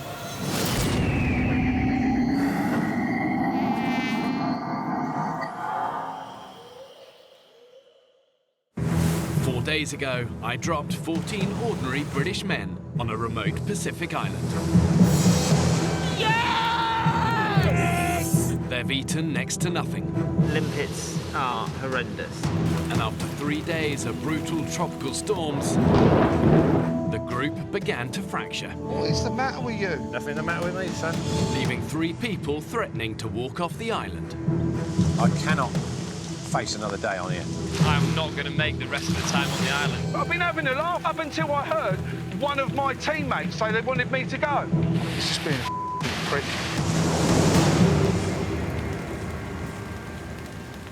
And you don't want to be scapegoat, Absolute bollocks. I'm not having it. I am going off this island because I'm not being held responsible for that. 22-year-old graphic designer Joe, builder Andy, and now construction manager Paul are all threatening to leave the island. It's affected you more than I thought it would have. I came here to get away from shit like this, not deal with it every day. So we are 3 men down in 1 day when the odds are against us at the moment. And without a full complement of people, we're going to really struggle. You just made this survival thing probably twice as hard. Okay, slightly less tactfully, guys. We've stood here and talked for an hour. If it really is going to be 11 of us today, us 11 have got a lot of work to do to get through the rest of the day. So if you guys are not prepared to commit to the rest of the group, boom, go. Sweet. I've made my decision, I've had enough. I want to go now. Basically, we've realised that a candlelit dinner with a glass of wine is a bit better than being here. Look, we knew it was never going to be easy. But it's not the survival bit that's got to me, it's just all bullshit. I think that's genuinely shitty. I think that's walking away and leaving the rest of us and letting the rest of us down in a big way. Not only is it a selfish thing to do, I think it's the most selfish possible time you could go when, like, all hands are needed. With Paul having made a definitive decision to go, the group are hoping that other builder, Andy, will now change his mind about leaving. Don't leave because of someone else. If he's going anyway, stay and get amongst it. How can I possibly stay, man, when a guy is leaving because of me? If you had left, he would have still gone. Andy, you So stay, that means- we can accomplish 6 things at a time instead of 5.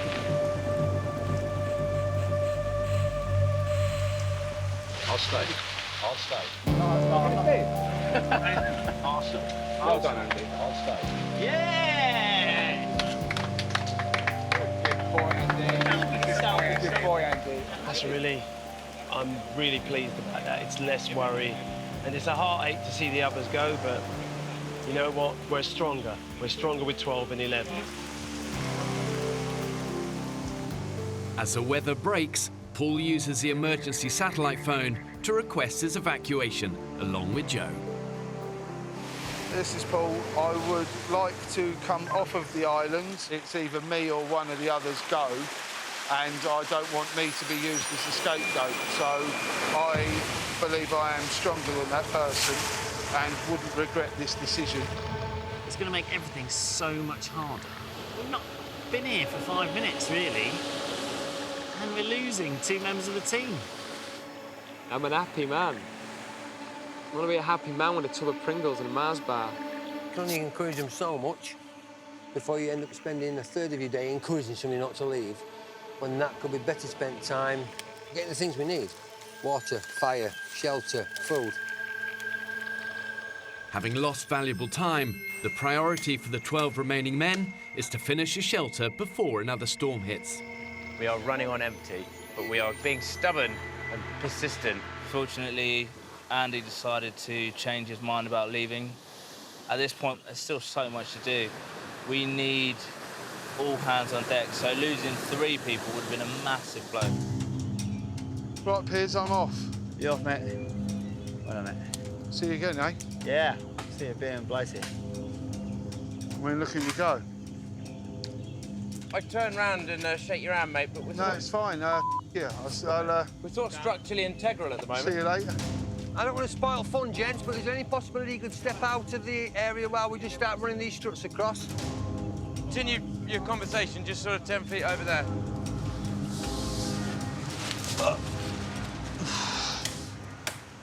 Andy!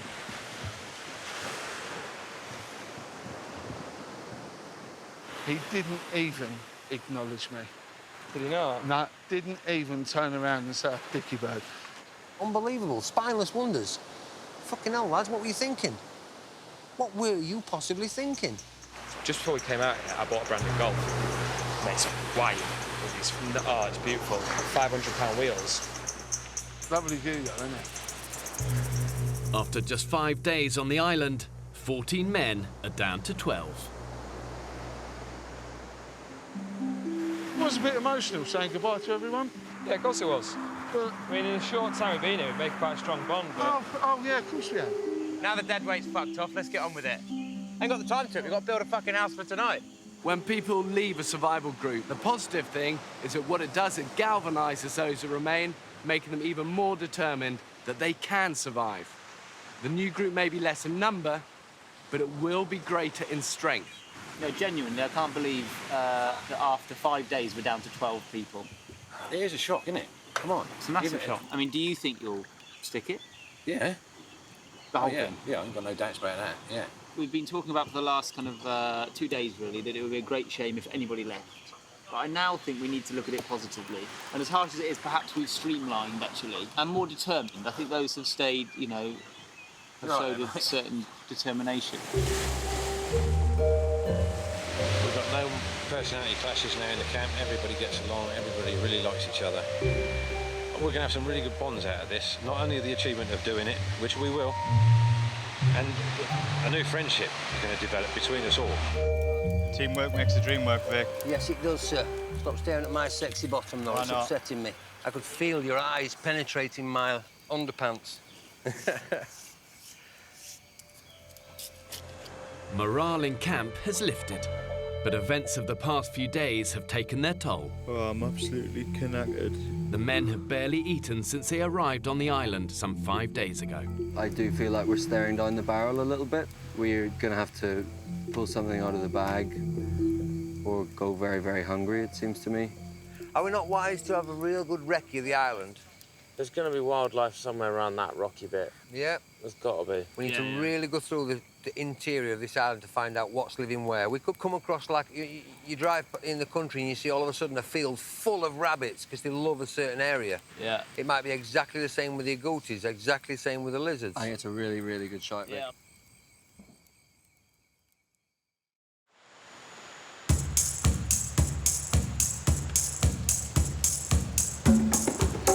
Come on, boys.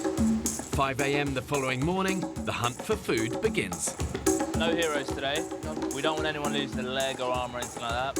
You've got your stick there, haven't you, fella? I've got a stick. Can all grab a stick if you need one. Are we going to dance first? A hunt dance? Woo! Yeah! We have an alpha male in our family, and obviously in my house I'm it. The dogs know I'm in charge, my wife lets me think I'm in charge, my kids look up to me as if I'm in charge. Alpha male, you know what I mean? I'm Johnny Weissmuller, I'm Tarzan, I'm all them things. I'm looking forward to being able to know that I can, come the zombie apocalypse or whatever world issue will befall us, that if push comes to shove, I could still provide for my family.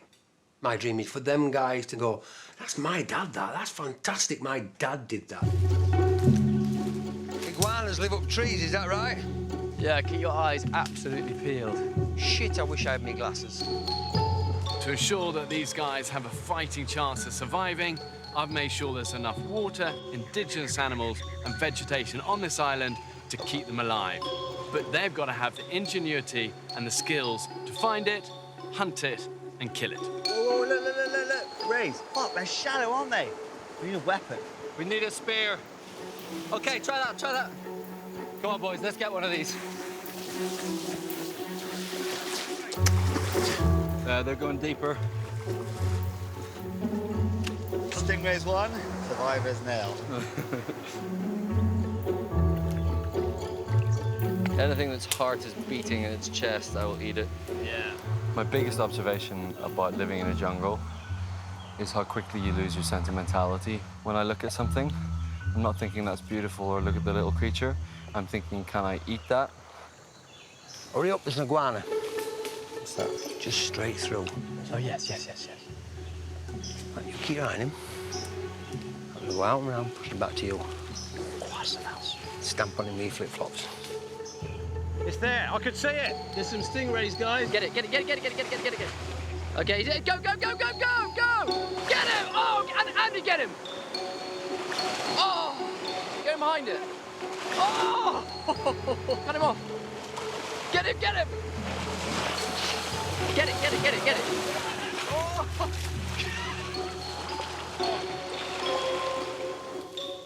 There he is. That's dinner. Son of a bitch. He's gone. A deaf man could hear us coming. We are top predator. We've got to stay that way. If we're going to survive, if not, we'll all be going home shortly. The men's first day's hunting has produced nothing. We are winging it. And if it weren't for being such a stubborn person and so positive, I think I'd have been on my way a long time ago. Just starving and dehydrating slowly is not a nice way to go. The monsoon is coming. Here it comes. Here it comes. Batten down the hatches. In the middle of the night, the men are woken by the most vicious tropical storm yet. Fucking pissing down. It's amazing, from nowhere you get that really big wind. Yeah. Whoa! Where's the pan to protect the fire? Fuck! Fucking hell. Shit. Wow, it's coming in. After yesterday's exhausting and fruitless search for food, the men must now spend precious energy saving their fire. This is where we dig deep, boys. This is where we dig deep. But for some, it's becoming too much.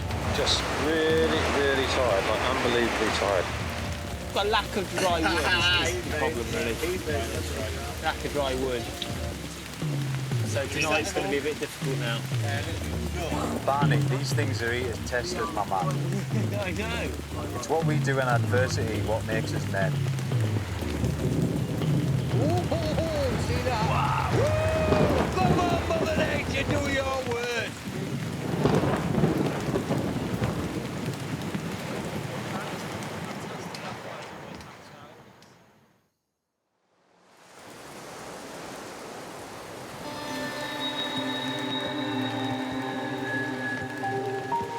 About 8 o'clock in the morning. Hammer it down, which it has been since about 4 o'clock this morning. And when I say hammer it down, I mean hammer it down. It's relentless. But anyway, my body's starting to take a toll now. I've got blisters all over my feet. I'm shivering and shaking all the time. It's just bloody horrible. It's whooped my arse big time. Compared to place of these other guys, I mean, they're like gladiators. Unbelievable. And in comparison, I'm a pussy. He's an older guy, and you know, and he is starting to come apart at the seams. No food, no sleep, wet, cold, beaten up. It takes its toll.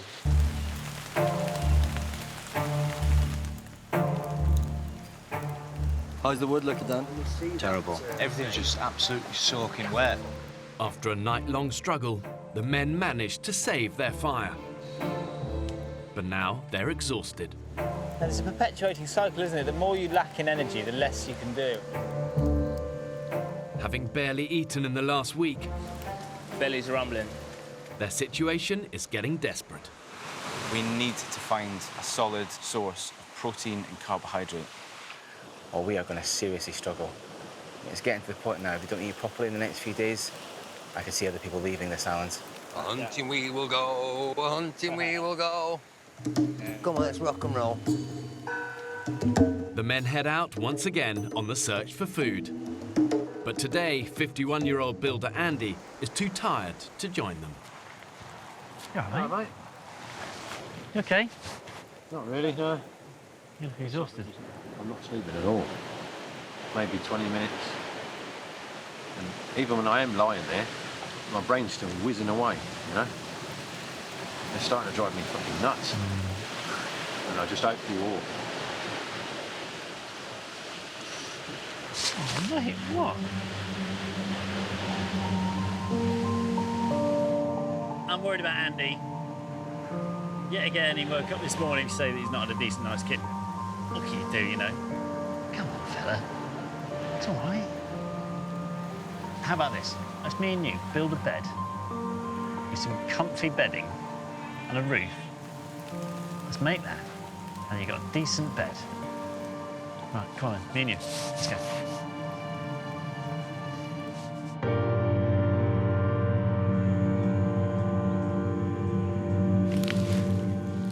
These are alligators on this island. Son of a bitch. Led by cleaning facilities manager Vic, the hunting party have pushed deep into the island's interior. What have you seen, Vic? Alas, nothing.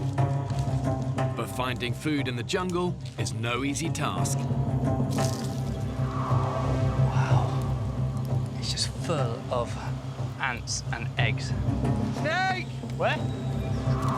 And danger lurks around every corner. Somewhere here is a brown snake. Been like shit off a stick.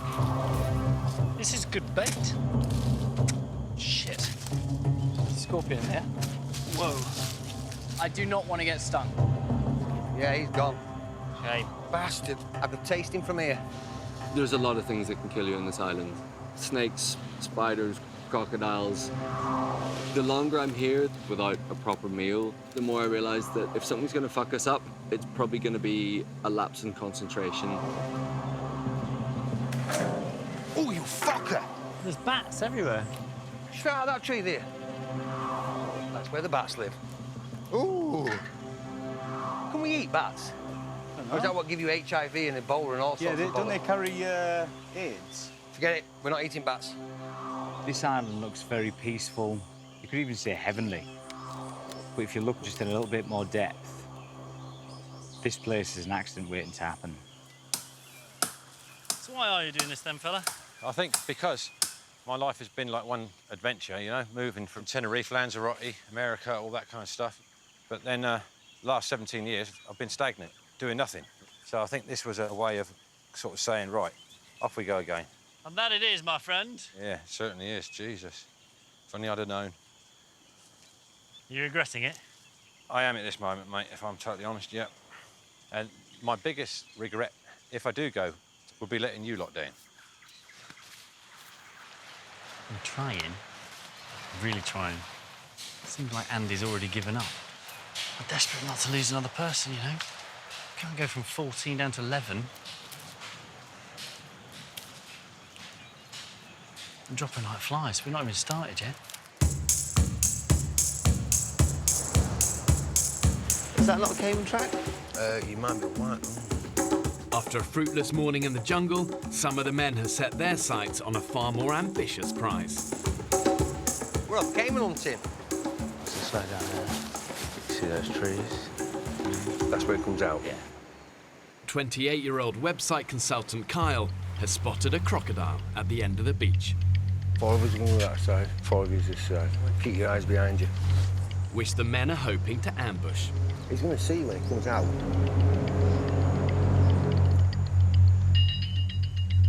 Along the coast, 29-year-old paramedic Barney and cameraman Ross are off to try their luck with improvised fishing rods.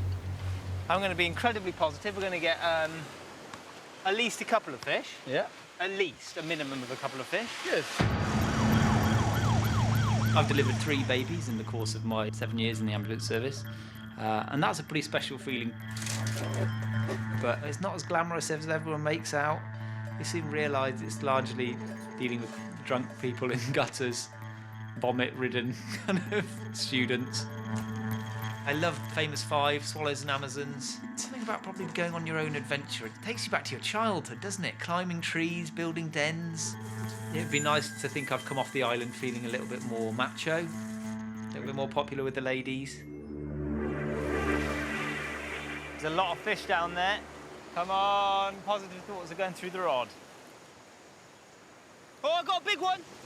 Woo! Fuck! Ugh. We're down. The men have been attempting to stake out a caiman for almost 2 hours. But so far, they haven't seen a thing. What do you think? I think some of our hunting team is always ready in action, ready to go. Like your coiled spring. It's fantastic we get caiman, but you also need to get water, fire, and food. I am starving. Go on then, mate. Plus, everyone's just getting eaten to shit by these sunflies. Well, let's return to camp. Start to finish, absolute joke. Everybody just went up there, asked about it. We had no plan when we got there, no nothing. We were like Keystone Cops. So that's going to be great. Right, I'm going to gamble this. Oh! Hey? There you go. Got a bit bouncing it? Yeah. Mate, don't get any fucking better. Yeah. Ain't got to worry about creepy crawlies. OK, how about this? If a decent night's kit tonight, and stay. I will do that, I promise. OK, are we happy? I'm happy, mate. Yeah, you're a wonderful man. Top man. I'm going to hold you to it, you know. I know you will. Hey, come on, bring in the love.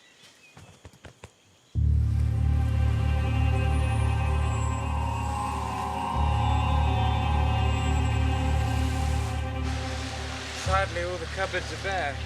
After an exhausting day, the hunting party have nothing to show for their efforts. It didn't look healthy, some of these boys. Some of them look like maybe gone on hunger strike. Well, I'm absolutely burnt out. Today's a day where I definitely feel like I am starving. So the average British man needs about 2,500 calories a day. But the reality of a survival situation, you know, you're working hard, you're hunting, you're building shelters, chopping wood, you can easily burn in excess of 4,000 calories. The mass of that is simple. If you're burning more than you're taking in, you're gonna starve. Can you just let the lads know that we've gone fishing? All right, I'll have fair some enough. energy still left in me. With nightfall approaching, the men are desperate to salvage something from the day. Ah! God! The fuck was that? Something just fucking... Oh. Something stung you? Yeah. Oh. Fuck me, do I know about it? You can't see what it was? No. Oh. Definitely wasn't a scorpion, was it? I have no idea. Mike to India, Mike to India. Cameraman Sam uses the emergency sat phone to call the offshore medical response team. Charlie has been stung on the toe from something in a wood pile. Fuck me. Oh shit, there's a scorpion, yeah. It's a scorpion, guys! Where is it? Let me kill it. Here. Scorpion! We just had confirmation it is a scorpion, over. It's a general rule of thumb. The bigger the pincer, the smaller the stinger, the less deadly the scorpion. Bark scorpion, enough venom in that stinger to kill a man. Not good, man. Not good. I don't know much about scorpions, but I think there's a kind that's very, very poisonous. We were told before we got here that that could kill you. Fuck, man, that's not what we need. The medics have asked Sam to urgently identify the type of scorpion that stung Charlie. Ah, dude, is it painful? Yeah. Okay, so that length, that is what, What's your thing? 2 inches long? So he's got big claws, which is a good thing. The bigger the pincers, the less the venom, apparently, so fingers crossed. He doesn't look like a bark scorpion, does he? To treat it symptomatically and keep the response camp updated on the condition of the patient, over. Copy that, will do. Fucking, mate, it's so sensitive. So, good news. From the description of this little bad boy here, from that pincer, that probably means he's not super toxic. We're gonna keep an eye on you, make sure that that doesn't swell massively and you don't get any other allergic reactions. It's like someone's driving roasting hot needles in and out. Yeah. I think you're milking a bit now, mate. I know, I need to suck it up, don't I? Oh, wait, come on, you're supposed to be English. Thankfully, it wasn't particularly poisonous, but it must have hurt like nobody's business. Poor guy. I do not need anything over, thank Charlie, you. seriously, keep your weight off it. Oh, actually, maybe. Keep your weight off it. Easy. No pride. Not nice to see anyone like that, really. The boy is what I would like to call OTG. He is out the game. The medics have advised Charlie to stay off his feet for the rest of the day. Let's go and be the saviours of today. Go on, then. Okay, rods. With now only an hour to sunset, paramedic Barney and cameraman Ross set out to make a last-ditch attempt to catch dinner for the group. Yeah, let's go. But to get back to the headland where they've seen most fish, they face a treacherous scramble across the rocks. That's quite high, isn't it? And the tide's coming in fast. So I feel there is a bit of a risk, actually. But I'd like to take risks. We're not going to gain anything by walking back now, are we? Let's do it. Oh, no, wait, sorry, hang on. We have to wait for the tide to go out, and then we're making that gap there. So the Pacific really is just a vast ocean. It's actually the largest in the world, covering over 60 million square miles.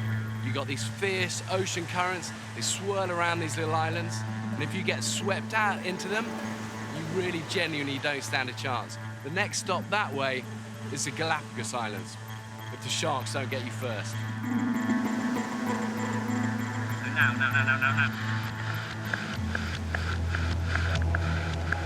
Oh, I don't know if this is a good idea, mate, or not. Whoa!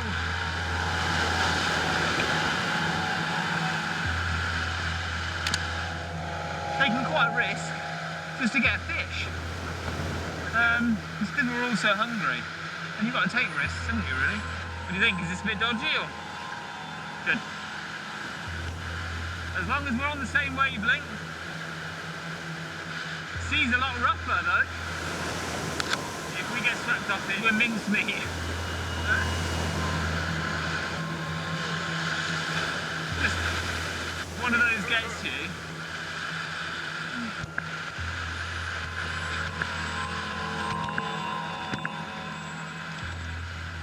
You okay, Ross? Barney and Ross finally reach the point where they want to fish, but it's now going dark. You ever think you could do something like that? God, no. Not in a million years, do you? Cool, isn't it? Ah, it's so exciting. It's like proper survival, isn't it? It's not armchair survival. Oh, mine's now.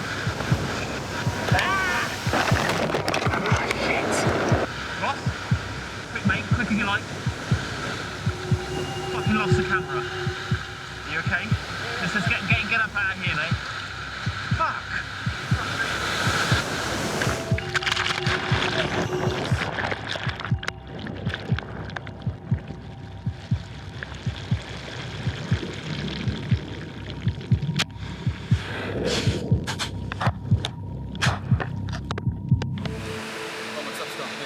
cameras head of the tongue. Hey? The cameras have got fucking smashed in the rocks. I think it's fair to say we nearly got killed, actually. Like, we walked up there to do some fishing, completely fine, calm. He was behind me. I turned round to see a huge wave, probably about 10 feet, engulfed Ross, and then Ross was gone, like that. And then I ran down and managed to grab him. I pull him out. I've never been so terrified in my life. Barney, see why? Afternoon, guys. Where you been? Hello, boys. I'm shaken to say the least. Oh, dear. Do you want some water or something? Make some room for the guy. There's a massive wave crashed right over me. It swept me straight out on the rocks. You know when we were fishing? Yeah. Straight out, like that. So grabbed the rocks back up, and then another massive one took us both down. Can we please say no more fishing at night then, please? Yes. Yeah. You are a true team man, aren't you? It's really made me realise just how careful we need to be, and how careful I need to be, and about how vulnerable I am. Despite feeling as a young guy that actually you're invincible, out here, it's just not the case at all. You all right? Little fish, near-death experience. Yeah. Fuck, you look shaken, man. I am shaken. Yeah, have a Genuinely, drink. I'm shaken. Yeah. We did get some fish though, right? Seriously? Get back out there. take from that. Tell you what, this is one hell of an adventure, isn't it? It's turned out to be a real Len and Mice game, this. Good night, everybody. I'm sorry, I'm not being rude, I promise. Get some rest, mate. 51-year-old Andy hasn't slept well since arriving on the island. I'm absolutely exhausted. Concerned he'll leave if he doesn't get some quality rest, the group are hoping his new bed is the answer. Andy's got the skill set that we absolutely desperately need on the island, you know. He's a builder by trade, so he could shortcut so many of our processes. So, you know, I want him to stay. He didn't, you know, I'm sure he didn't come on the island to fail. So if you have a decent night's kit, then you're not going to leave us. That was the deal, wasn't it? If I have a decent night's kit. All right, then.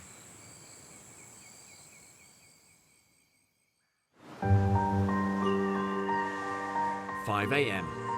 All of the men are sound asleep, except for one. I'm feeling dreadful. I've got an ear infection, I'm shaking. I know I'm shutting down, do you know what I mean? So, I'm not happy. I'm not happy going anywhere. Andy woke up this morning. First thing he said to me, he said, "Oh, I'm off." For crying out loud. Paul and Joe have just gone. In fact, Paul's just gone because of you, Andy. If you thought you were going to go, why didn't you? I just found out that we're losing Andy and our final builder. It's almost panic stations. Are you suggesting we're leaving? Are you fucking bollocks? Right, I'm walking away. I'll log you tied to a tree before you fucking go. Andy, threatening to leave is all very well, but I lose patience. Part of me just wishes if he's going to go, he should just fuck off, really.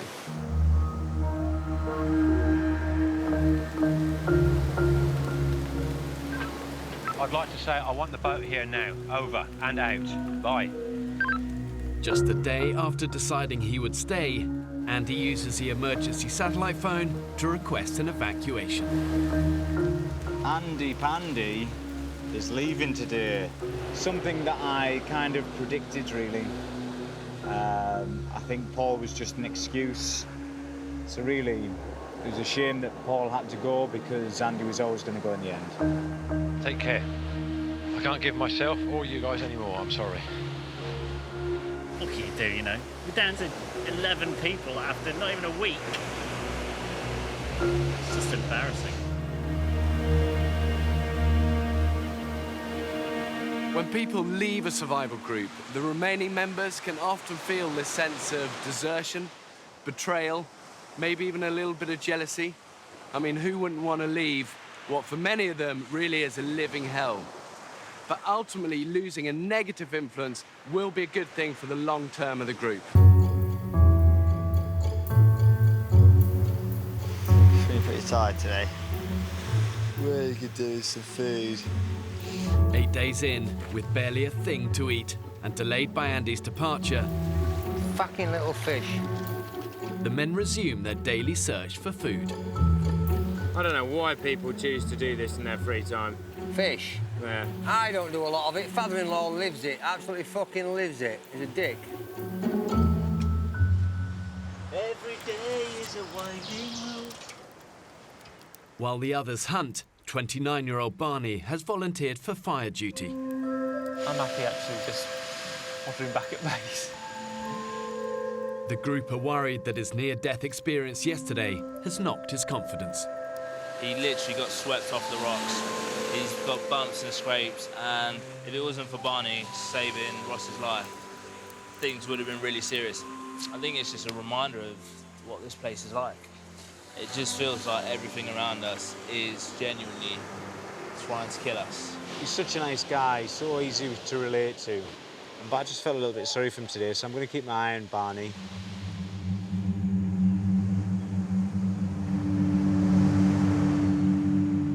I think he was crying now just before you got the camera. He is finding it really tough.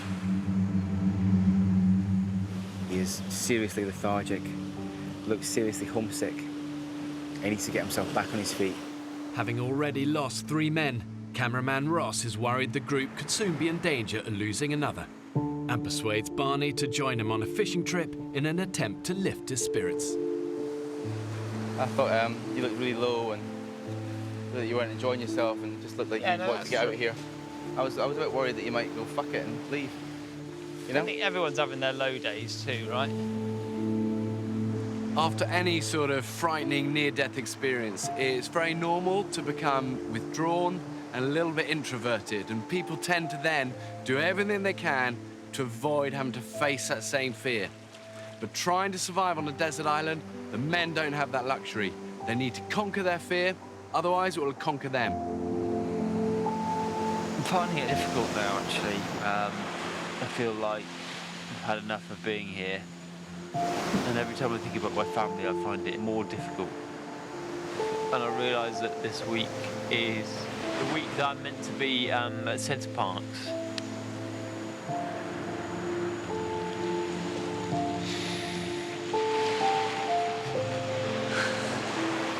But I just wanted to kind of apologise.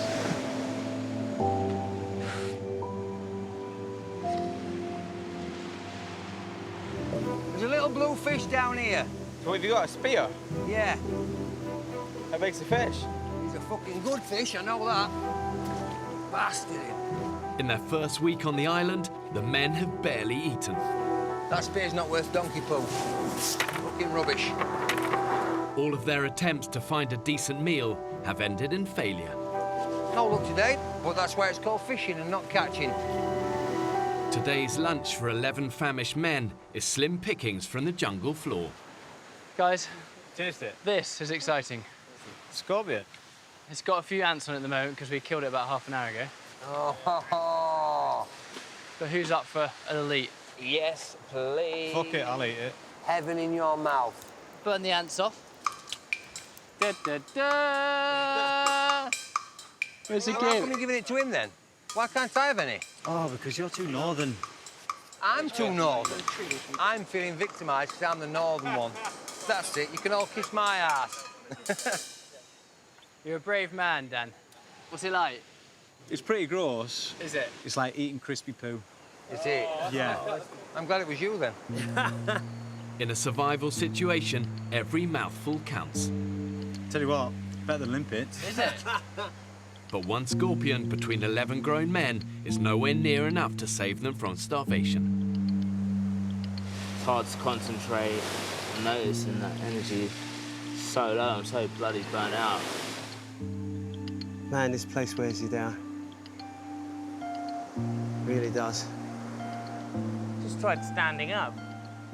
And then started got the standard head rushes. And then really I was just sort of rocking backwards and forwards.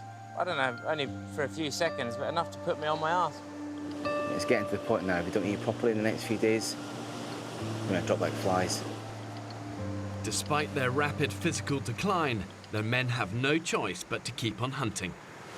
It's quite a daunting thing, really, isn't it? The idea that we might come across Hayman today. 37-year-old Sam has persuaded Barney to join him in a bid to keep him busy after his accident. I can't convey how tough this whole thing has been, actually. Far, far tougher than I thought. I'm really, really struggling to stay focused and to keep up with the rest of the team. There's a berry on this tree here, look. Doesn't look edible, does it? Shit the dog. Shit the dog. What? Look at that. A big, big lizard under here. It's iguana, and I can see it's a big one. Yes, keep going. Yes, there you go, good. Okay, you see him there? I'm gonna flick him out. Okay, here he comes, here he comes, here he comes. Here he comes, here he comes. Okay, watch that tail. Okay, you got him, you got him. You got his tail? Pull him, pull him, pull him, pull him, pull him, pull him. Pull him, pull him, pull him. You absolute star! Star! Hang on. Let's talk about this, because actually we could use our meat alive, could we not? Oh my gosh. Well done, mate. Well done. Oi! Woo!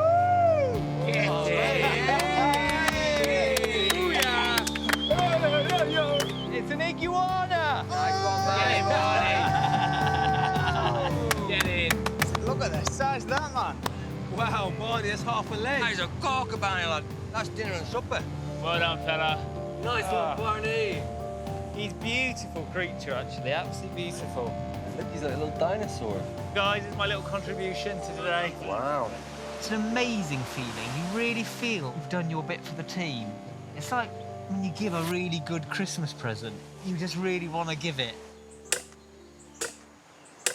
I was thinking, guys, about killing that iguana. Yeah. I think that's probably a bit of a personal thing I need to get over.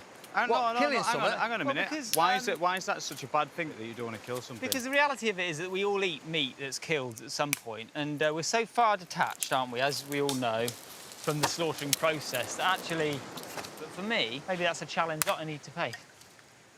If you kill it, will you have repercussions, sleepless nights? In there going, no, Barney, don't give it. Blood, gush, stinking. Let's put this in perspective. That bothers you? I've been a paramedic for 4 years and seen some nasty things, but I think I'd like to test myself.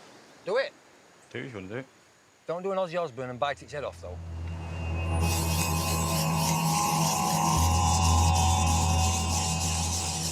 Barney, how are you feeling?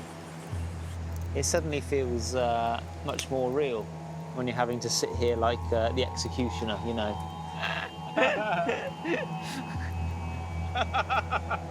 I condemn you, iguana. It goes right over, doesn't it? Like this. Yeah. Let's do it. I'll go and get him.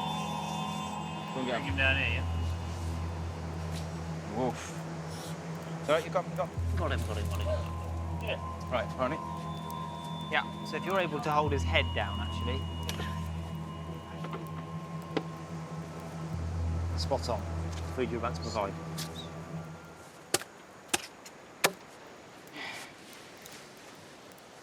Great effort, Barney. Well done, Barney. You want it, mate? Yeah. Fucking. A couple of my really close friends have got iguanas, and I really don't know how they'll view this. I hope they understand that this is completely a survival situation, and their pets are not in danger. They can leave me in the lounge without them. It's a very mix of emotions, because you really have provided, and everyone's got some food tonight, including myself. Hopefully it gives you a greater respect for the animal than if I would just sit around tonight having somebody else killed it. I'm going to enjoy that meal more than anyone tonight. I've seen it myself so often, you know, the quiet, humble individual who the group maybe initially discount, but suddenly they can become the man of the hour just in one heroic moment. And these brave people earn respect through their deeds. They don't earn it through, you know, bluster. And really, that's what British courage is.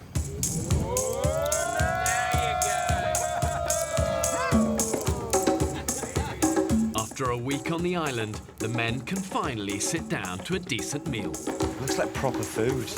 Isn't that just an incredible sight? Yeah, nice and caramelised on the outside, be beautiful. This is going to be like...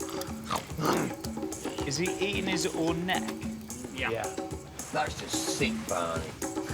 They do say that Mother Nature watches what you do, and if you work hard enough, she rewards you. Today she did. Good job, Barney. Here you go, guys. Well done and congratulations. Well done, teams Ocean 11s. Let's have a little taste, pass them on. Oh, it's delicious. Really lovely. Oh, so good. The first time eating something which is ridiculously, amazingly brilliant. Oh, that's like a good piece, Barney. Yes, it is, mate. Oh, yeah, Barney boy. There's more meat on this than I thought. Turtles. Hey. Oh, yeah. 11 of us sitting around like cavemen, just gnawing and slurping and chewing and staring into the flames. Great. Grr. You've now literally cut his face in two. There you go. Yes. Feeling increasingly manly as the day goes on. See what it brings the group. It all feels worthwhile. No complaints with this at all. Yeah, great. I think head might be my favourite bit. With food in their stomachs, the men's thoughts turn to Andy's unoccupied bed, which is now up for grabs. No wanky in the individual bed, please. Okay, I've completely misunderstood what it's for. Does anyone not want out here? Dude, after the third night, every morning. I woke up prouder than a honeymooner, though. Seriously, you could want like a single man A-frame. Come see me in the morning. Buzzing tonight. Buzzing. It felt like a bunch of 11 mates sat around the campfire on a wee holiday, eating great food. Fantastic 14 is now the excellent 11. I'm under no illusions that shit times will come, but in the meantime, I'm going to embrace the good, and the good is right now. Next time on the Women's Island. Radio in now. Medic now. Oh my God. What's just happened? Just collapsed. Oh, go on, you dear. The group are still separated.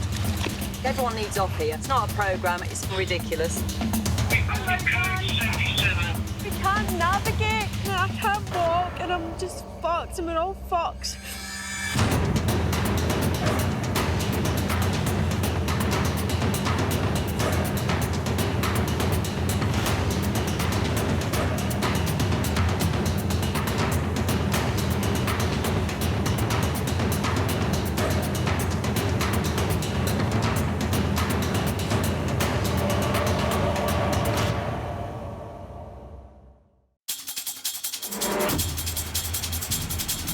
Two uninhabited Pacific islands. More than 5,000 miles from the UK. One is inhabited by 14 British men. Go, go, go! While a separate island is home to 14 British women. For 6 weeks, they'll be utterly alone. Holy shit! With only the clothes they stand up in. Woo! Yeah! And a handful of basic tools. Filming everything themselves. When pushed to the limits of human endurance. Will it be brute power or mental strength that wins the day? Yes! Pull him, pull him, pull him, pull him, pull him! Who will have what it takes to stay alive? Tonight, we follow the Women's Island. Jeez, I'm so weak. Survival will be harder than ever. The search for water and the hunt for food is now a matter of life or death. Living on the island in the middle of tropical storm season. It's really hard. When pitted against the extremes of nature, have these modern-day women got what it takes to survive? Your bodies are just starting to fail. I'm right on the brink of pulling you all off the island for medical reasons. Over.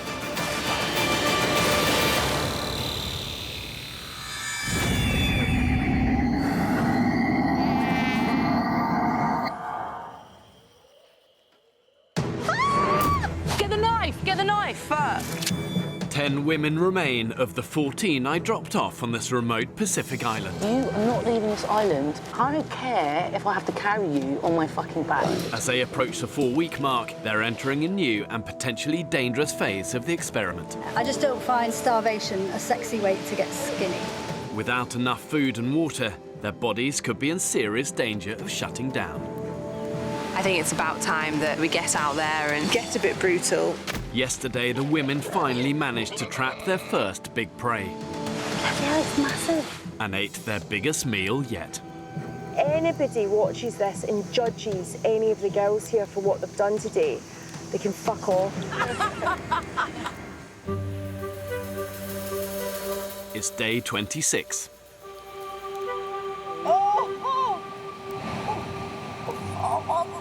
What's that? It's moving. It's from the pig. I knew there was things here that tried to pull it into your skin. Don't worry about it. Let me just get it out. A plague of parasites from yesterday's pig carcass has hit camp. Basically, the camp is infested with ticks. Oh, Christ. Let's wash down and we'll basically give each other a visual check. Who says we don't have to take our clothes off to have a good time? Hello! She looks a bit angry. It was hungry, it bit me. Turns out I've had a tick right on my bum. It's made a right mess. Oh, it didn't have it. I've got one there, but it's like it's got its head in there. These blood-sucking insects burrow their heads deep under the skin to feed, exposing the women to a host of dangerous tropical diseases. And as I went like that with my fingernail, the arse end of this tick came up with its legs moving. Well, oh God, it knocked me sick.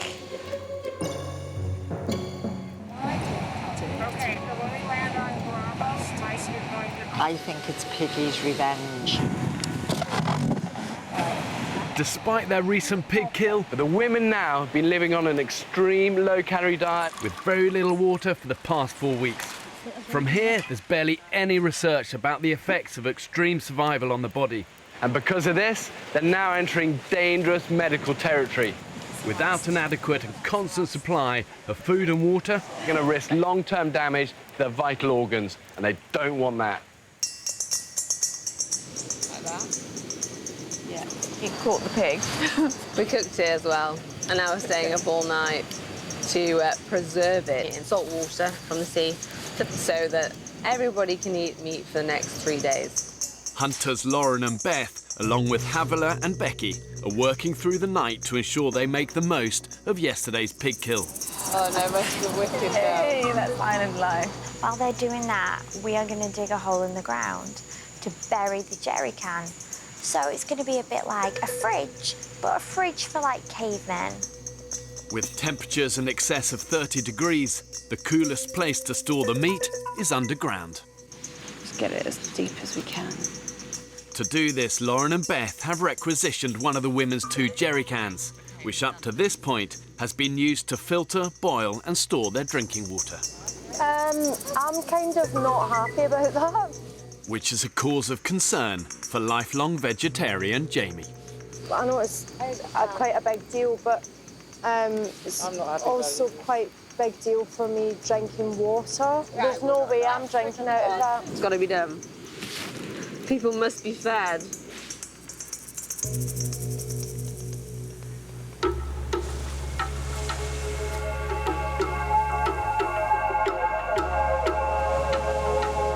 I'm a bit devastated about still being awake at this time in the morning. This is not the same as tottering in at 5 a.m. on a pair of heels, really, really drunk. Having worked through the night, the pig preservers head back to camp with the jerry can filled with pork. I think people have their priorities wrong. I'm not saying that they shouldn't have done that to preserve the pig, because I also didn't want the pig to go to waste.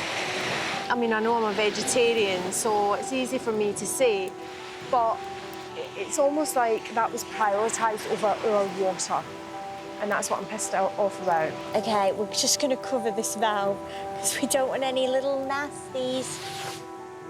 On the island, Jamie's helped establish a successful water purification system, using 1 jerry can for filtering and the other jerry can as a kettle for boiling.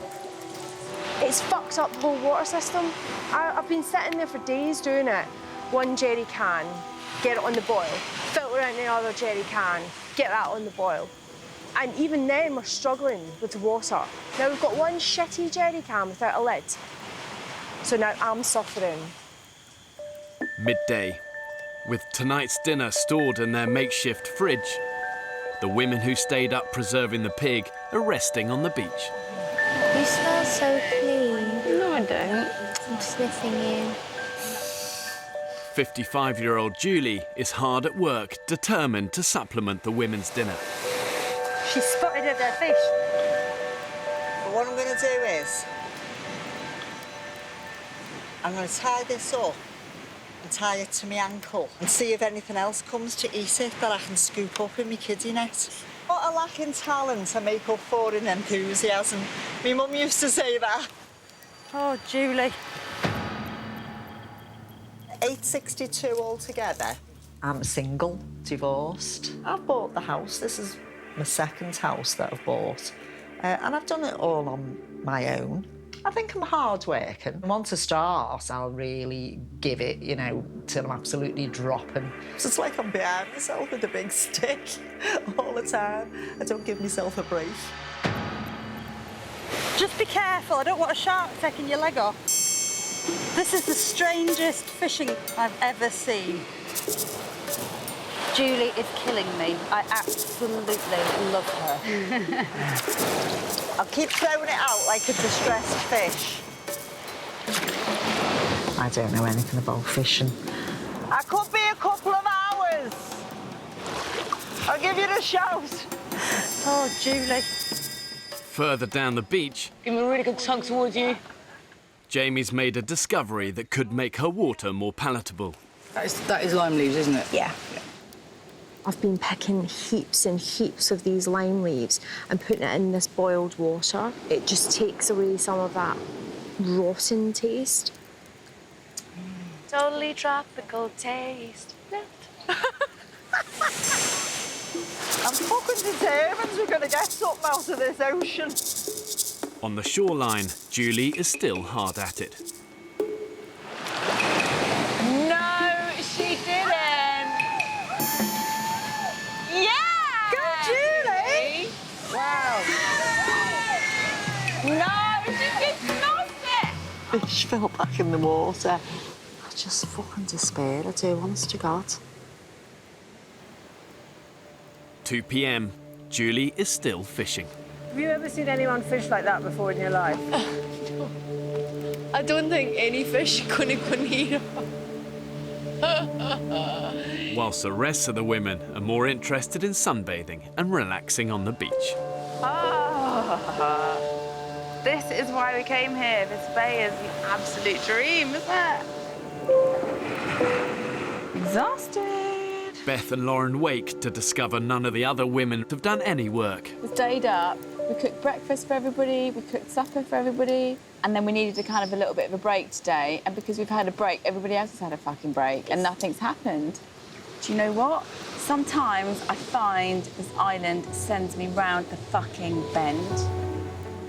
Everyone was agreeing, you know, you guys need to have a bit more of a chill day. Well, everyone seems to have taken that as everybody's going to have a relaxation. So we're back at 4 o'clock in the evening. There's no wood for the fire. Just feel like everyone's taking the piss, really. So infuriating. I mean, in a minute, Lauren and I are going to start cooking again from the preserved meat, and I guarantee you, people that have been doing fuck all day are going to be sitting front row and going, oh, yum, yum, yum, eating all the big bits. And that is just winding my fucking bobbin up.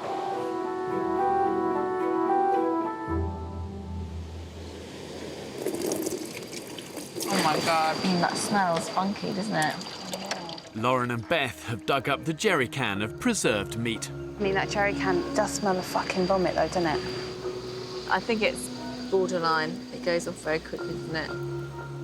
With no other food collected during the day, the women risk eating the suspect pork. Come and grab a coconut bowl and fill up. What do you think, girls? Doesn't taste right, does it? Makes you feel a bit ill. It is absolutely disgusting. Like, totes gross. It's disgusting. But, you know, when it's the only thing you've got to eat. The pork may have been foul, but at least Jamie's flavoured lime water has hit the spot. Oh my God, Jamie, it's so good. Oh my God, it's amazing. That was really exciting. It's the best thing ever. Oh, that's almost better than cunnilingus. I don't like them being down there. What? I get scared. I don't like, what the fuck are they doing? And their little beady eyes. Don't like it. Don't like it at all. I'm like, well, get up, get up. My stomach.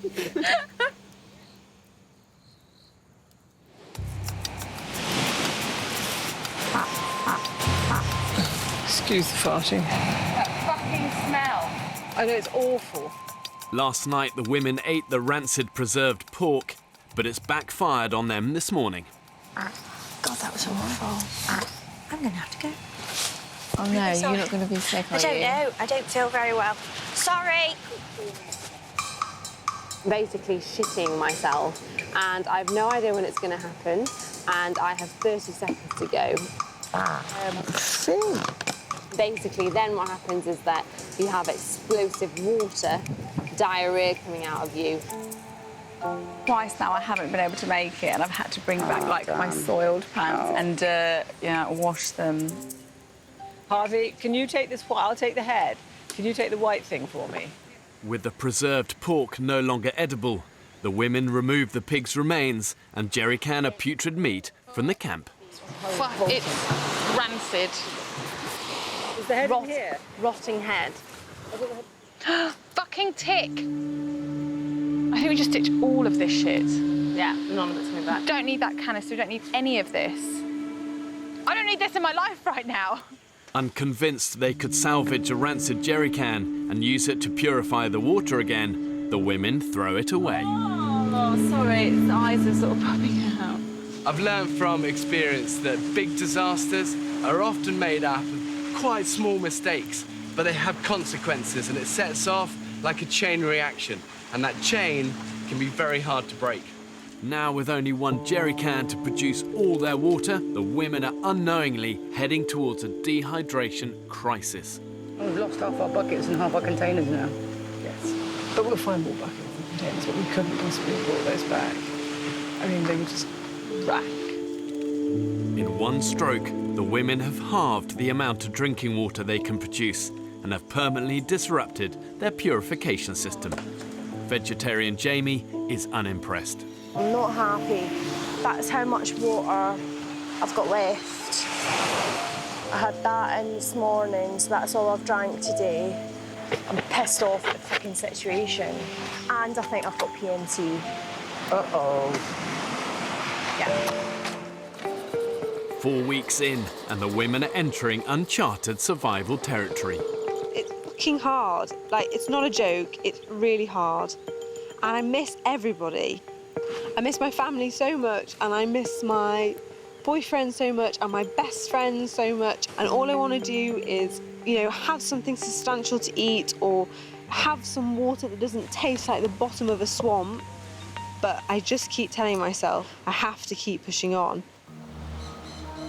The women have unwittingly put themselves at risk of dehydration after discarding a contaminated jerry can. It means they can now only boil and purify half the amount of drinking water. When that happened yesterday, I was like... Yeah, she lost it. Don't ask for much, do you? Coconuts and water. Exactly. Jamie is furious with the other women and decides to take drastic action. Really annoyed, actually. I'm going on strike now.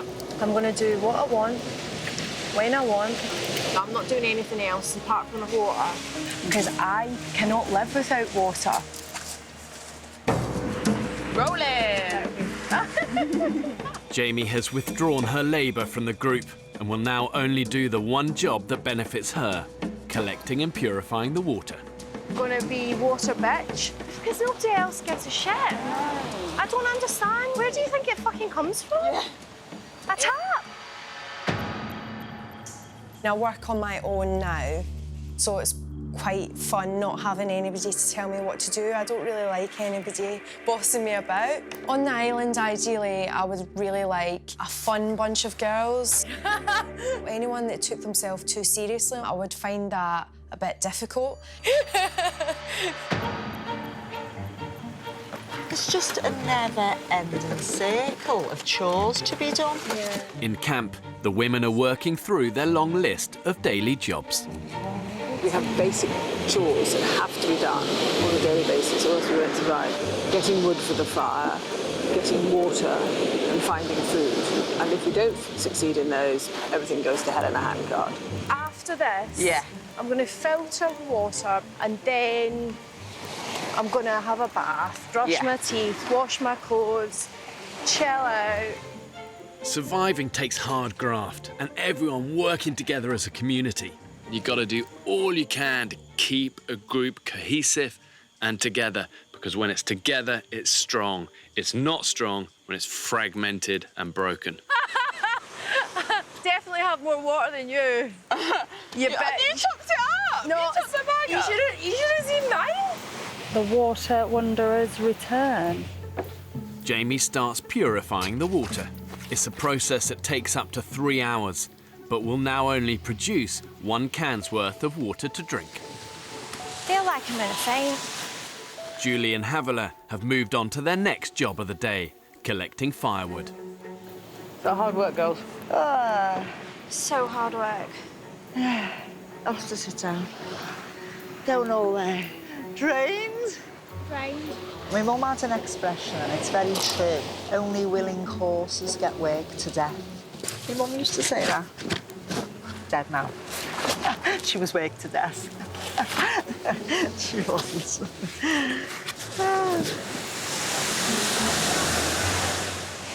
You've got some colour, Jamie. Good. I want rid of this Scottish skin. 2 p.m. While the other women remain hard at work, Jamie is relaxing on the beach, and it hasn't gone unnoticed. I feel like I haven't stopped today. Like, it's one job after the other after the other. It's how it is.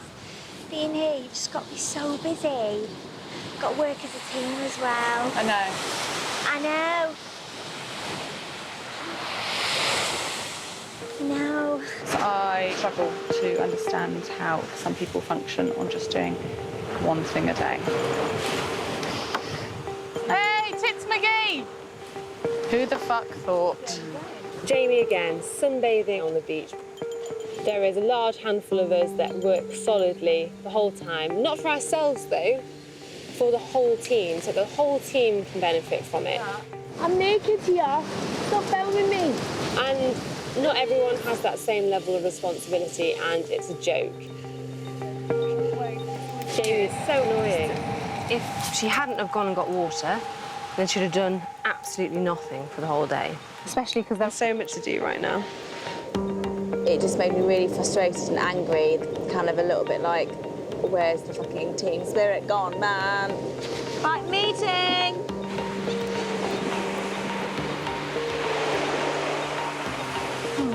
Something has to be said because I was getting fucked off. We are a small group now. There's only 10 of us. And so we need everybody to be hands on deck. And that isn't happening. It's becoming really obvious, like, that certain people are doing lots of things. And sometimes I do feel like some people aren't doing as much. Everybody is knackered. Everybody is depleted of energy. In a way, get over that and accept that everyone has to pull their weight. Does everyone feel like they are contributing the same? That's what I would. Well, I do. I do, yeah, actually. I don't like sitting here and people are making out as if some people are being lazy and they can't and not pulling their weight. It's not just a one-job day. This is my thing. That, you know, the jobs continue. There's certain jobs that I don't feel that I actually need to partake in. What do you mean by that? What do you mean by that? I can help with things that will benefit me. It means anything to do with water. But things that won't benefit me, no, I don't care. Just crazy, crazy talk. It's just the lack of acknowledgement that, in fact, they weren't pulling their weight. How can you be so selfish? How can you not give a shit about anybody else? I mean, it's just complete bullshit. I don't like getting told what to do and when to do it. So if I want to lie down and sunbathe for an hour, everybody else can fuck off. Lauren's upset, Jamie's upset. Interestingly, I've heard them both say that they feel bullied by the other one. I just think they should just hug it out. Hug it out over a nice glass of warm swamp water. With all the infighting, they've not noticed that the water supply is dwindling to a standstill. Realistically, the women need to drink about 3 litres of water a day. At the moment, with only 1 jerry can, they're averaging just 1, and you can't sustain that. Maybe a little drop more, darling. Today, Jamie has managed to boil and filter the 1 remaining jerry can, but water is already running low. Doesn't look very much to me. No, it's not much at all. With not enough water to go round, Julie and Georgina take the last cup before leaving camp to go fishing. There's only so much water in a jerry can, and it just so happens that you are the back of the queue because you're doing other things and you don't get to fill up your bottle, then there's barely any water left for you. I've got a nice bit of tangled net here, which I'm going to try and get some crabs with. Good, good. Did you get your water? It's, yeah, it's in here. Have you got yours? Yeah. Do you want to put it in there? It's all right, I can manage it. Okay.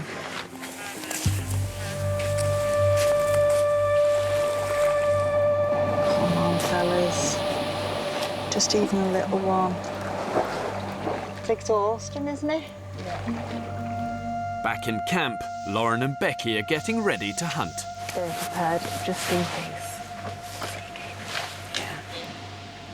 We have no water to drink. We're going to have to go, aren't we? Yes, boss. Lauren, Beth and Becky have to leave camp to hunt with nothing to drink.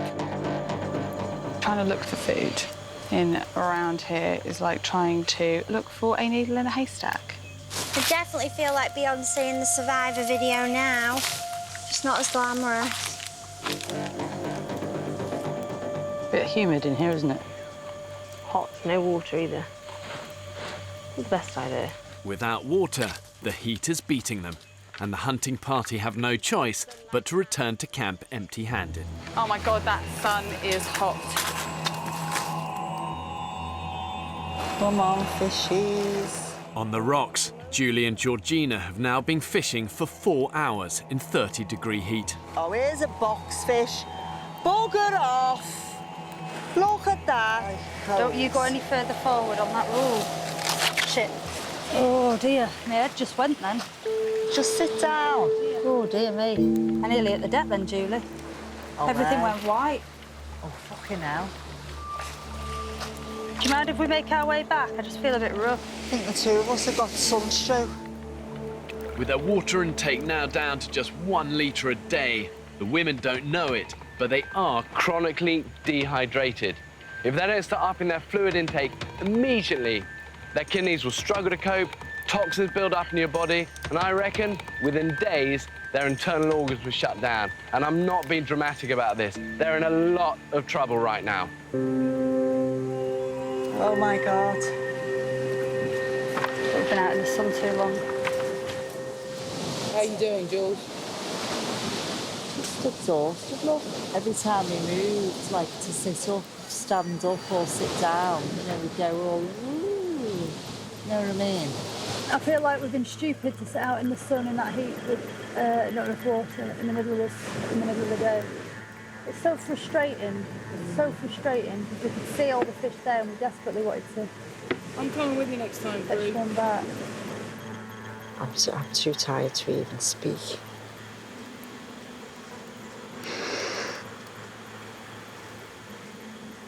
I hate being like this.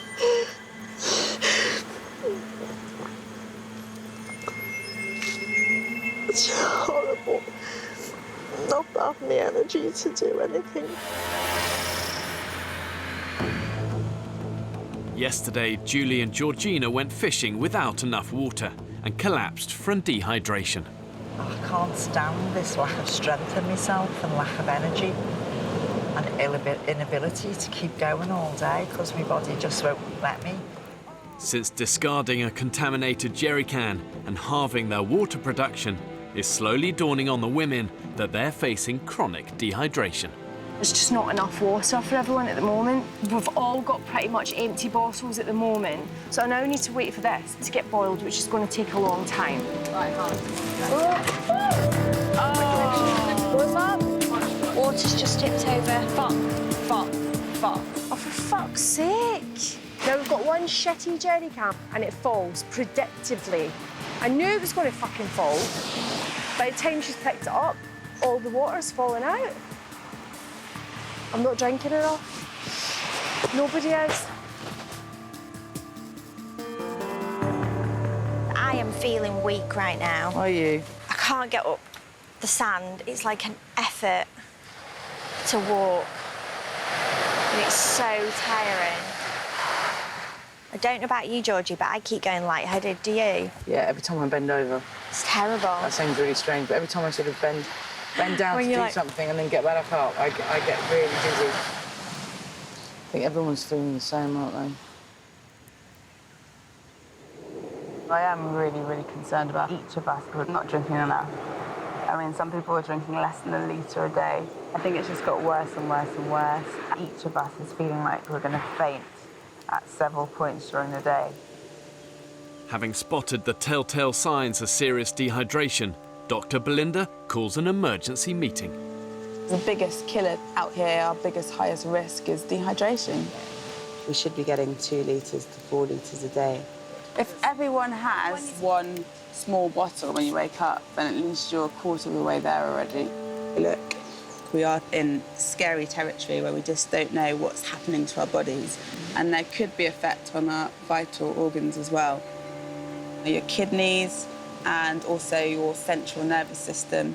So if you experience any weird symptoms at all, do tell me.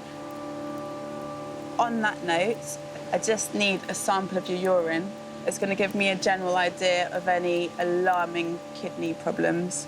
Marvellous. Yay, thank you. Belinda will send the samples to my support medical team on a nearby island. So if any of us are in extreme danger, then what happens? You'd be evacuated off. If there's any indication of serious damage to your kidneys, then we would need to look into that immediately. And is it possible for us, some of us, to be in this state without knowing about it? Yeah, because a lot of the symptoms mimic problems that we actually have. Tiredness is a big thing with kidney failure. Nausea as well. We could well be in this serious situation, be unaware of it.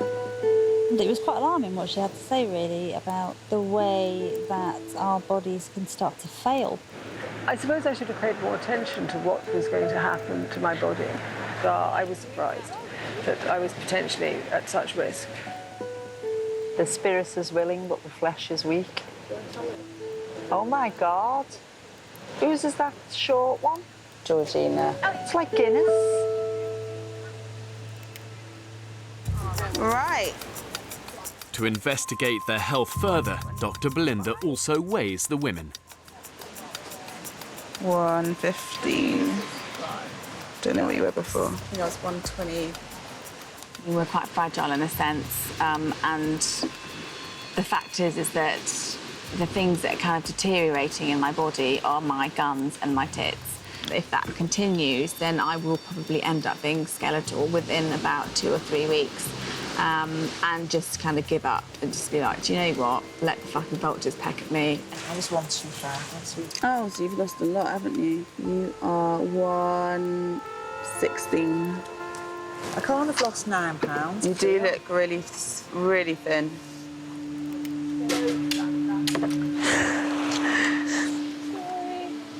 Expected to lose a few pounds each week. Not fucking £9. Bit of a fucking hike, isn't it? At that rate, I'm not. You're going to be fucking carrying me off on a stretcher. You know what I mean? I'm so fucking tired. You're tired because you never bloody stop. Well, lass. You're like a bloody Duracell bunny, Julie. You are. Really not. You are.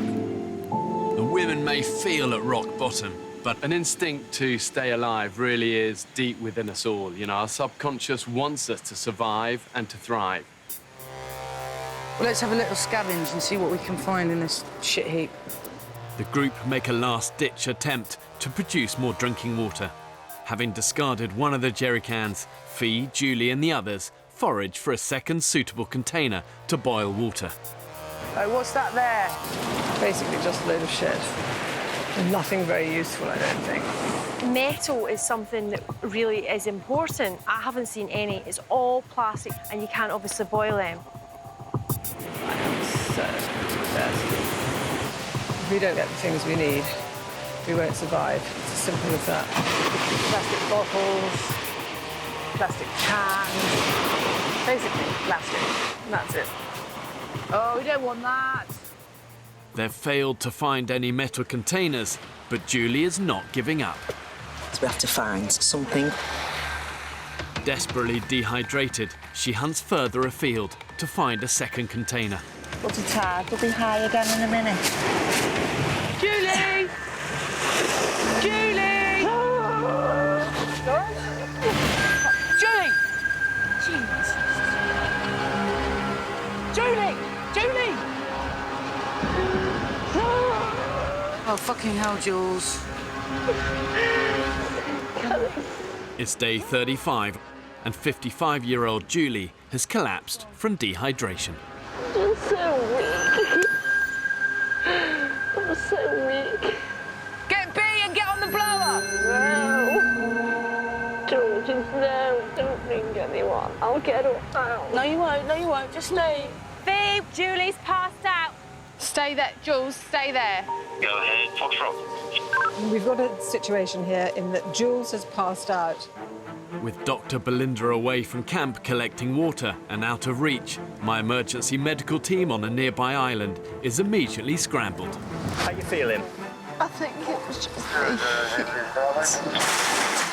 It's all right, just precautionary, OK? What we want to do, Julie, how do you feel about trying to sit up for me? How's it feel? Just keep hold your pulse while you're sat up, mate. Yeah. What about drinking today? I probably haven't had a lot today, to be honest. You need to be constantly hydrated to do the smallest tasks here. And it really does go to show that just in one little moment here, it can all change. Yeah. I'm happy you're bright enough, everything's fine. Honestly, go, please. I'm so Right, embarrassed. well, she's dehydrated. You're all dehydrated. If you can just keep an eye on her. You put a whole load of fit soldiers on an island like this for weeks and weeks, and they'd struggle with it as well. No, definitely not again. Oh, you're awful good to me. I don't think I'm a drama queen, but I think I could have just closed my eyes and drifted off.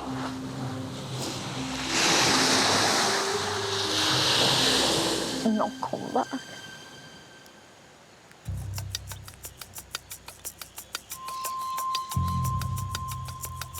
Even the strongest women are slowly dying of thirst.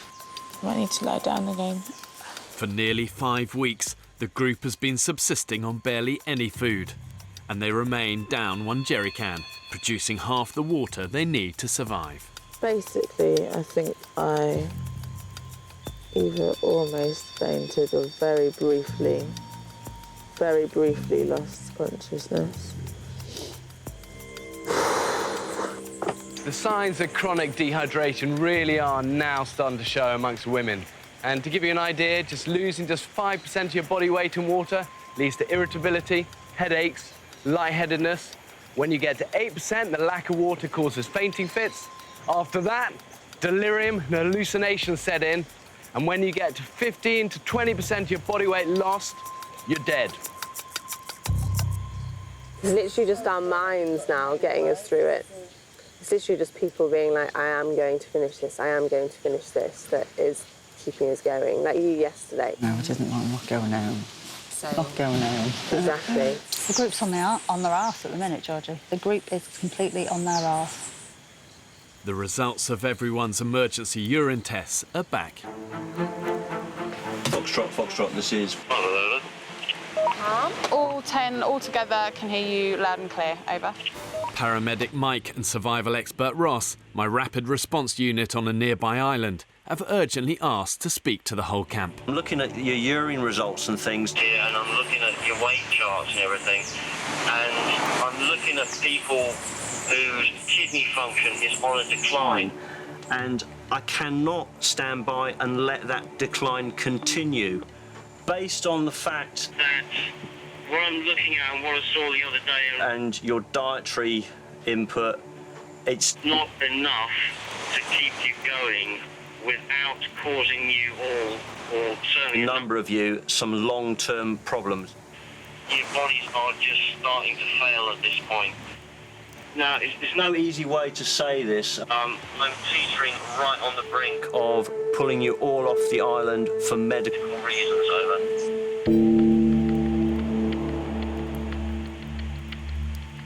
Bloody hell. Yeah, I think everyone really understands. Over. The solution is use the other jerry can. I can't say it any other way. You need to be drinking, at a minimum, 3 litres of water per day. Worst case scenario, when you're all sitting in a hospital, the thought of drinking out of a slightly disgusting jerry can that's had pigs in it will not seem as bad as potentially a lifetime on dialysis. Copy that. If you do not get control, in 36 hours' time, you're coming off the island. Over. There you go. The women have just 36 hours to pull back from the brink. They're not fucking about. We are going to be pulled off this island. I mean, very fucking seriously. I know that we all need water, full stop, and that's the only thing that's going to stop our kidneys failing. Secondarily, let's get some regular food into us. That's going to help with our general energy levels. For us to get to the end of this, it's about keeping our energy levels up and hydration levels up so that we actually survive for the next couple of days and don't go into renal failure. And if we don't, then we're going to be taken off and we're all going to look like massive dickheads. I know some people are struggling more than others, but what we need to do is, you know, try and work together without causing arguments, disagreements, unnecessary stress. Everyone's knackered, everyone is tired, everyone has no energy, hasn't eaten food, we're all in the same boat, but we all need to come together. Exactly. We have to get through it. We have to pull together. And in a way, it's going to force us to do that. At times, we work as individuals and not really work as a team, but we're going to have to. We have to work together now. When a group faces a life-threatening crisis, do you lie down and die, or do you pick yourself up and determine that you're going to control your destiny? You're going to go out there, you're going to be resourceful, you're going to work hard, and you're going to turn the situation around. If these women have any hope of surviving, it means teamwork, and that takes courage and hard graft. Right, Nick. So I've got to cross that swamp. Yeah. Okay. With everyone agreed they need the crucial second jerry can, Fee has volunteered to retrieve and sanitise it so the women can immediately double their water intake. That can is going to be full of all sorts of shit and bugs. I'm not really breathing very deeply. Rank with putrid pork, it's been sweltering in the swamp for 10 days. Oh, nice. Splashed on my foot. But sometimes the island can be unexpectedly generous. Not that smelly, is it? Absolutely amazing. It doesn't smell rank on any level. Maybe the maggots have done the job. There's a lot to be said for maggots. I'm so glad we got that jerry can back, actually. Yeah. Now the 2 jerry can system is back up and running, the women should at last be able to hit the daily target of 3 litres of water each. So we've got 1 can on the boil. And I just want to get this one filtered. Well, I'm less stressed now about the water. Just drink that anyway, shut up. Get it down you. I should squeeze away out. Thank God, seriously. But I don't want to... I'm not leaving. We've been walking too long before we find some yucca. With the water production line back on a roll, Jamie is happy to return to work, joining forces with Lauren and Beth to find carbohydrates the group urgently needs. God, I can barely walk. It's really hard. It's hard, you know, being in a group and put under so much stress, and nobody's perfect. Everybody has their moments, but we have to stick together as a team. Our muscles are stronger. Oh, I can see some yucca. Bring What back. you got there? Woo! Babe!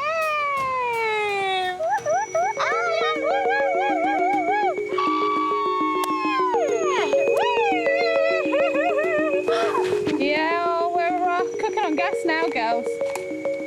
Once you see one, you see them all. Hello, small but perfectly formed. Uh-oh, Lauren, as always. That's amazing. The girls got yucca. Yeah, we got yucca. Woo! That's amazing, Lauren. Well, Lauren. Yes. Not just me. High five over there. Yay. Way! Check out my yucca. Would you like a piece of my yucca? In and around like that. Please, you're right on the edge. It's freaking me out. It's all right, love. A rehydrated Julie is with Georgie and Beth, determined to finally land that elusive fish for supper. Okay, another little fishy. And they've come up with a new way to attract fish, a sparkling lure. And that is a state-of-the-art bit of fishing kit there. Fishing tackle. Right. Coca-Cola, give us some luck. If I get pulled in, I'm going to swim round that way. You won't? I'm so cack-handed at everything. Oh! I can see, like... Oh! Oh! As hard as you can. Oh my God, I can't believe it. Got a fish. Is it alive? Well done, Julie! Oh my God, I thought you'd have to... Sucker. Dinner. Basically, whatever it takes to stay, whatever it takes. Go on, Jules, persuade that fisherman to give us some fish. Hola! Hola! He's coming. Not content with just one small fish, Julie spots another opportunity.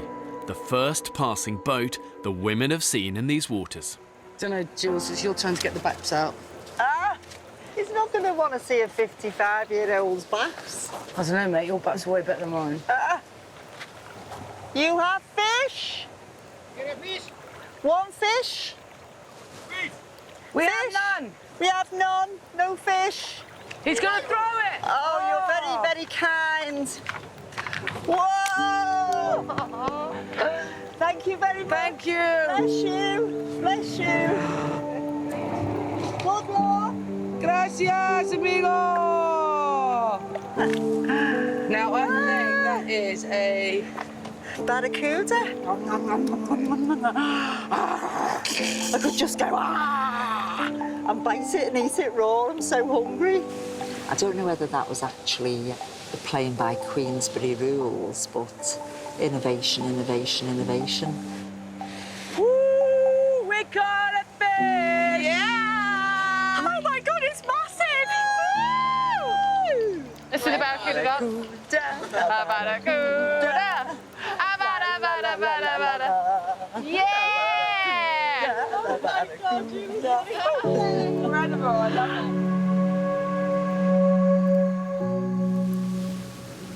Smells amazing.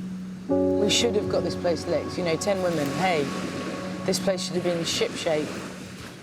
Tragically, not the case. That's the hero of the moment. I don't even want to talk. It's so tasty. But at least we've started now. Not too late. Next time on the men's island. It's little old me. Unfortunately, I don't trust you. Whoa! It's a death trap round here. Snake! We have no food. Stop it!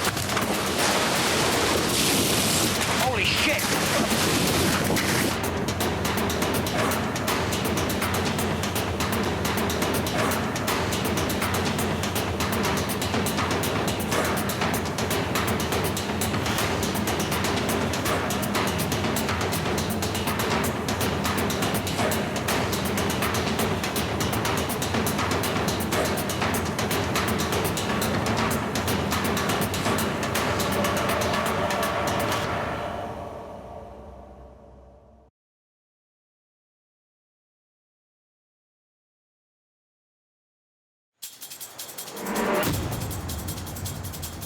Two uninhabited Pacific islands.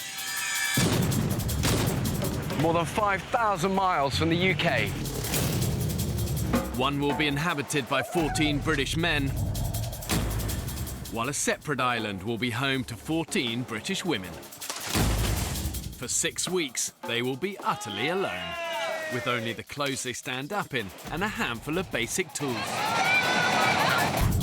Filming everything themselves. When pushed to the limits of human endurance. Will it be brute power? Woo, that's what a bit of graft does for you, boys. Or mental strength that wins the day? What's that? Is that Andrew? Oh my God. Oh my God. Who will have what it takes to stay alive? Tonight, we follow the men's island. You all right? I think the current's got them. Start paddling now! Paddle, paddle! Like, actually could have died. Survival will be harder than ever. They'll have to endure the height of the harsh tropical storm season. Everyone's wet, everyone's cold, everyone's miserable, everyone's tired. They'll have to find their own water and hunt for their own food. What the effing hell is that? Have these modern-day men got what it takes to survive? Your 3.5-hour making soup could be done in 25 minutes. You tell any chef that cooking for 11 people is physically easy and he'll stab you in the eye.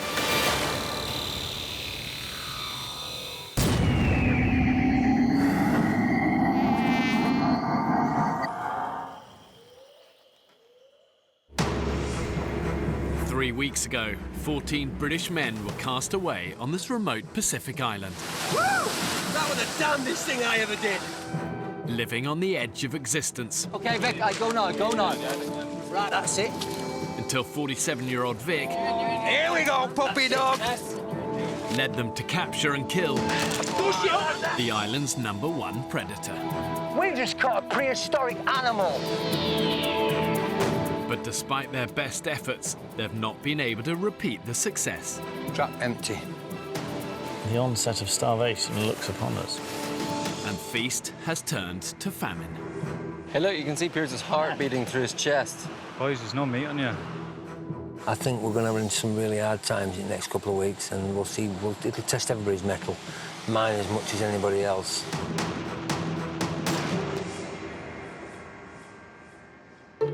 Guys, a snake here. Keep track of it, we're coming. Okay, Bonnie. Knock it off. Oh my gosh. Bonnie, you've become a killer. It's food, but I take no pleasure from doing that whatsoever. It's the second bloody animal I've beheaded since being here. Killer.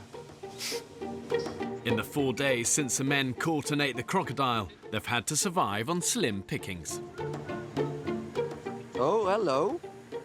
It's It's a little bird or something. Baby bird. Yeah, look at that. A bird and a snake. Get him on the fire too. Yeah, Leave him in there. Pass me a bit. It's like snake crisps.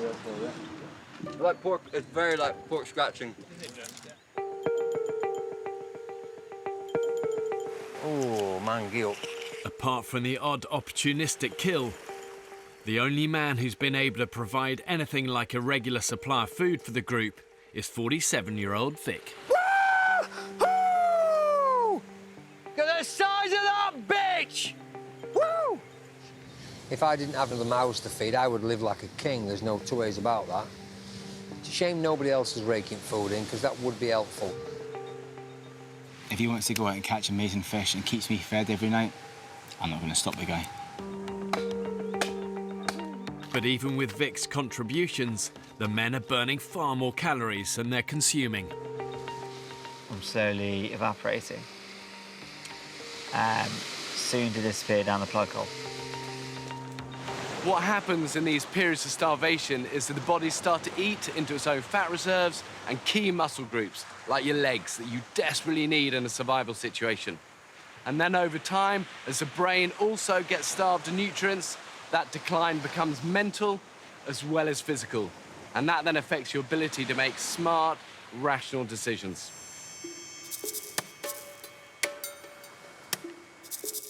Yeah, that's new, that's fresh. This is dry as a bone, this stuff. We got it. Done it. Every day, the men face a round of essential back-breaking chores. feel pretty tired. which leave them little time or energy for hunting. With no food to sustain them, the group's cook, Sam Brown, is doing his best to rustle up an edible lunch from leftover fish bits, crocodile bones and limpets. Put the stew on, we're boiling the bones down, we're going to save the big bones so we can make a stock. And I'm trying to feed 11 people in the next hour or 2 hours. A lot of the cooking has fallen on my shoulders. I'd rather do it and do it well than watch someone else f*** it up and go hungry or have to pick fish scales out of my food. Oh, f***'s sake, guys. What? Filled with limpet guts. We've got 11 bowls, 3 of which have been used as spittoons. That's overnight rotting limpet guts. That's disgusting, and that's going to give us diarrhea, vomiting. That's going to get you off the island really fast. Right, somebody needs to be on washing up detail. Well, wash all them? Yeah. They don't wash themselves, boys. I think what you just said, they were a little bit unfair there, Sam. I'll talk to them when we get back. No, why didn't you do it? Do what? Why don't you take them down and wash them? Because I'm watching the fire, and I'm cooking the soup. That's not a massive hard task, though, is it? It's not. Well, if that soup pot falls over, we're all starved. We're all fucked. It's not a physically hard task, though, is it? That's all I'm going at. It's not a physically hard task. Some of us are really working really hard. We're all sweating us balls off. We are. Okay, mate, cook a pot of soup and we'll talk. That's all I'm saying. There are 1 or 2 people that are fantastic at avoiding what they're meant to do and lucky busy doing very little. I kind of think, like, if a tree falls in the forest and Vic's not there to hear it, it doesn't count. Like, only work that he does or work that people do right next to him counts. Fuck that shit. For the men on the island, they're spending every waking hour in each other's company, and they get no respite from the intensity of that situation. And in many ways, it's little surprise that they're starting to turn on each other. Okay. This should be good. After a morning of hard labour, the hungry men sit down, hoping to enjoy Sam's soup. God, it smells funky, doesn't it? Smells like crap. There is some distinct smell of poo about this. Smells a bit like dog shit, doesn't it? Yeah. I just couldn't swallow it. I literally couldn't swallow it. Ugh, almost made me puke.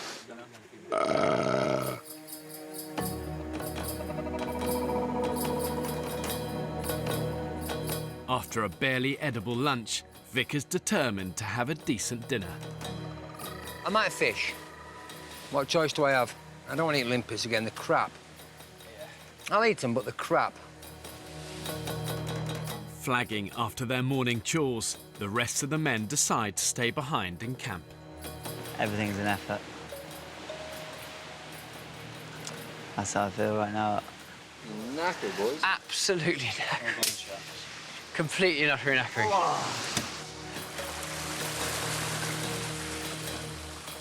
Nobody asks me to go fishing, but they know I'll go fishing to get food. And I know they're doing the daily chores, but guys just aren't going that extra yard. Come on, boys. Once you've finished your duties, or you don't have much of a duty, that ain't end of day, is it?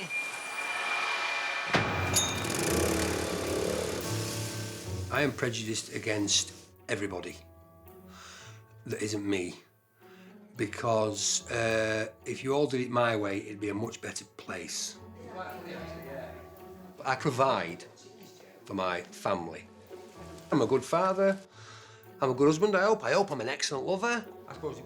I don't know how I'm going to cope without speaking to my wife and kids for that length of time. I've no idea. Really don't know. No idea. Gives me goosebumps. Not sure. Dude, you are an absolute fish-tickling bastard, aren't you? Late afternoon. Do you want a hand with them? After 4 hours of fishing, Vic has single-handedly provided dinner for the rest of the men. That is so hard. I'm fucked.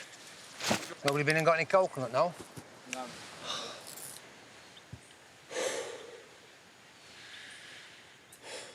It's getting harder and harder every day coming back and seeing everybody laid on fucking beach and I'm catching fish. No, I'm all right. I don't need to sit down.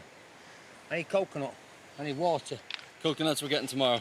Fucking hell. I thought we were going out for coconut or something. How difficult would it be for 2 or 3 lads to go across and get a bag full of coconuts? What, do you want me to do that as well? Fed up of the group taking him for granted, Vic's made a big decision. Bollocks to it, I'm not fishing anymore. Somebody else go fishing. I might have a couple of days off, see how everybody fares then. It's somebody else's turn to step up to the plate. Wowzers. You've done incredibly well, Vic. Yeah, you really have, You've mate. done it absolutely brilliantly. You absolutely nailed it. Thanks so much. I have a couple of things to say, and I'm unsure whether to say them now because I don't want to spoil the atmosphere or save them to the end of the night. So, do I do them now? Say them now? Let's have them now. OK. Today, I spent fishing all day on my own. But we're all sat around here happy as pigs in shit eating, though, now. And I went without a buddy. Perhaps you shouldn't have gone without a buddy. But if I hadn't have gone when I went, we wouldn't all be eating. I certainly don't want to be busting a gut and come back to see people kipping, pampering, tossing it off, doing whatever. It's not fair. It's not fair. That's top and bottom of it. It's not fair. I think it's a very good point, Vic, and I'm glad you've raised it. So, I'll put my rods down, you'll fish for your own snap, and I'll eat limpets like rest of yous. The group's most skilled hunter has gone on fishing strike. And that's it. OK? Yeah, that's fair. Understood. The burden of finding food will now fall on the rest of the men. We are knackered. We are screwed. We have relied solely on fish, rod catching, most of them from Vic. But tomorrow, I'm a bit worried because I'm not sure the guys are going to cope. It scares me.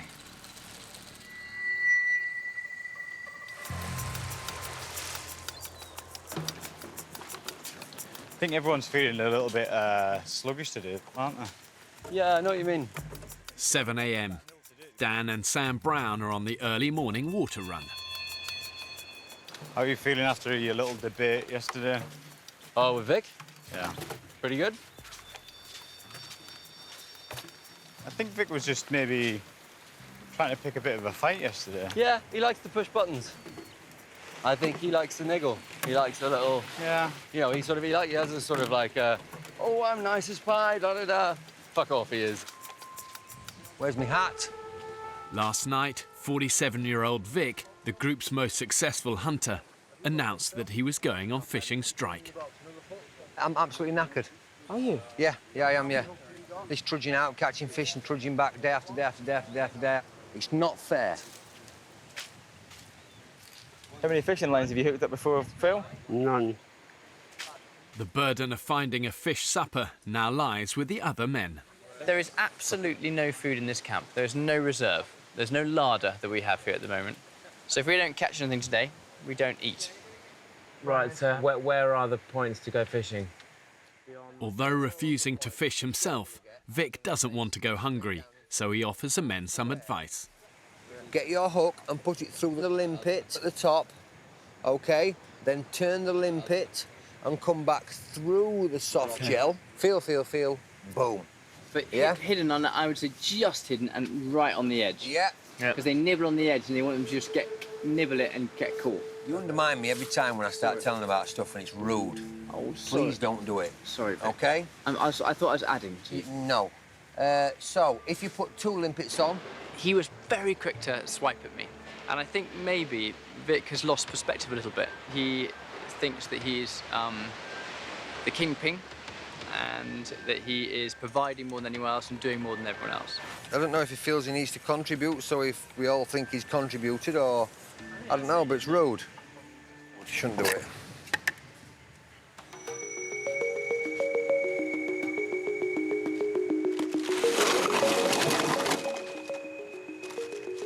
I'm thinking 3, maybe 4 bottles around each pole, and then just like that all the way along.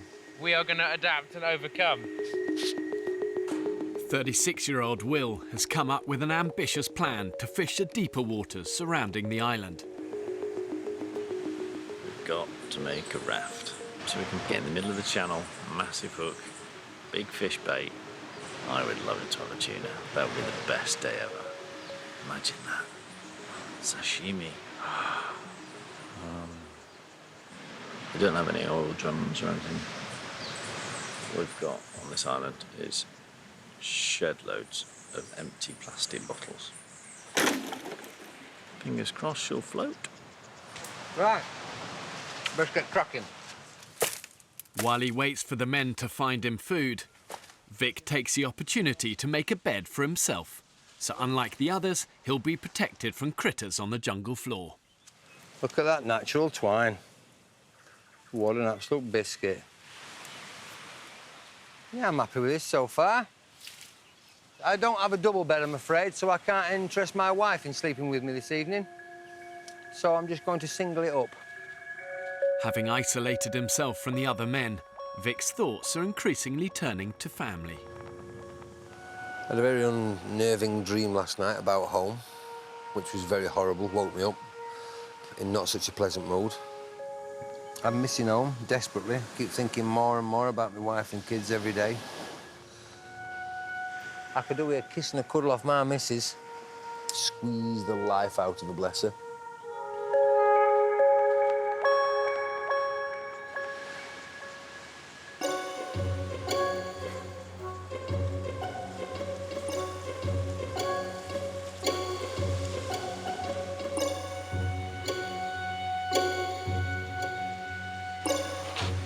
Will's raft is ready to set sail.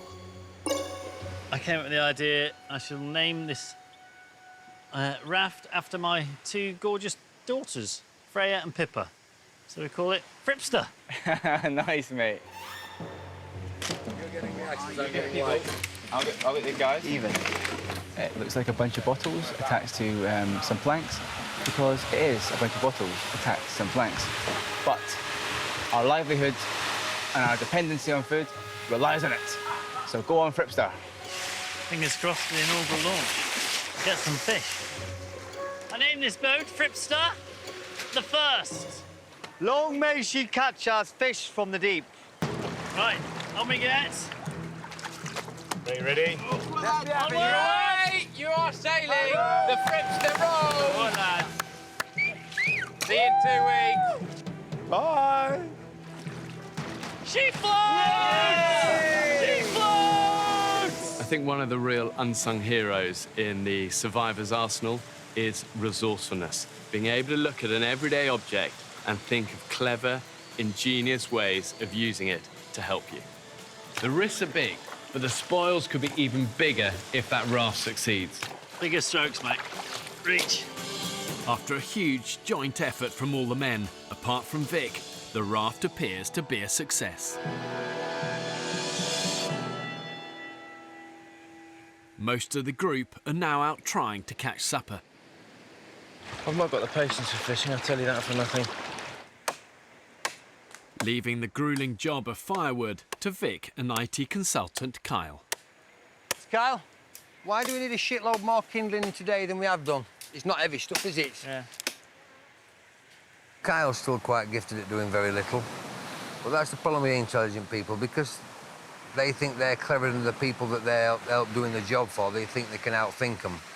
When it comes to manual labour, Jesus Christ, lads, stop getting all crazy. It's manual labour, which is every job we've got. I think on this island there will be people that come off physically bollocks, regardless of diet, whether we eat or we don't eat. And there'll be guys come off who aren't. And if we're not all hanging out of our arse at the end of this, somebody hasn't been working hard enough, have they? Would you agree with that? No, it could happen where we're not all spent. We work hard as a team, we achieve a lot, and at the end, we're not all sort of hanging out of our asses. That could happen. What the fuck are you talking about? I'm What talking are you talking about? I'm but I just don't talking understand it. English. I'm uneducated. You have to lower it down to my What level. didn't you understand? There's a term I we don't know use in where... Yorkshire, layman's terms. Yeah. Every job is a manual job. Do we agree? Yeah. Yeah. So if we all plough into that 100% manually, we will all be bollocks at the end of this journey. No, I've already said I don't think right, at then, the end let of me this. say it again then. All he goes on about is this is a physical place. Every task in here is physical. Whoopie-doo. You know, that's brilliant, but we're not all just grunts that have been sent out here to bash on bits of wood. You can talk your way around whatever you want. Top and bottom of it is, it's a physical island. Every job's physical. We should all be bollocks. If not, somebody's carrying somebody else. That's the top and bottom of it.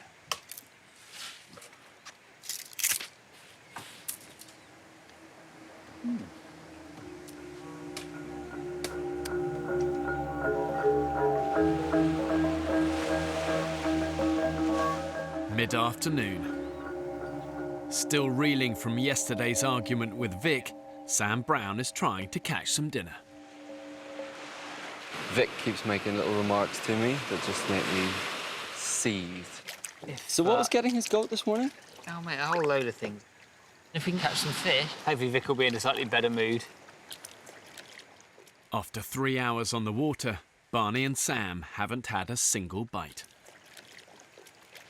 So what are you thinking with this rod? I'm thinking, I don't know, maybe they always say patience is a virtue, don't they? And I'm quite impatient. That line tight? No. No, no bite. Oh, fuck it, let's go in.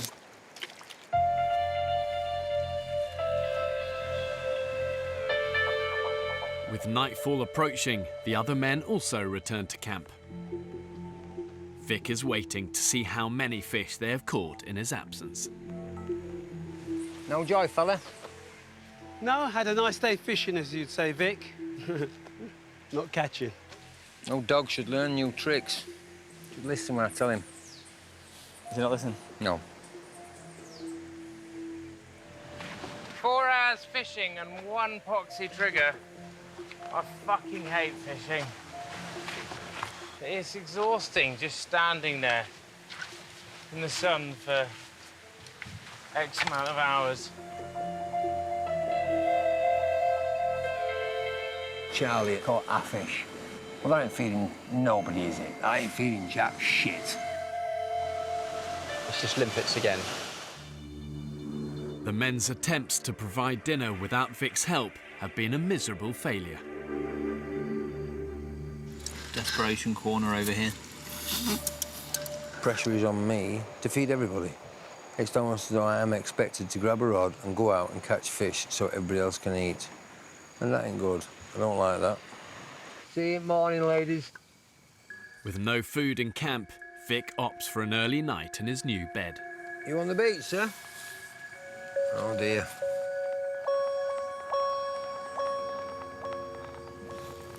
Oh, yeah. Let me get myself ready for bed. Oh, dear God, yeah, that's lovely. That is... He has to remember that we are a team here, and with certain things, he is quite selfish. Does not get any better, does it? For a family man, I might have expected him to be more considerate of others. Oh. Oh, boys, you don't know what you're missing.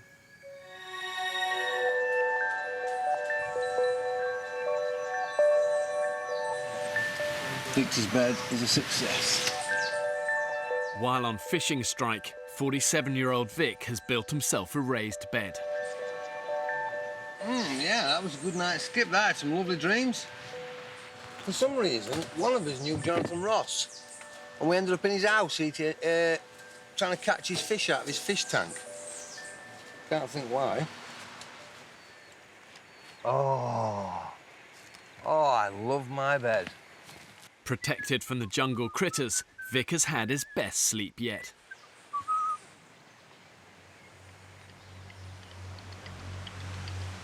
While the others have had their worst.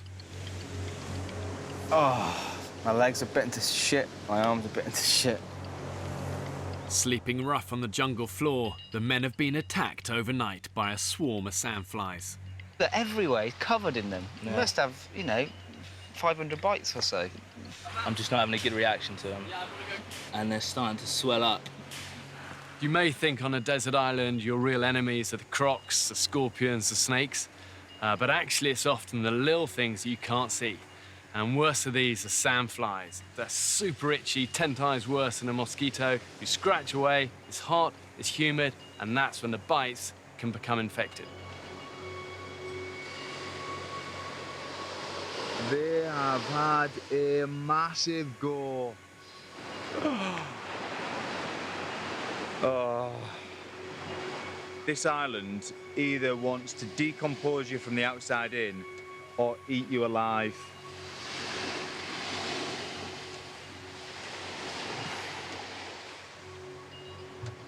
Good job I'm not going on a date anytime soon. Reeling from last night's infestation, the men call an emergency meeting.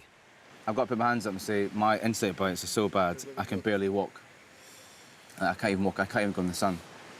So I'm happy to chop wood and stuff in here, but if I go in the sun, my legs just flare up and I can't even move them. Yeah.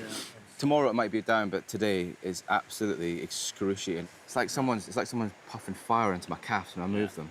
My worry with these bites, because they just seem to be like escalating a notch, like that's. I worry that what with all the rain, some other kind of bug might have hatched. They might be starting to feast on us. Today, priorities. I think we just concentrate on just trying to get as many of these beds up as possible.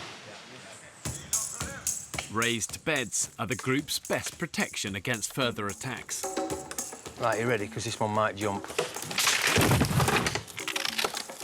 Having built his own yesterday, Vic temporarily ends his work to rule to lend a helping hand. I think all of us, as a full team of 11, get stuck into beds. Everybody's bed. Go on, give it some. Go on, hit it! I might be quite pushy with it, so we really get stuck into it. Stamp on it, fella.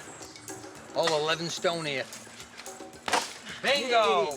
Woo, that's what a bit of graft does for you, boys. Right, Mein Führer, what do you think? Perfect.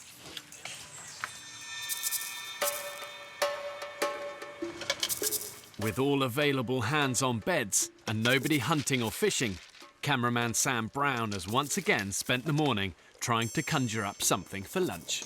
I feel a little bit like this child catcher this morning. We're going to boil them all to death and then eat them as soup. Shush, my pretties. It's nearly over. I think the only job I haven't done so far on this tour is the difficult task of cooking. Cooking. Right, Sam, there's guys up there busting the knackers. I don't know how many blisters. I'm going to help the lads with wood. That's all. I've just been up to help the lads with wood, No and problem. there's no more for me to carry down, Let's Vic. chop some down, then. If he keeps going like that, you know, I'll react, you know. I know I will. It's good for us to vent. Fucking hell. Shit! It's good to get it off your chest now and again, Barney. You lazy bunch of bone-idle bastards! Makes us all feel much better. They're chopping wood. They're not busting a gut. I can't help them chop more because I don't have a fucking machetes. We only got 3 in camp. A leaderless group fighting to stay alive is always going to face conflict. And what happens is individuals tend to push their own agendas, and that in turn takes away valuable time, valuable energy from the things that really matter. How's the soup looking, Sam? Really good, mate. Really, really good. Your 3.5 hour making soup could be done in 25 minutes. You really? How difficult can stirring soup be? To some would look like you didn't want to go do the harder job. Excuse me? Some would say it's because you didn't want to go bust the gut.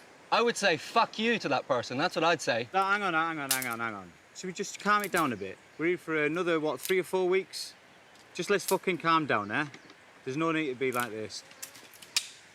You're saying I'm avoiding graft, Vic. Is that what you're saying? Are you? That sounded very much like you were just a second ago. You're answering a question with a question. Are you? What? Are you? What? Am I avoiding graft? Yeah. I fucking don't think so, man. Then why are you biting then? What? Because you've been niggling for weeks. Have I? This is what it boils down to for me, Vic. You act like certain jobs are like macho jobs, fishing, chopping wood, everything else, women's work. That's the feeling I get, right?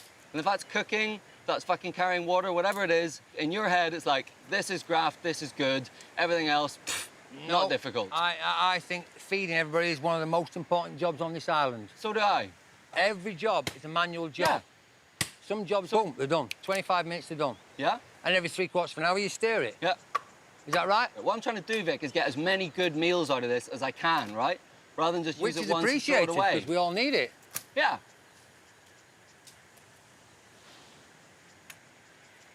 So maybe just keep your comments to yourself if you don't know about it, huh?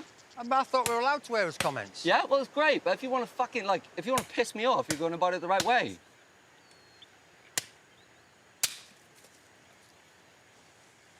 Some jobs are physically easy, some jobs aren't. Is that a better way You of tell putting it? any chef that cooking for 11 people is physically easy and he'll stab you in the fucking eye.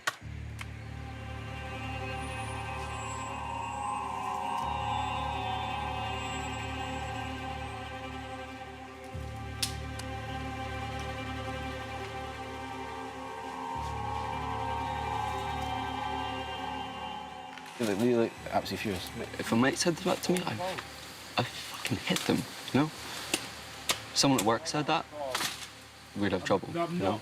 Fucking, but I don't know. I take... There's no good way to take that, right? I take that as like a stab at my integrity. Fucking man. I look forward to sitting down in some 25-minute soup at some stage.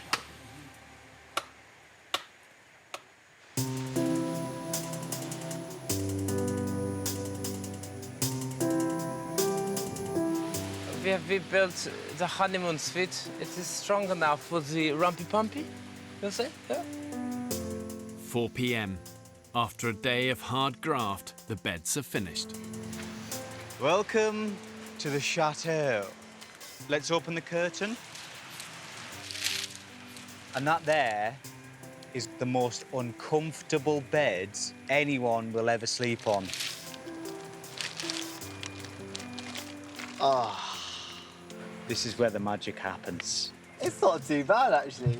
I will say one thing. What? Right above your head, a lot of daylight. That, Pierce, is my skylight. The men will now have better protection from the jungle critters. But the day of hard physical labour has left them hungry and shattered. I am running on empty. I feel like I'm lugging my body about. I can't even stand up straight. I'm starting to sway, starting to slur my words a bit. Since Vic went on fishing strike, the men have survived on Sam's leftover soup and slithers of coconut. And Vic isn't impressed. If I eat any more of this shit, I'm gonna puke. It's horrible. Coconut. Yay! Makes you shit through an iron needle. Mother Nature, you can be a cruel, cruel mistress. Do you know that? She's not gonna beat me. She certainly ain't gonna beat me.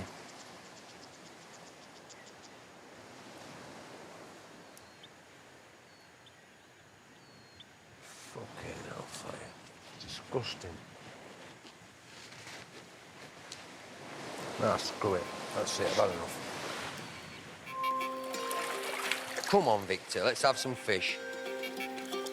Despite Vic's strike, he's determined to catch a decent fish supper and persuades Kyle to join him on the raft. Instead of catching little fish, I want to be catching something bigger. What's getting out there?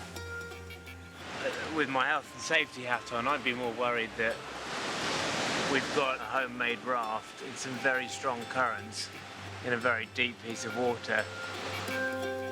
Vic and Kyle are already 200 yards from shore. Should something happen, they're dangerously out of their depth. Oh, this is something, Vic. Ooh. Has Daddy got a tug? Oh! Bit of a tug? Oh! I think Daddy might have a tug, pal. Get on the end of that, kid. Get on the end of that. I'm not sure what it is. What the fuck is that? What the effing hell is that? We got ourselves a fucking eel, kid. You, sir, are going fucking nowhere. Can you hold that for me? Yeah, of course. Thank you. Right, now I've pinned him. Pin him down to the side. Good man. I now need to club him with something, and I think that might be this. Have I got plenty of space? Oh, yes. Yeah, I do believe that's him as we speak now. Right, don't panic, don't panic, don't panic, don't panic. I've got... Oh, you fucker, you. I don't like this fucking fighting back bollocks at all. I really don't.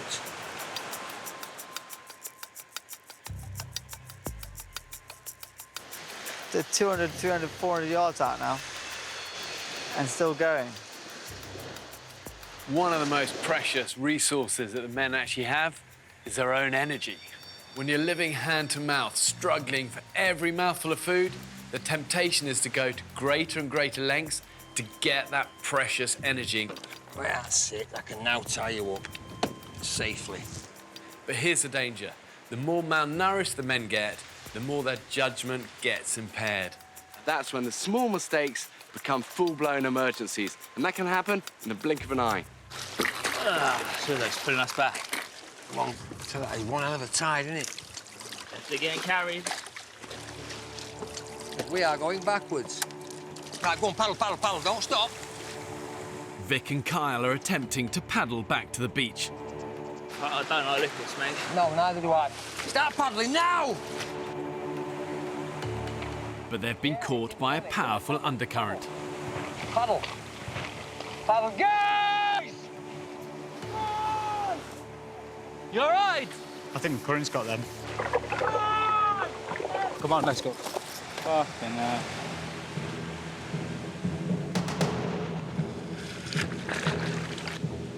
Come on! Come on, boy. Yay! We're gonna crash though. Come on! At the mercy of the current, the raft is on a collision course with the island's treacherous rocky coastline, which could tear the men to shreds. Go on, Carl, dig the fucker in. Paddle, paddle! And turn again, you... Oh, baby. It'll... Right, paddle, paddle! Paddle! Don't stop, don't stop. Is everybody safe? Everybody okay? No injuries? Thank the Lord. Thank the Lord for that. After surviving a near-death experience, the men are shaken, but physically unscathed. It all got mangled up and chaffed up. Their raft, though, is destroyed. That must have been fucking scary, man. Yeah, it was. We were getting smashed on the rocks and all sorts, so do appreciate that. Sam and Dan's swift actions saved Vic and Kyle from annihilation on the rocks. Fucking hairy, mate. Like, that was... I think that was the closest I've been to copping at this trip. Thanks for coming and helping us, guys. Let's get back to camp before dark. And first light tomorrow, we'll try and salvage as much of this as we can. With their raft in tatters and Vic's eel lost to the ocean, the men now face a second night with empty stomachs.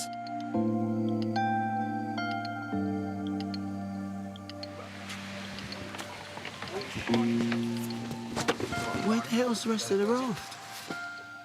Oh shit, is that the raft? Fripster is no longer, boys. Vic's putting a brave face on it, but he's really shook up. He could have just been knocked unconscious, brain splattered out on a rock. He could have died. Like, actually, he could have died. Vic's near-death experience isn't the only thing on his mind. It's been a little bit quite difficult today, truth's known, for me. It's coming up to the 5th, which is the date of my first date with my missus. And I'm missing her immensely. So tomorrow I may spend lots and lots of time contemplating my missus and all that sort of thing.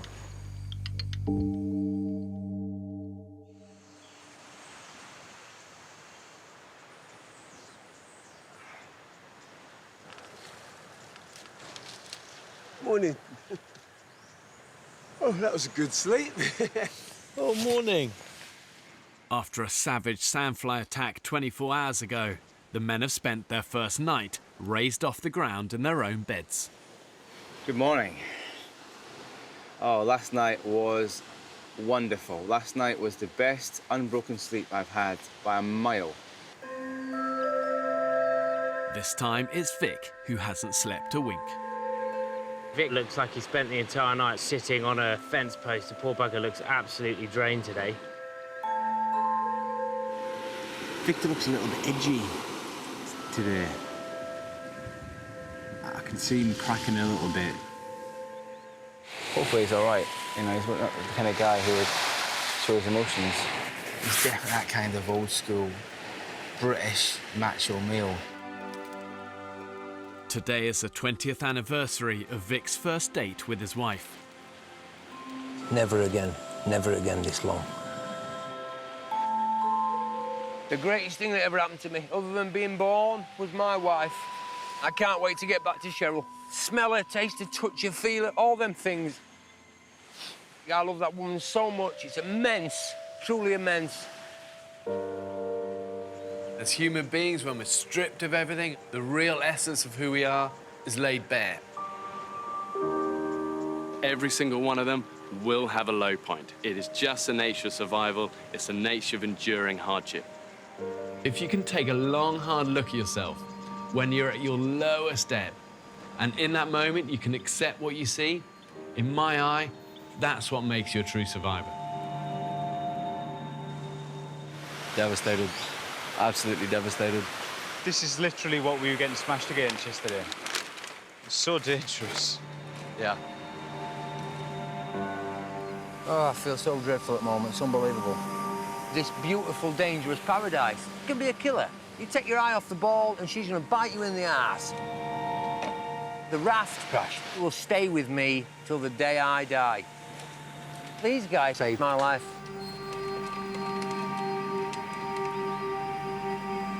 In camp, Vic calls the men together for a chat. I'd just like to say if I ever offended anybody, upset them unduly, and it weren't deserved, then I apologise. It won't happen again. I worry immensely about providing for me and mine. So perhaps that's why I compensate for working so physically hard, like a fool, like a donkey. I've got a fantastic wife and kids, but I have this overwhelming urge to provide. It drives me more than anything else. And the fear of not being able to do that is terrifying. Terrifying. Vic, the man that said a few weeks ago, he does not see the point in crying, cried. The way that you describe your wife and your family, I find inspirational. I've never known a man to come away with a group of guys and to say, I love my wife to bits. She's the best thing I've ever experienced in my life. I never hear that. And that's one thing I'm going to take away from you. I'm going to take that. Every time you talk about Cheryl, like, I feel like she's in the room. Don't get me wrong, Vic, you pissed me off more than just about anyone here. But overall, mate, you're worth every ounce of you. You've lifted us up more times than I can say. We'd be seriously worse off if you weren't here. I weren't expecting this. I'll be honest with you, not at all. I expected difficulties and hungers and confrontation and conflict, but not to find something out about me. That was the last thing I expected. What a great bunch of blokes these really are. What a great bunch of blokes. I ain't never going to see eye to eye with them all, but on this island, it's a family. It's the island family.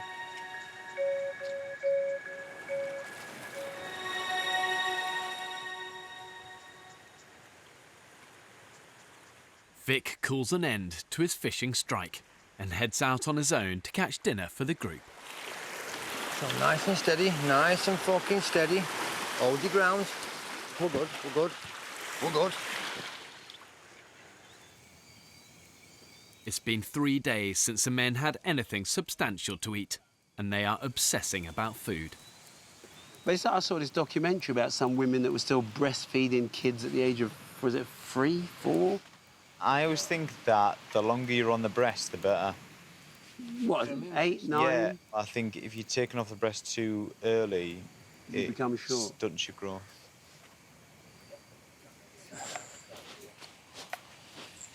Well, hello! Yay! Gentlemen. Yes, Vic. How are we all? What'd you get, Vic?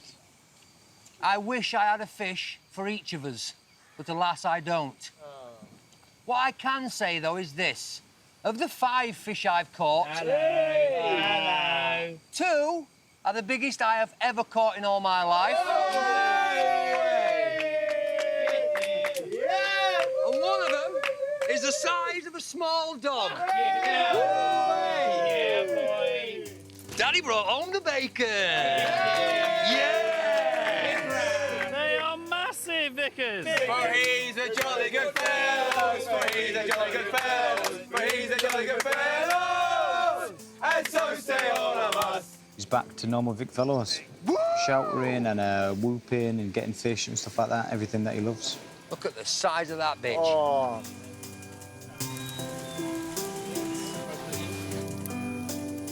Fripster will sail again. Fripster 2 will sail again. I can't get the Titanic theme tune in my head. That was like Titanic. See, if I was Kate Winslet, who was Leonardo?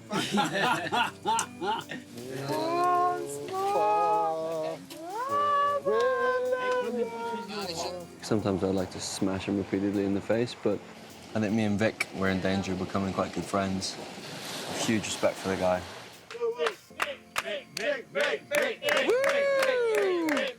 When in doubt, send Vic out. Next time on the Women's Island. You are not leaving this island. I don't care if I have to carry you on my fucking back. The one thing we need for George is food. Get the knife! Get the knife! Come here, come here, come here! I think it's about time that we get out there and get a bit brutal. There. Go.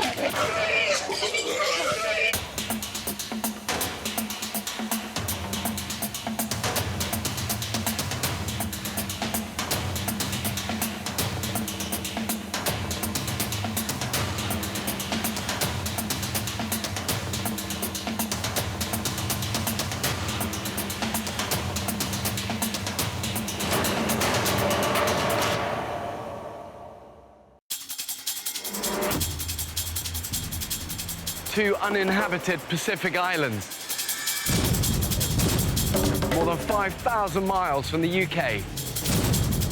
One will be inhabited by 14 British men, while a separate island will be home to 14 British women. For 6 weeks, they'll be utterly alone. Stingrays 1, survivors nil. With only the clothes they stand up in Guys! and a handful of basic tools. Filming everything themselves. When pushed to the limits of human endurance. Hey, look, you can see Pierce's heart beating through his rib. Will it be brute power or mental strength that wins the day? We found 2 tins of baked beans! Who will have what it takes to stay alive? Tonight, we follow the Women's Island.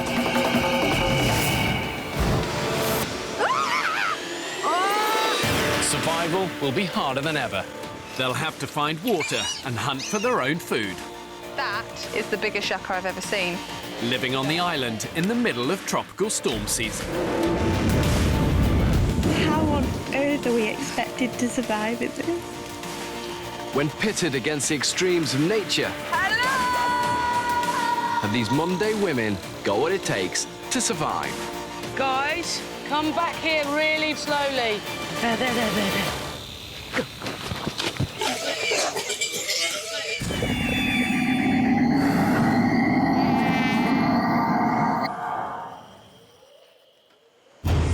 It's been almost 3 weeks since I dropped 14 women off on this remote Pacific island. Radio in now. Medic now.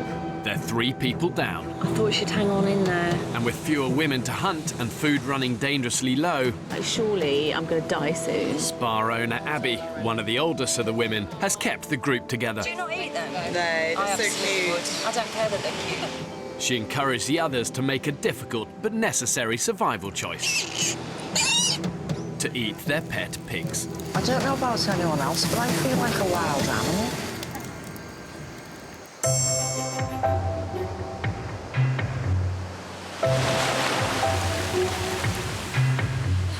What's your assessment of the situation, hairdresser? There's a vocabulary for hairdressers so as not to offend the client, so I'm always subtle in my work, so I'd say it's had it. After weeks on the island, stripped of all luxuries, Abby is improvising in her island salon with a novel blue rinse. It's probably permanent boat paint or something. Basins are over there, the junior will see to it. Quite happy now I've done a bit of hairdressing. Oh, look at the colour of the sea. That's what we want to swim in. In a group like this, when you're really starving and struggling, all you need is that one person to kind of shine a little beacon of light and say something really witty and funny. And Abby is that person. It's £95, please.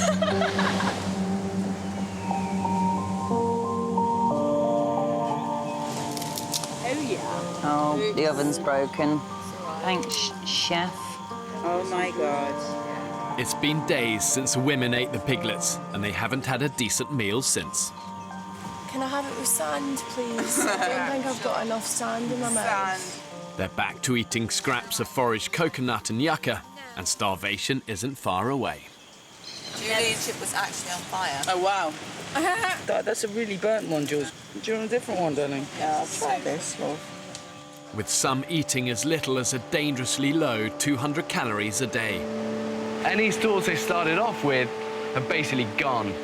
So the women need to go all out to increase their food intake. And their lives are going to depend on that. I'm sorry, I've got to spit that out. Is it too burnt? That's disgusting. I was saying a couple of days ago in jest that I feel like my body's digesting itself, but I jest no more. I am eating myself from the inside. I'm just hoping that we can get some food. Do you know what my favourite thing to do at the minute is? I go to the imaginary supermarket in my head with a shopping trolley, empty, and go up and down the aisles and do shopping.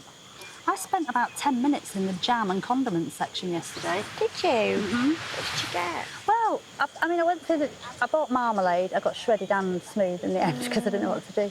And I was going along because I'd obviously bought the imaginary pate, so then I needed to debate which imaginary condiment would go best. And then I got to the bakery and I didn't know whether I wanted crusty bread or soft bread. This is the mind of a lunatic. In terms of survival skills, I think I'm quite mentally strong, and I don't think there's much that will rattle me, but then I've never really been pushed to my limits before.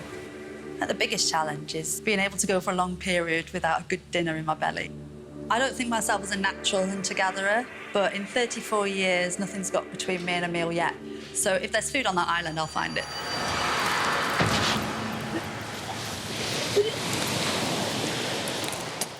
Unable to digest yucca, the women's breakfast is not agreeing with Georgina. Being sick again, I can't stop. Oh my God! I don't know, there's nothing to sick up though, is there? Are you drinking enough? Yeah, I've just tried to drink a load more. It's driving me mad.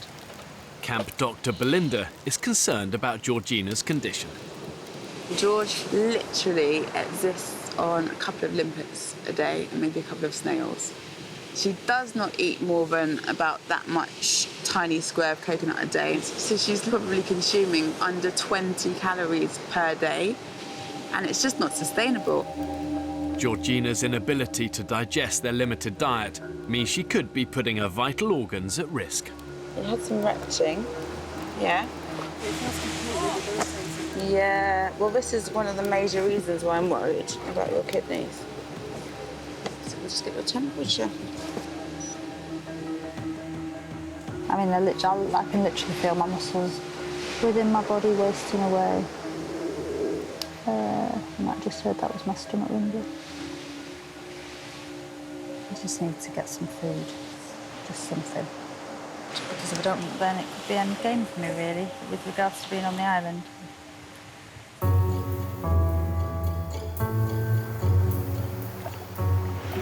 Off we go. Everyone is now pitching in to try and find protein that they can share with Georgina. A group led by Abby are scouring the shoreline. They're very hard to get off. For the size of that monster. Can I have a try? You can. Just have a try at just banging it. Do you say that to your boyfriend? Yeah. Limpet. So you've got the cool, the warms, and the naturals. So that's got a slight lilac-y tinge in it, but it's nice. I run my own business. Sales for the last month is really, really good. You know, I like being in charge of people and a team. I'll work at something till I am successful at it. I have a bad back. It causes me quite a lot of problems and quite a lot of pain. I get through it and I don't let it stop me doing anything at the more. I'll snow ski, I'll ride, I'll push myself. Good lad. First day we came up, they were on that back wall. Just no bloody limpets. It's like we've eaten them all. One down there. Yeah, well, I'm not going down there to get that. I'm not risking my life to get a frigging limpet. No chance. With limpets few and far between, the women desperately need to find a protein-rich meal for Georgina. Get the knife! Get the knife! What is it? Get the machete! Where's the machete? Just get the fucking machete. Georgia spotted a stingray in the shallows.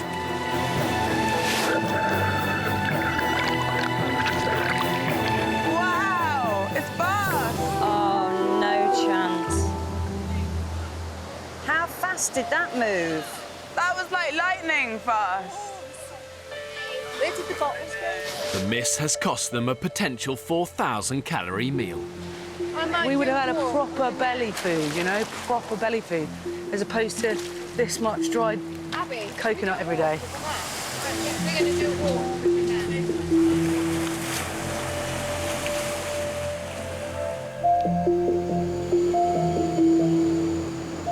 Georgina must once again go to bed hungry. But she's not the only one who's suffering.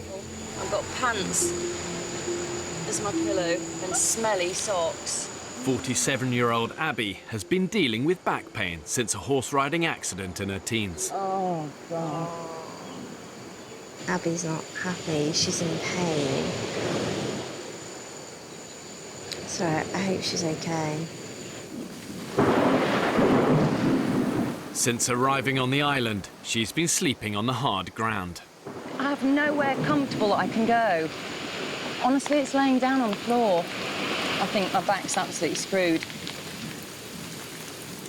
It's really hard to explain because it's not something you can see. And it is my health, and it's not something that anyone can help me with.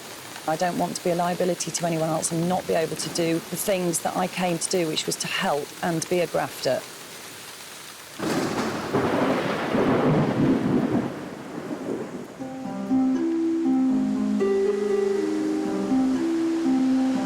So I've got the scales here. I've calibrated them and set the dial to 0. But it's all the women's health that's a concern for Dr. Belinda. After noticing the steep decline in Georgina's physical condition, she wants to closely monitor the group's weight loss. Harvey. I used to go to slimming club, right, every Monday. I feel like I'm back there. If I am 10.5 stone today, I'll be a happy bunny. 135 pounds. Got my goal. In 21st century Britain, we're all obsessed with body image. But when the pounds are dropping off because of starvation and malnutrition, it's a dangerous mindset to have. And it really is not a cause for celebration. But you can see your waist is tiny turn round. Let me see your tiny little waist. Oh, look at that little waist.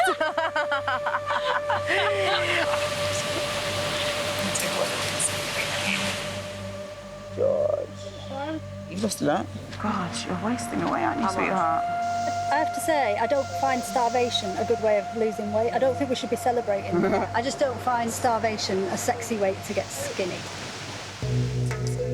Georgina has lost a dangerous 21 pounds in weight, and collectively, the group have lost almost 10 stone, the weight of an entire person. We're at a critical stage where our bodies have got no food and so can't sustain themselves. We're not on a diet. We're starving.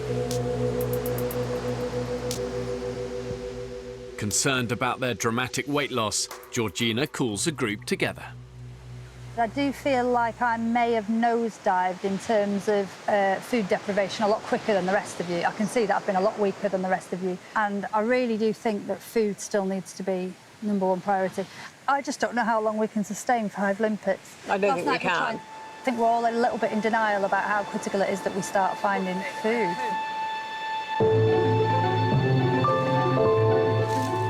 The need to find protein for Georgina is now urgent. With only a few hours of daylight left, a group led by Lauren are setting traps in the hope of snaring a pig. Nice little track, isn't it? Unless you're wanting to survive off shredded old bits of coconut and the older yucca plant, then it's time to face up to the facts that I'm going to have to maybe, you know, get a bit brutal. Okay, you ready? Yeah, it works. Yeah.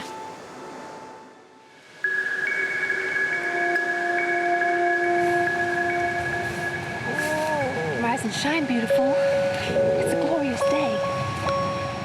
7 a.m. and the women have endured another bad night's sleep.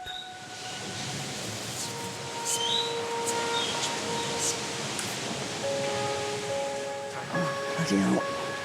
In pain, 47-year-old Abby confides in her closest friend, Beth. Every night when I said, this is the time I dread, because I'm so uncomfy. Even just turning from my back to my right is like a knife going into the nerve. It's like, ah. I'm now really concerned. She hasn't really moaned. One of Abby's problems is that she's worried that she doesn't like giving up. She likes to keep going and keep going. And she's such a hard worker. She's just fucking amazing. Let's see what's in this sucker. She's a proper grafter. And I love that. But her mind is saying one thing and her body's saying something else, and she's got to listen to her body. At camp, Abby calls an urgent meeting.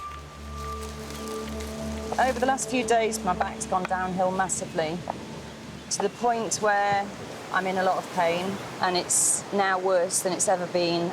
I know certain people here kind of said, do less. I wouldn't be happy doing less. But the fact is, I have to get off the island because I'm not helpful to you anymore. I'm really sorry, and I feel like a shit.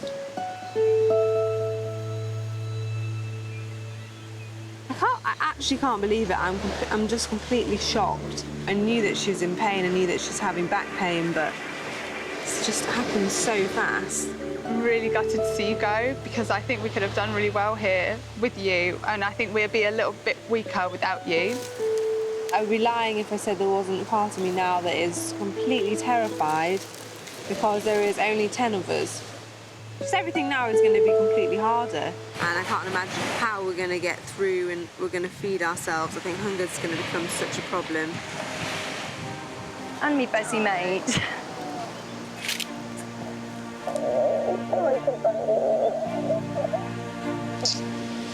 So sad.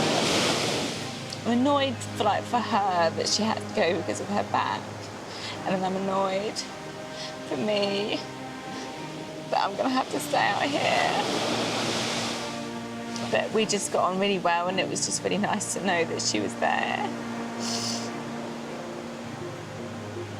Bye. Oh, I miss you already. Come back. I don't know about you, but I feel thoroughly fed up. Yeah. I felt as a group get smaller and smaller. You're like, how are we meant to do this? Exactly. That's exactly. How on earth are we meant to do this? Exactly. Yeah, it's shit. It's really shit. The group has lost Abby, one of their most valued members. Now they'll each have to work even harder to find food for 34-year-old Georgina, who is dangerously weak from starvation. I don't have the patience for that, Lauren. Neither do I, really, but I really want to eat something. The women haven't caught a single fish since they first stepped foot on the island. They're attempting to set nets for the first time. I'm literally solely focused on getting through the days and getting food. And I'm going to go after it, and I'm going to get it. And I'm going to get it for the other girls as well, you know. I feel sorry for George because he's just been absolutely nailed by illness. And so failure is not an option. Whoa! That's not even stable at all.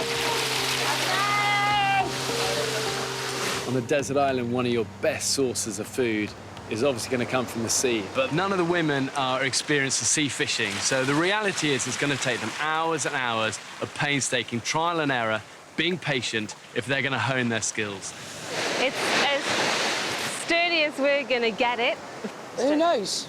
Could be fish tonight.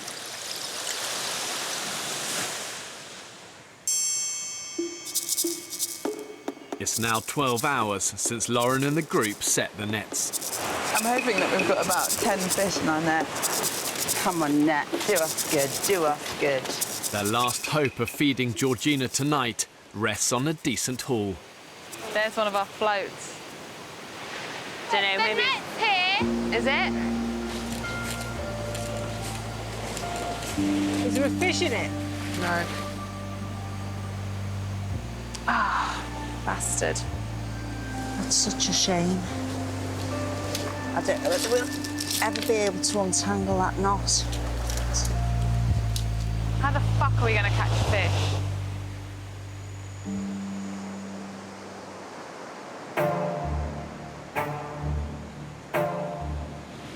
I feel pathetic today. No. Honestly, I haven't been able to function at all today. With no fish and Georgina's health hanging in the balance, it's a race against time to find food. To make sure these women have a fighting chance of survival, I've made sure that the island's got enough water, indigenous animals and vegetation on it to keep them alive, but only if they've got the ingenuity to find it, catch it and kill it. Fingers crossed. Yesterday, Lauren and Beth set animal traps in the island's jungle interior. They're going back to see if they've been successful. Something has eaten the bait but not set off the trap. Got the knife. It's not a game, and it's a long time without food, and we can't survive without food. I think it's about time that, you know, we get out there and start hunting some animals. One of my main things that's pushing me for this challenge is finding out who I am. Can I survive? Can I hunt for my own food? We don't do that nowadays. Super cheesy lasagna. Cheesy dip. Johnson cheesy dip. Put some tomatoes. Just think it's getting back to our animalistic roots and what happens if you have to go hunting for it, kill it yourself, skin it or whatever, and then cook it. It's been set off. It has. Oh my God, Lauren. oh my gosh. They've caught a pig by its leg in one of their traps. That is one huge pig. I can't believe that. Before killing it, Lauren and Beth decide to return to camp to plan and prepare their tools. Oh my God, we're going to eat tonight. I know. Like we've never eaten before. Yay! Georgie, we've caught one. We've caught a pig. You are kidding me. No. There's a pig in the trap. We've literally walked and then heard this noise. Yeah. Oh my God. Oh, Genius.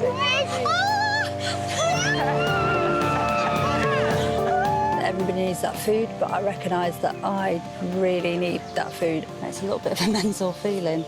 And who knew that a pig in a snare would feel like such an emotional thing.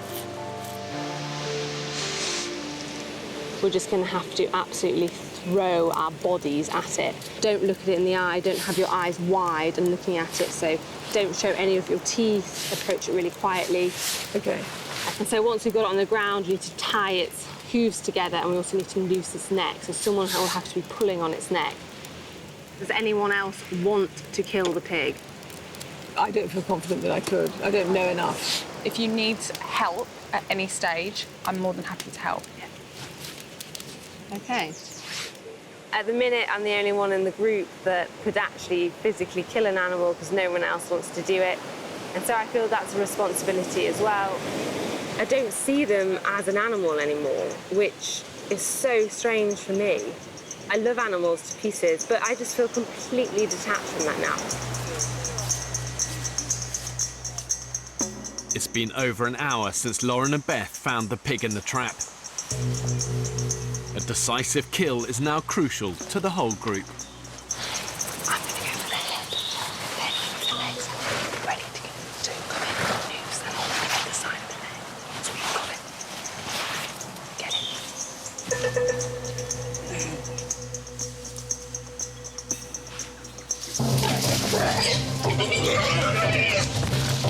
Someone grab this. Come around this side, Beth, come around this side. It's trapped. Okay, right. It's a noose. Hang on. Right, jump over. Stop. It's up to you.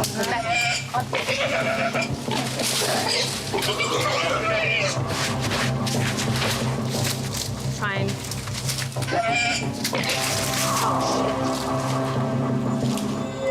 Fuck. Fuck's sake.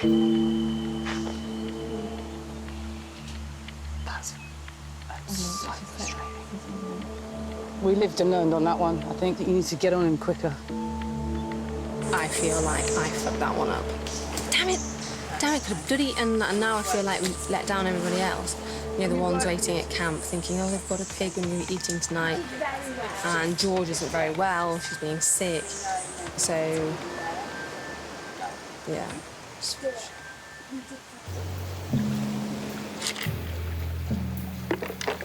all right. How much we got? Not enough. Could do with a bit more of everything. Maybe around the next bit, but I think we've exhausted this little section. With the hunt a failure, Georgina has no choice but to join Georgie and Becky on another bleak search for shellfish. So hot, isn't it? Yeah, it's really humid. Really hot. Already weak from malnutrition, the effort is further depleting Georgina's dangerously low reserves. The function of my being is struggling. I just feel like the switch has been turned off every time I stand up. I don't really know what I can do about it either. It's like a vicious circle. You need the energy to get the food. But you haven't got the energy without the food. Honestly, I don't know where these girls are getting their energy from. Swim time! Certainly is. Let's go for a swim, babe. Yeah, I'm just really worried about how weak I am. I just don't want to be the person who's like a dead weight. You're not going to be. You're not But going to I be. feel like I am. It's just so not like me. Honestly, it's like the lights have gone off, and it's really quite alarming.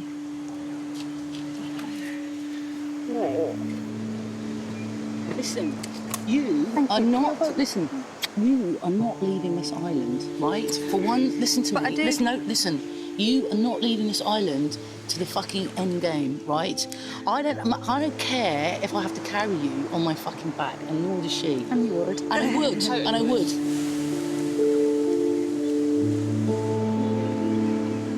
I'm really, really worried about Georgie Kay. Literally, I'm watching her deteriorate before my eyes. She's not eating the yucca, she's not very keen on the limpets, and I'm just really worried she's not going to make it, to be honest. The one thing we need for George is food. Who knows, maybe we can get one more island miracle and turn George's fate around, which would be amazing. So far, all the women's attempts at hunting and fishing on the island have failed. Oh, like pot noodle? Yeah. Desperately hungry, they've resorted to scavenging for nourishment on the beach. Budweiser. Full of seawater.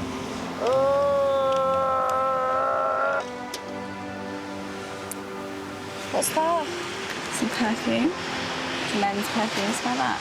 Oh, now I'm getting horny. Oh, first time I've thought about a man. Jamie could hump this smell. Maybe if you wear that, I might start humping you. Oh, God. The women have been living on an extreme low-calorie diet for weeks, and the health of one of the group is causing grave concern. I'm really worried about George. She sleeps all the time. She's been sick. She's just not well. I don't know whether she's going to last. Who am I going to talk about food with? We can't afford to lose anyone else in this group. One rich source of food on the island is its bird life. Catching one of the island's larger birds could mean 2,000 calories to share with Georgina. Now, I have no idea if this will work. We can only try. Psychotherapist Havilah has fashioned a bird trap out of a stick, some string and a coconut. I'm I'm going to put my trap in here. This is quite good territory. Birds are often flocking here. We don't want to get nice, pretty birds. But to lure her prey, she's going to need bait. There's the hermit crab. Don't want to do this. Not very good at machetes. Hello, beautiful. Go on, go to Daddy. 1, 2, 3. My dad has been a pigeon racer from a young age, so I understand birds. I know how to handle them. I know what to do. And if it comes to it, I'll kill one. No. I wouldn't take any pleasure from it. I don't really want to kill anything, but I could if I'm hungry. In those situations, what needs to be done needs to be done.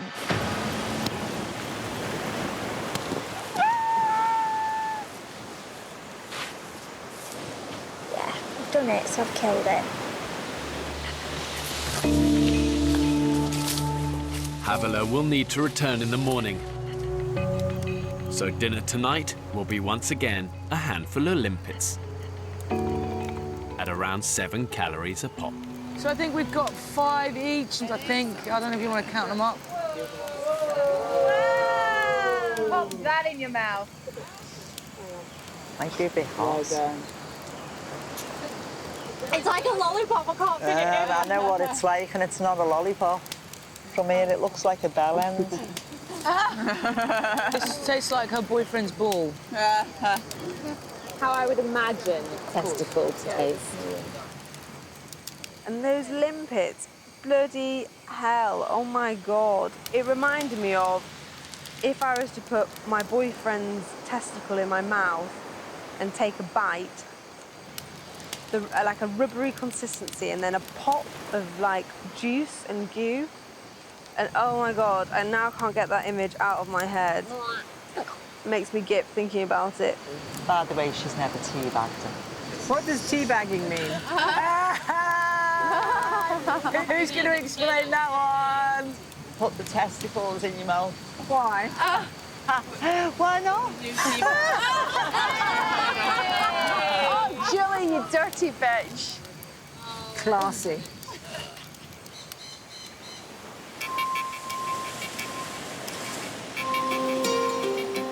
Another day, and once again, no breakfast.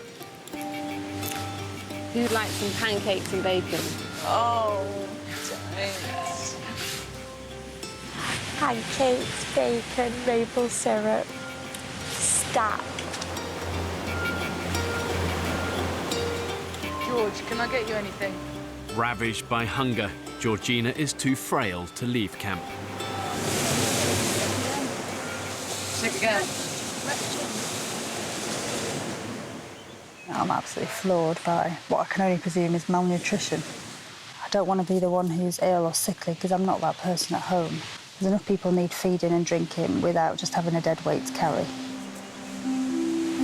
Okay, so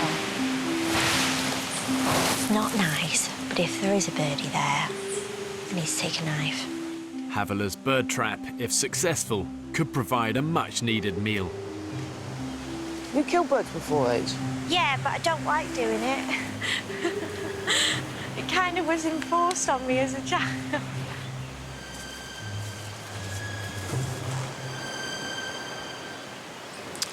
Insects have eaten me bait. Trial and error, Georgie, trial and error. But I need to go away and rethink it. I think we are actually starving, you know. You'd never sit at home and think, oh, I'll just have 1 limpet today, or I won't eat today. I'll eat in 3 weeks. It just doesn't happen. With Havilah's bird trap a failure, there's no choice but to venture back into the jungle. We're gonna set some pig traps so we can get some pigs. What's your favourite type of pork? I think it's gotta be pulled pork, but done right. Having come so close to making a kill 24 hours ago, Lauren, Beth and Belinda are back on the trail of the pig. Oh, let's try and find some tracks and track it up. It could be their only hope of keeping Georgina on the island. Here's the dead-eaten crab, isn't it? It's been here snuffling. Stop. On that branch right in front of you, darling, is a boa. massive boa. Yeah. Whoa.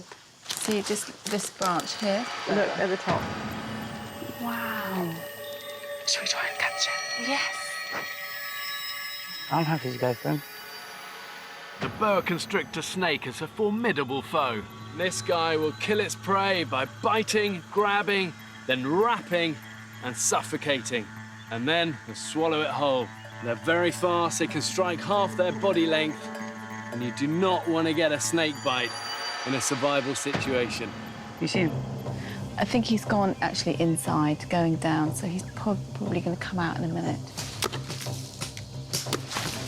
Well, he's out. He's coming down! Sorry. He's out. Okay, now he's in striking mode. The way to kill it is to pin its head.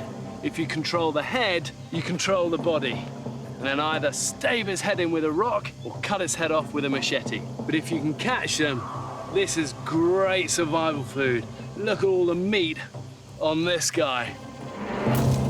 Whoa. Right, there we go, there's your op. Well done, Beach. Got him. Well done, well done, well done. I didn't get him. I didn't get him. She didn't. Man, you can even just do a machete on him.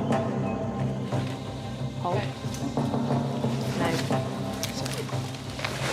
Hold. Good one, good one. Well done, well done, well done. Okay, well done, guys. Well done, well done. Yeah! We seized the opportunity and just went and did it. Oh, wow. Sorry, Mr. Snake. Snake starters followed by limpets and snails. This is really going to lift the spirits on camp, which is great. Let's go home. I wonder when on our jungle trekking days, how many things we went past without knowing. Guys? Yeah? Guys? Come back here really fucking slowly. Where are you? Shh. Don't shout. There. There. You see it? Oh, yeah. It's a pig. Fucking hell. Is it dead? It's not dead, it's just closed its eyes. Here's the thing. Do we jump it now? Yeah. It seems like too much of a gift from the gods not to do it easily. Basically, me and you're going to go with the trunk, lying down, try and get the noose around its neck. They're going to come in straight down, tie its legs together. If you need it, smack with the rock in. We can't always stay, we just have to fucking go for it. We're stronger than that pig. Completely. Because I'm 100% committed.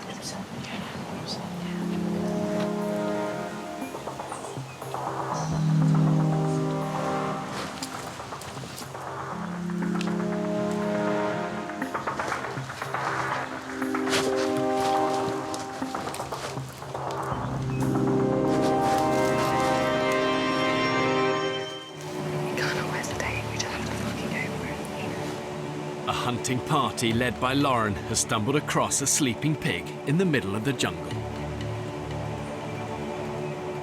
It could offer salvation for Georgina, who's desperately malnourished. The law of the jungle really is rooted in opportunity, and you've got to take your chances when you can. And the women need to learn from past indecisions and just seize the moment. The stakes are high. If they fail, the group are going to slide further into starvation. Oh, you're committed? Yeah. 100%? Yeah, 100%. Okay. This time, they're prepared and have sharp weapons for the kill.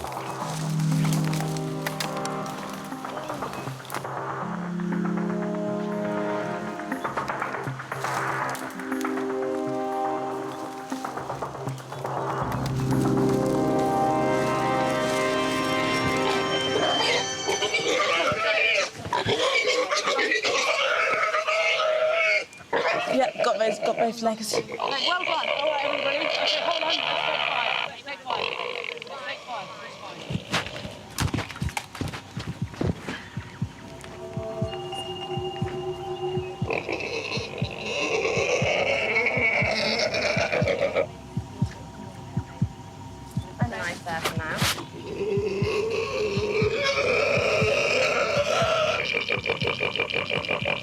then what I'm going to do is I'm going to go in like that and down. Do you remember you've got to do the double hand? Ready? 1, 2, 3.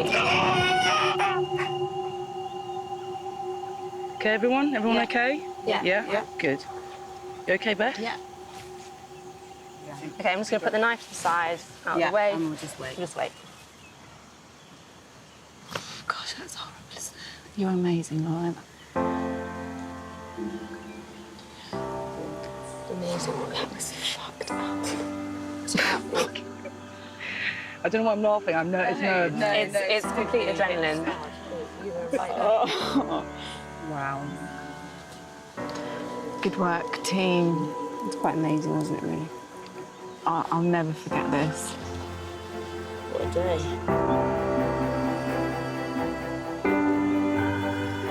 That's the most intense thing that has ever fucking happened to me in my entire life. It was something that was almost caveman-like. We just sort of behaved in this really uniform way that I never thought that I had in me. And now we're going to eat every single morsel, not let 1 ounce of that little piggy go to waste. H, we caught the pig. Are you kidding? No. That's what that is over there. Are you kidding? I'm not fucking kidding. Oh my God, mind blown. I don't know what to say. Thank you. Thank you. Oh my God, I'm gonna have pulp. I'm so excited. Jeez, Louise. Yeah. And Harvey, we have a starter. Oh my God, I've just seen in that pocket. Starters and me. Do you know what? You guys, you're just more of a woman than I'll ever be, all of you. Did you hear, George? Oh my God, I can't believe it. My adrenaline is like through the roof. Did it get caught in the trap? No, I was fast asleep and jumped it. Never. Oh my God. For 34-year-old Georgina, the pig means more than just dinner. Bloody hell, it's massive. I'm just so mental. We've got food. I'll cry. I'm so happy. I can't tell you the feeling of absolute relief that's just ran through my entire body at the thought of having some food. Lauren and Beth probably did an incredible job. I just can't believe it. I could not have done that 2.5, 3 weeks ago. If you'd have put me on an island and I'd seen that ball, I would have done my absolute most to stay away from it. But I'm hungry now, and my mind is not the same mind as it was 3 weeks ago. The fire's all toasty and ready for it. Even the vegetarian in the group, Jamie, is relieved for Georgina. I love it. It's brilliant.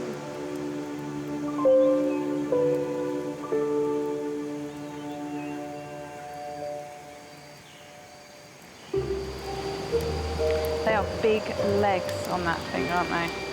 There'll be a lot of meat tonight. The women will now have to butcher, skin, and carve their kill. It's not pleasant. Dead pig smells. Inside, I'm like, I'm really sick. I've got to do it to survive. Oh dear. A little bit of shit came out. I'm starving of you.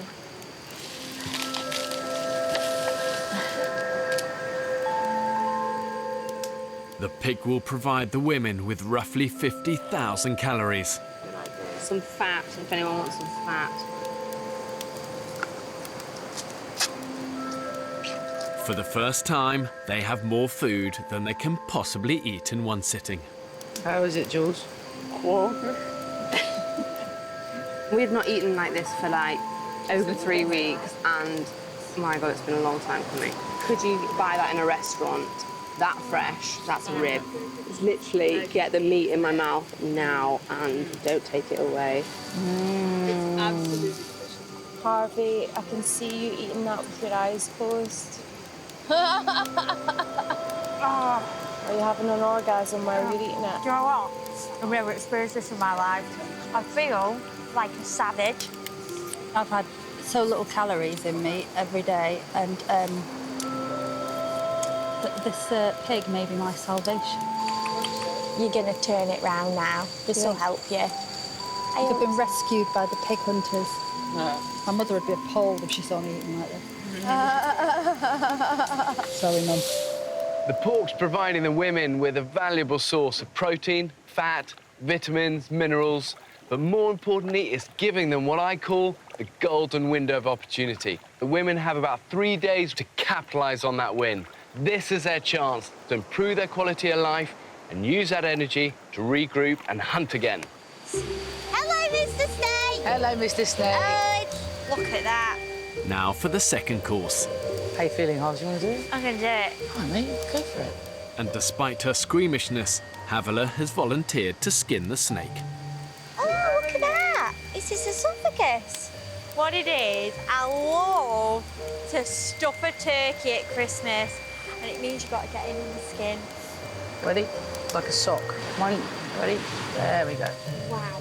So, yeah, go very slow. Yeah, got it. Amazing. I've just skinned a boa constrictor. I'd never do that in my real life. Well done. Not many girls could do that, you know. Yeah. Not many. And if anybody judges any of the girls here for what they've done today, they can fuck off. I've been able to help everyone today, and I'm really proud of that. An incredible day, emotionally draining, but the end result is that we have food and we will be able to keep going for that bit longer. Next time on the Women's Island. That is the biggest yucca I've ever seen. People are not prioritising the water, and it's pissing me off. The group is completely on their arse. Julie! Julie! I'm so weak.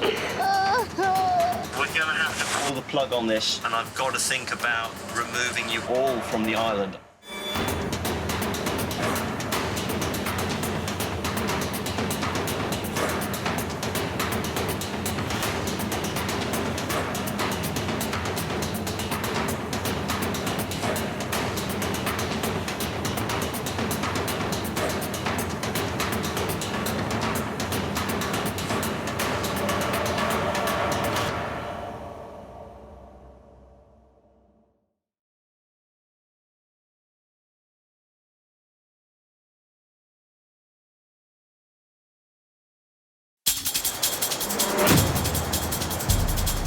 Two uninhabited Pacific islands. More than 5,000 miles from the UK. One will be inhabited by 14 British men, while a separate island will be home to 14 British women. For 6 weeks, they will be utterly alone, with only the clothes they stand up in, and a handful of basic tools and fishing equipment. How many fishing lines have you hooked up before Phil? None. Filming everything themselves. When pushed to the limits of human endurance. Will it be brute power? 1, 2, 3. Or mental strength that wins the day? Who will have what it takes to stay alive? Tonight, we follow the men's island. You dickers every single time. It's little old me. So unfortunately, I don't trust you. Survival will be harder than ever. They'll have to endure the height of the harsh tropical storm season. It's the death trap round here. They'll have to find their own water and hunt for their own food. You bastard! Took the hook and the lot. Have these modern-day men got what it takes to survive? Holy shit!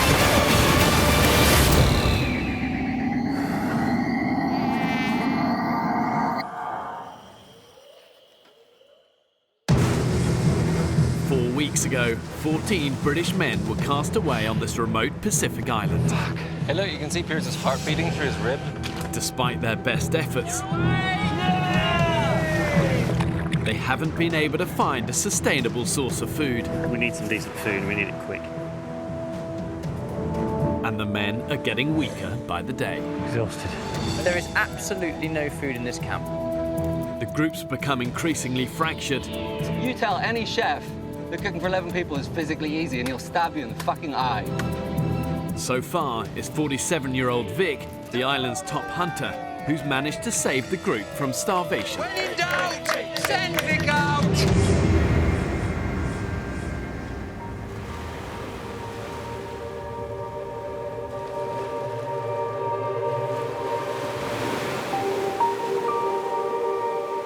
If I laid back a little bit further into the sun, it would feel like I was on holiday.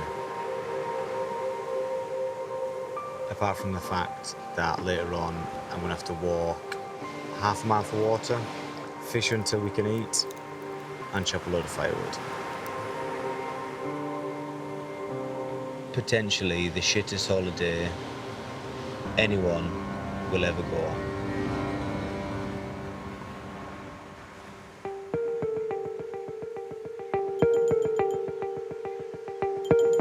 The men have now been living on the island for a month. Unable to find a reliable source of food, they've had to survive on a meagre low-calorie diet of limpets, coconut and the occasional fish. We are starting to starve. We're not eating enough. I mean, look, I've never seen my ribcage like that since I was bloody 12 or 13. I've got a bloody lollipop head. It looks wrong size to my body. It looks completely out of place. There's nothing to me. After 4 weeks on such an extreme low-calorie diet, the men are actually in danger of entering what's called autophagy. And this literally means to self-eat. Their bodies start to cannibalize themselves, and if they don't find a sustainable food source for the long term, their physical condition won't just be in decline, it will be in free fall.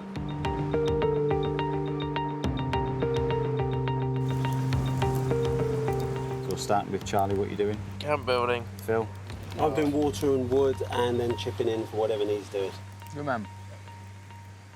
For the exhausted men, the morning meeting has become a vital way of sharing out their daily chores. Trapping assistant. Good man. Vic's going to do water, wood, and help anybody else doing whatever they need doing. Sam? The hunting is the thing that I'm probably the most excited by.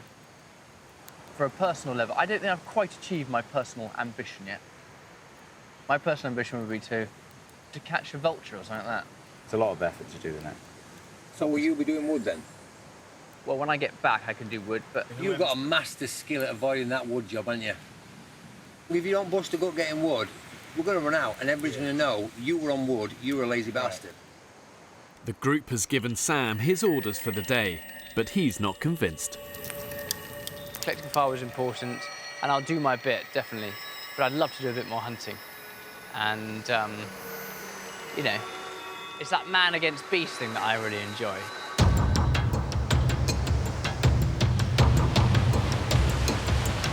Yeah, this is not dangerous.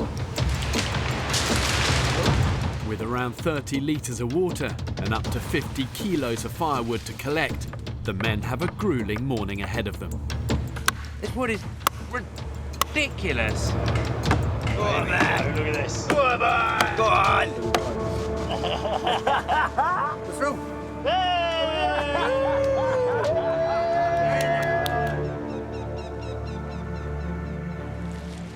Against the express wishes of the group, Sam has decided to spend the morning bird trapping instead of chopping wood. It's quite exciting.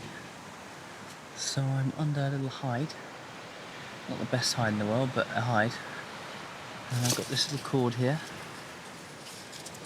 And hopefully, the vulture's going to come down, grab the meat, and I'll pull this rope, and we'll be in business. Let's just wait and see. I work on foreign news stories. The problem with news is you always go to some of the nastiest places in the world. I have been shot at, I've had a near kidnapping, but I try to avoid those sort of things as best I can. Now, I'm aware that I'm incredibly privileged. You know, I haven't met the Queen, but I have had an amazing opportunity to meet people from every different sphere of life. I would hope that I'm not prejudiced. I do have opinions, but I've got a bit of grace to me.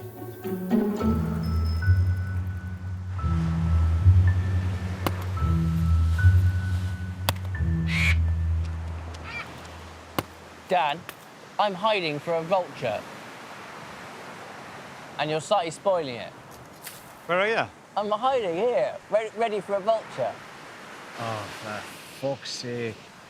The whole point of the morning meeting is to dedicate tasks. If he's got a task, he needs to complete the task before he moves on to something else. Softly's not working anymore, so we just need to be a bit more firm with people, I think. Sam, we need to stick to our tasks, otherwise we're not going to get shit done. It's like nearly 11 o'clock and you haven't done any wood today. I'm heading there now, and it's going coconut for the conjuring trap as well. But you're not doing traps, we're doing traps. You're not doing traps, are you? You just concentrate on what you're supposed to be doing. If you've got a task, stick to it, complete it, finish it. Right. I don't know. Bloke talk's a good, nice, posh game, but failing to deliver in my book, and an island where manual graft is king. We all have to work and sweat. And up to now, he ain't done jack shit.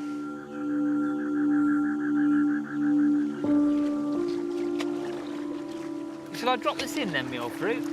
Sam's reluctance to fall in with the others is starting to affect his reputation in the group. I've given up trying to second-guess Sam Farmer. He's his own man, and he sort of exists in another world. Yeah. He's an airhead, isn't he? And he's like, oh, yes, vultures. Exactly, I must get a bird trap. And I think everyone feels that bird traps are a waste of time. There's a bit of selfishness there. I think... But I don't think it means to be selfish. I just think that's the way he's been brought up. For me, and this is my opinion, if it is something that Sam wants to do, he will work fucking hard for it. Agreed. Yeah. I just think he's had his arse wiped for him for the most of his life, and as a result, he doesn't realise when he's possibly not mucking in as much as he could do with others. And a lot of the guys here are kind of like, I do hard graft, I come from this place, I don't come from that. And with their posh voice and the fact that they went to Eton, I think some guys here just don't relate to him very well.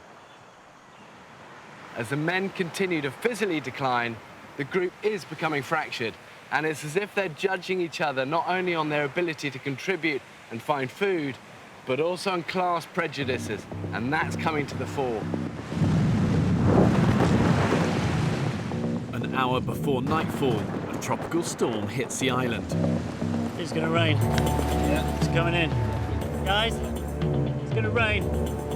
When it rains fast, it rains hard. Dude, I'll stop doing that. Look after the fire for me. The men have just minutes to secure the camp before it's washed away. How's the fire, Sam? Just need some dry kindling. Desperately need to protect the firewood. Without the firewood, we're screwed. Yeah, okay. Yeah, it's a death trap around here. Come on, lads, lickety split. It's amazing because it's pouring of rain, and under those trees it sort of feels quite dark and it's like kind of panicky. Stand now, go on, get over it. Yeah. Don't stop. And you come out here onto the beach. There's an incredible sunset over there, and it's just glistening on the water. The sun's just glistening on the water, and it just feels really quite peaceful, actually. Really quite a peaceful moment. Split some bamboo, and we can make a drain pipe to carry it down to the beach. Heaven's absolutely opened, enough to wash out the entire camp. All hands to the deck. There are certain times when some people need to pull their finger out and start working. Ooh, I have had some monster fucking bogies off this island. Bogies? Monsters. Have you? That must be one of the biggest bogies I've ever had in my life. Eat it. No. Calories. You dirty bastard. I mean, you're quite welcome to it, fella, if you want it. I'm absolutely fine, thanks, Vic. I'm not that hungry yet, mate. It's very tasty. After last night's vicious storm, the men's shelter is in urgent need of repair. I feel like a Shire horse. I see, that might work, yeah. So that one never changes. Piers Dan and Sam Farmer have been assigned the job of weaving new palms for the roof. That looks pretty good. That's not right. It's not. You're bending in the wrong way to start with. But Sam's struggling. Hard work now. Vic? Yes, sir? I don't want to abandon my duty, but I'm actually really crap at this weaving. No one's good at it. Everyone's shit as each other. I can't actually get to work, though. I spent 45 minutes patting it, and I'm obviously doing something wrong. You need a lot more determination, Sam. Just crack on with it. Just stay with it. I've got to play to my strengths, and one of my strengths isn't plaiting. But fucking stick with it. We need to sort it out. The man the fuck up. Anyone fishing now? Too rough. Sam Farmer is shirking some of the harder tasks, and it's been noticed by a lot of members of the group. I think some people in this group are working harder than others. I don't want to point any fingers, but... Sam. I do have a bit of an issue with Sam Farmer at the minute, yeah. He's getting under my skin. He just seems to potter about the place as if he's looking for his butler. Sensing the group is starting to turn against him, Sam decides to approach one of his critics. I hate tension, and when you can feel that someone's not quite at ease with you, I think it's worth nipping things in the bud early. Sam, can I have a quick word? I feel that you're a bit frustrated with me, and I don't want to make a big deal. A little bit, man, I am. What, Let's, why? can we talk about it later? I'm busy. Well, actually, Mate, Sam, let's talk about it later, OK? I'm working. Well, there'll be plenty of time, OK? I'd rather talk it out now, because it's in the air, and quite a few people mentioned it to me. Not now, OK? Not now. Please. Let me finish this later on when we're having 5 some minutes? food. No. Let me get this tree down and maybe, OK? Not highly successful. Never mind. It's not happening. People are having a bit of a go at Sam Farmer, and I'm finding it a bit mean, really. Sam works really, really hard, but he works really hard on things he wants to do. He's getting a bit sidetracked in that regard.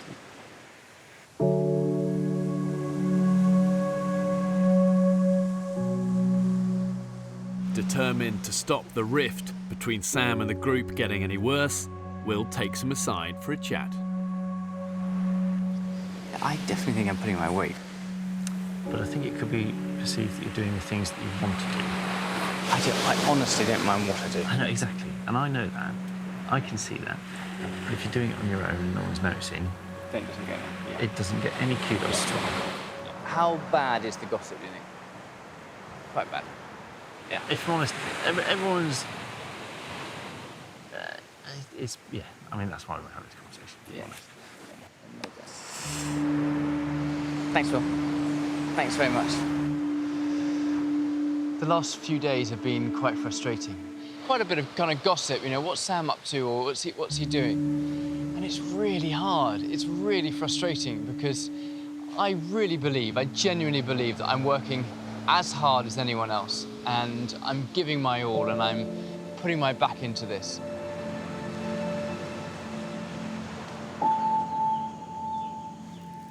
Wanting to explain himself to the group, Sam calls a meeting. I've actually found the last 3 weeks quite hard. I've found the physical exhaustion that comes with a lack of food really hard, really, really, really hard. And I wanted to say thank you, really, first of all, to all you guys for being so amazing. And also for bearing with me. I haven't sort of almost been myself, actually, as much as I wanted to be myself. Back in the big smoke, I dare say that bloke's king of the hill. No two ways about it, how he talks, walks and conducts himself. The great mind's fantastic, but we don't need great minds here. We're cavemen. We need your sweat, blood and guts. And if you're not, then it stands out like a blind cobbler's thumb, doesn't it? Determined to prove his worth to the others, Sam has decided to resurrect the group's old fishing nets. We have not caught one fish in a net yet. If we can get these nets out, I feel that the sea is our larder. But having failed with the nets several times already, the others aren't convinced by Sam's latest idea. These fucking nets waste more energy than anything else. The amount of calories and energy people have expended with no return is unbelievable. I mean, it's just nuts.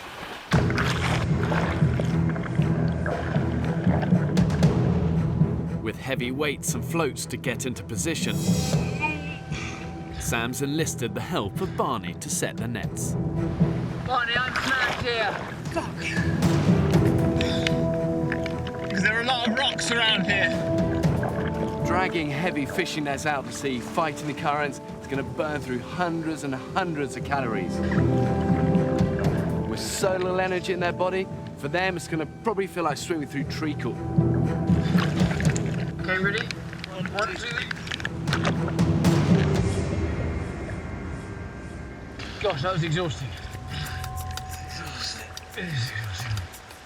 After treading water for over an hour, Sam and Barney can finally head back to dry land.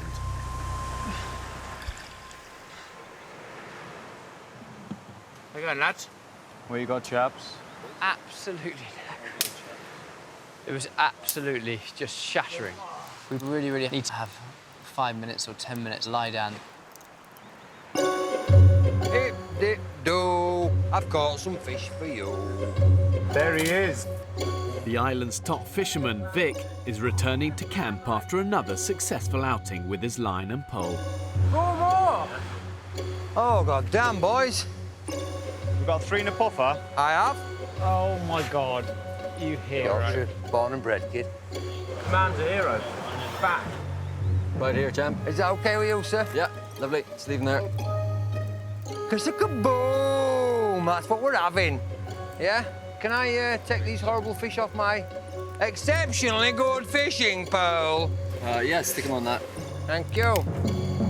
Oh, dear me. Isn't it nice feeling, eh? To know you're going to actually feel some food in your belly. How's the old nets good, Tiger?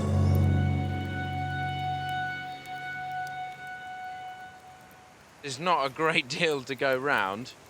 Of the 4 fish Vic caught, 1 is a poisonous pufferfish, leaving only 3 to share for lunch between 11 ravenous men. It's not going to feed the 5,000. Good me.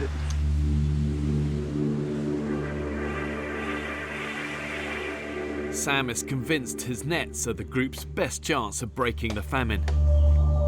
But he can't man them alone. I actually came out here to grab Barney for the net. There's wood to be got, and it's not fair to leave 2 or 3 lads doing it. But I thought it was a 20-minute job. What, the wood? Shit! What made you think that? Have you done a full day on wood yet? No, I haven't. That's why you think it's a 20-minute job. And you know what I think you've done? I think you have rolled them nets up out there and just go for a swim every day. Listen, this is what'll happen, right? When we get back and we forgot about all this shit, people will say to me, what did you do? And I'll say, every day I sweated as hard as I could and I was as helpful as I could. And they'll say to Sam, what did you do? He said, it was a nightmare. I had to swim every day for some fish that were never there. My heart bleeds for you, Sam. Yeah, mine Absolutely too. bleeds. You wait till we get that haul of 10 stingray. No problem. You'll be patting me on the back. But it shows you the north-south divide, doesn't it? Us dumbass Yorkshiremen will graft till we bleed. And you brains down south will work every inch of blood out of us. Joking. And you'll smile when you do it. There you go. Yeah, go for it, Sam. Out. Finish Go that on, baby I'll off. film you, you do Yeah, it. I'd love to. Man's not got a day's graft in him. Not a freaking day's graft in him. I shouldn't be hard on the bloke, because if you've never done it, if you're ass wiped all your life, then so be it, you have. Yeah. I think Vic has made a judgment about me that, you know, life's been incredibly easy. And life has been easy in one sense. I've had, you know, an incredible upbringing. I have no embarrassment about the background I've come from, or the family I have, or the school I went to, or the places I've been. They are a huge blessing.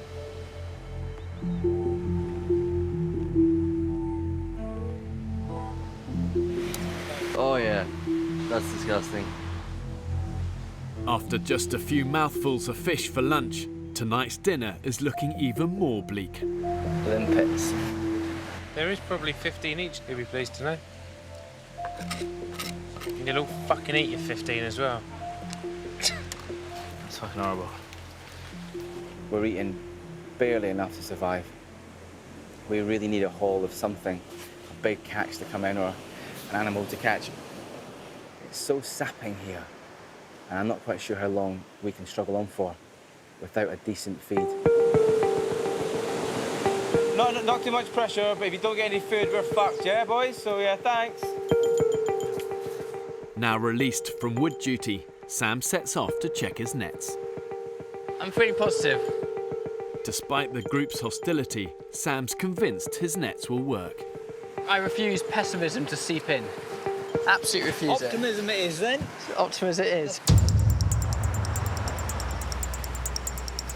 Sam knows that a big fish haul can mean not only salvation for the group, but would also restore his reputation. It's quite a long way out, isn't it? Yeah, it is.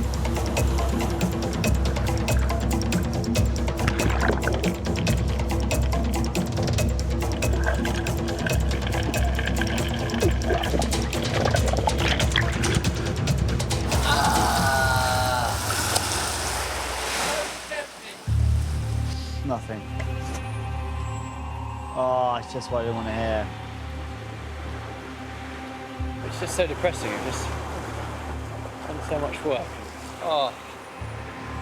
Very predictable. It's a waste of energy, time, fuel, everything. Stop fanning around and start doing something worthwhile. Morning. And what a beautiful morning it is. After a month on the island, the exhausted men are doing their best to share the most arduous daily chores between them. Pete's walking to the kitchen to get a pint of water. Almost there. But yesterday, Sam angered the group by prioritising his fishing nets over firewood. Sam checked nets, which brought absolutely diddly squat, I'm afraid to say. A big fat nothing. So there's a bit of tension between the rest of us. Pretty good.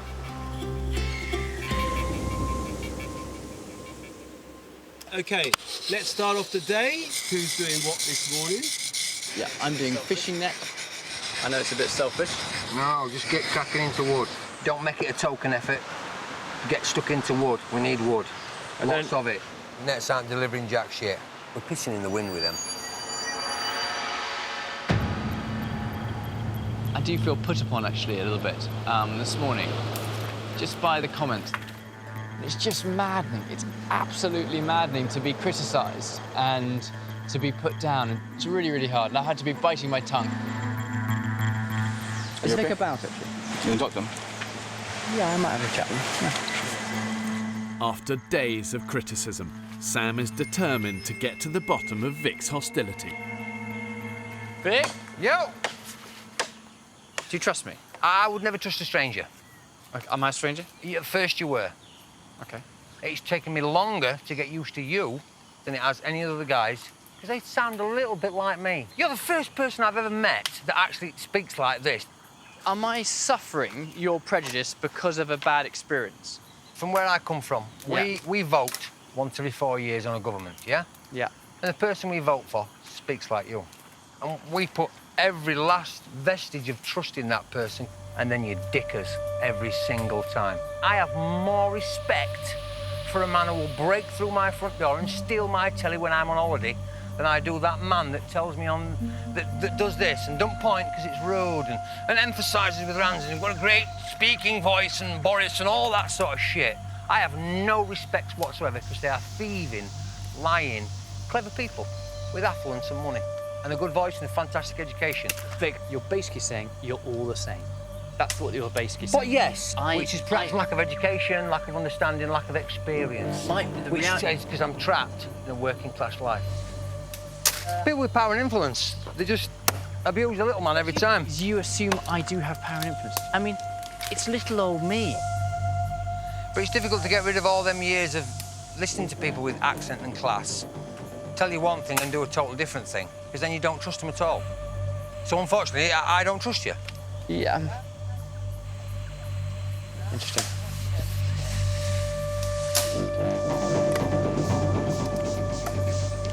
It was hard to hear.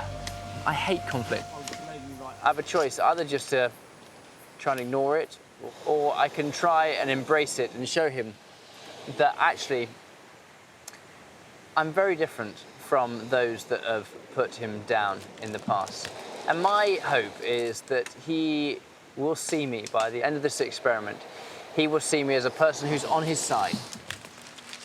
For centuries, the British have been totally class-driven, almost class-obsessed. And it's like a pathological disorder where people get fixated on where they feel they stand in that pecking order. Are they lower, middle, or upper classes? But if the men are going to survive here, they've got to put aside those prejudices and work as a team.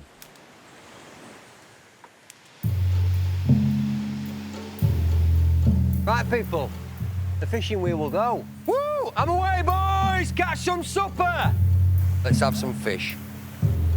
We can all have a decent meal. With nothing to eat in camp, the starving men have decided to use their last reserves of energy on one big concerted effort to find food. Jesus Christ. Wait, oh, fuck, yes! Get him. Get him. Got him, got him, got him, got him. Okay. Oh, his tail snapped off. Didn't know a bloody snake could do that. Despite opposition from the rest of the group, Sam has decided to persevere with his nets. You just have to keep trying, keep trying, keep trying. Sometimes you fail, and sometimes you're successful. We have a first victim down there. Oh, exciting. Being the top fish catcher... Pressure's on. Yeah, the pressure is on.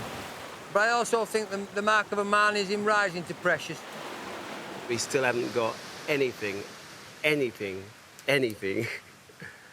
Desperately need food. After 5 exhausting hours, the men have found nothing for dinner. Jesus Christ, look at the fucking... You bastard! Took the hook and the lot. That's bad. Fuck all. Even the island's top fisherman, Vic, has had to admit defeat. Son of a bitch. I'm gutted. I really wanted to bring in a nice haul for guys tonight to eat, do you know what I mean? Fuck. Exhausted, starving, hungry, and despondent, the men gather back in camp. So what's the plan, guys? Try not to slash my wrists. Without a single scrap of food to show for a day's hunting, the group are out of options. Save one unlikely potential saviour. What would you feel about all of us getting the net in today? Let's say after this meeting, we all troop down there. I mean, I'm being a bit hopeful. How do we empty the nets? You've got to bring them in. Gonna have to pull them in. Ooh, fuck it, I'm fine. I think it'd be quite good if we could pull together and get these things done. Yeah, fuck it, count me in. Should we crack on? Fair enough. Yes, I'll come in the water and pull a net. Brilliant. Yeah? Brilliant. Sounds good to me. Yep. Yeah? Sounds good.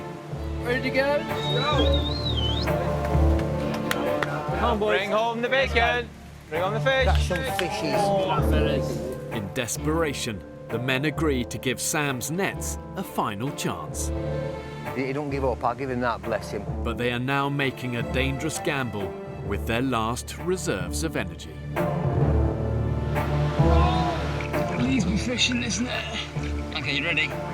Ready, ready? 1, 2.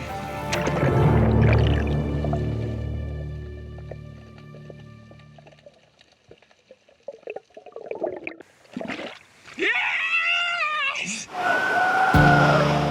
No way! There's a lot of whooping coming from those nets, people. Woo! Where are you going, lad? Fuck me. How many do you think you've got, Sam? I don't know. One here. Jesus Christ! I'm one of the hardest things I've ever done. There's the first one, boys! Oh, yeah. Yeah? Oh, there's the second one, boys, and the third, fourth, fifth, sixth, seventh.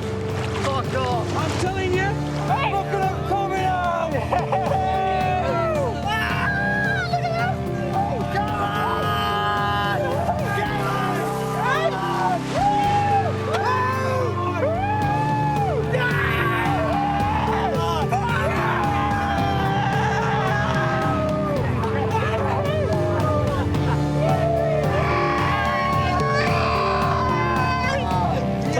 Brilliant. Good old someone. Well done, mate. Well done, mate. Fucking excellent. I have a newfound respect. I really do. That is brilliant. That was the hardest thing I've done in a long time. A big fishy up for the old man of the fish. Get in there, boys! Get in there. Thank you, Vic. Thank you. Very kind. Finally, the net's come good. And that's all Sam Farmer's doing. He's been working tirelessly to get that. I think that Sam's going to be kind of accepted as more a part of the team now. Share love. That looks heavy. Okay, guys. The first fish. Second. Hello. Good sight. Third. All I wanted was just a fish. One fish. How many fishes have we got? 20!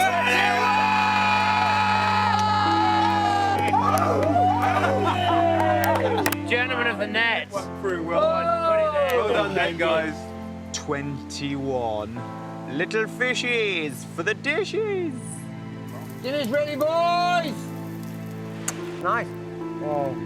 It just goes to show the reality is, in a survival situation, it's the ultimate systematic leveler. There's only one class that matters, survival class. Sam's determination's been amazing with them nets. I'm really happy that you can see that. Yes, I couldn't. I won't deny it, I couldn't see it at all. I just thought, well, you're a big city fanny.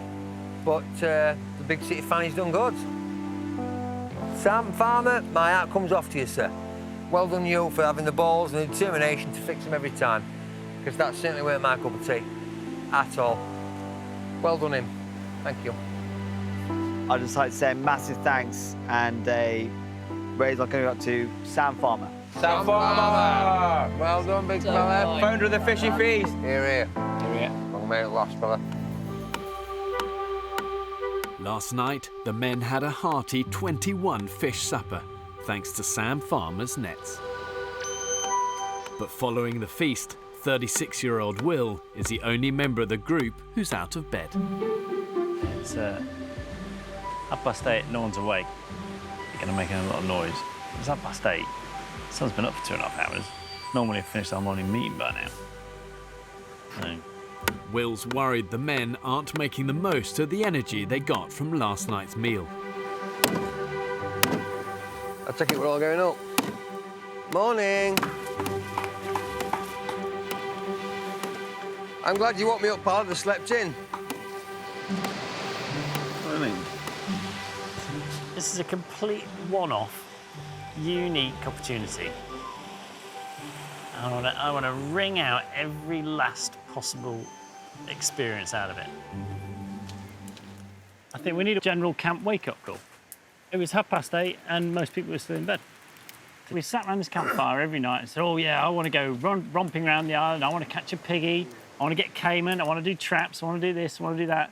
Doing all these things, but 2.5 hours of daylight's gone. It's a bit, I think it's just a bit of a shame. Oh, are you insisting we get up? No, I noticed you were upset. I'm not I noticed insisting somebody was upset this morning because it was a crescendo of boom, boom, boom for an hour. You can bang boxes and kick and all you want. We're all grown-ups. Nobody's telling me what time to get up. Oh, no, I'm not telling you. I am finished. Nobody's telling me what time to get up. I'll get up when I'm going up. Vic, you're making it sound like I was doing that on purpose to try and wake you up. No, not at all. Were you? No, of course not. Then why would I think that? But I just laid there laughing, thinking, that's quite funny. You'd be making noises, you'd be wanting us to wake up. We weren't us to wake up at about 8:30. You were banging boxes and making crashing and banging, and I was laughing to myself. I'm going to stay in bed and prove a point. Bit childish. How old are you? 11 a.m. The men finally crack on with the day's business. We got a fish! Woo! Having been out overnight, Sam Farmer's nets are continuing to bear fruit. What's another fish below you as well? Oh my God, this is awesome. I'll tell you what, we've got enough fish to eat tonight, so that's good. How was it? Awesome. Absolutely awesome. Yeah, they're both grinning like Cheshire cats. It's got to be good news. The bag is full. Bit of a tiddler, sorry. Yeah! The yellow for the bag! I love tuna! I love tuna. That net's working treats, isn't it? Big tuna. Oh, another different type of tuna. Yeah. 18. 18. Right, filleting. The key indicator of these tuna is the firmness of the flesh, see? Yeah, see that's gone. Sorry, boys. That is gone. The men are paying a heavy price for their late start to the day. Oh, look at that. We have wasted a lot of fish today because we have got pulleys in too late. Yeah, we don't A know. lot of fish. In this one as well. At the moment, I'm having a real problem with fish getting caught in the net, going rotten. You put the nets overnight, fish could have been caught at 1 in the morning, it could have been caught at 11 last night. All of a sudden you get to 10 o'clock this morning, you've been sat in a net for 12 hours going off. It's 11 o'clock and we've only just pulled the fish in. I think we need to get out of bed. Faster. Get out of bed earlier, yeah. I think we just have a morning call.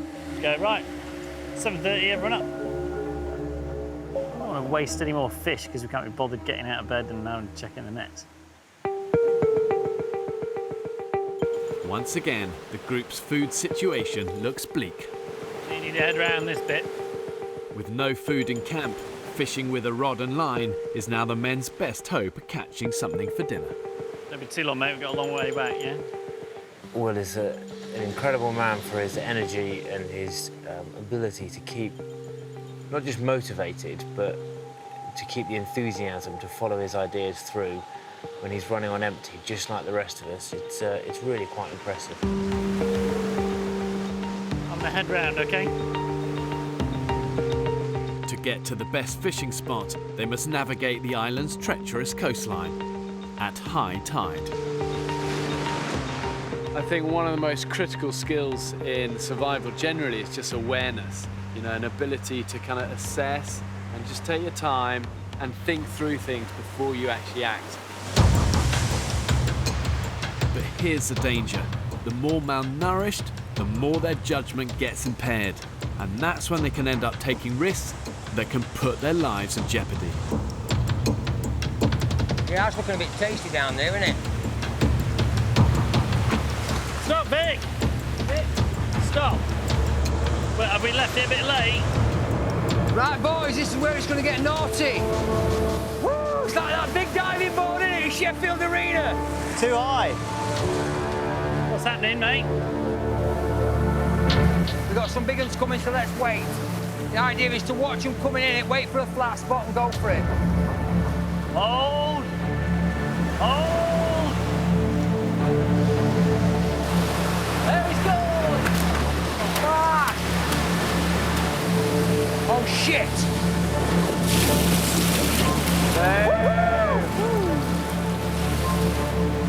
Right, step, and, yeah? Well done. Next! Come on, Piers. Now, Piers, push off. Push off, push off, push off. Hand. There we go. Bingo, fella. Woo! Big Will! Well, if I were you, I'd come a bit further along. Camera. I can go all the way around. There's no hope. There's no hope. You can't get all the way around. Wrong incline. Vic, I'll not be able to make this with the camera. That's okay. I'm just ready So for you I'm coming along. Go across, yeah? Steady away. That's fine. Easy to do that. Yep. Fucking Jesus. Be careful. Turn round, face the rock. Yeah, check for loose rocks. Right, aim for the hand, aim for the hand. Keep hold, keep hold, keep hold. Let go, let go, let go. Holy shit!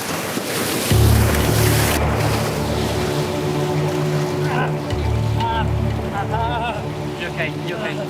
Okay, just come on. Get the fucking camera off! I'm trying. Get the fucking camera off. Stay still, are you okay? Give me. Let's get off the danger area and then assess the casualty, yeah? Okay, that's nasty. Will is losing blood and is in a state of shock. Let's move on before we get stuck again, okay? Yep. Dr. Piers needs to get him back to camp urgently so he can examine the injury properly. Son of a bitch. I tell you what, that was a massive fall. Totally unexpected. To see that cut was pretty scary. Okay, well, Well, dude. It's actually quite serious. Yeah, nice. Oh shit. Dr. Piers can finally make a proper assessment. What is that you can see underneath it? Is that muscle or is that bone? I think he's severed one of his tendons. It's bad. I mean, I wouldn't be happy just to patch that up here. That needs a surgical exploration in an operating theatre.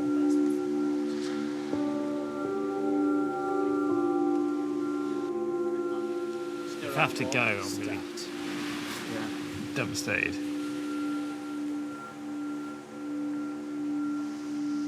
And at the end of the day, Will, remember you're right-handed.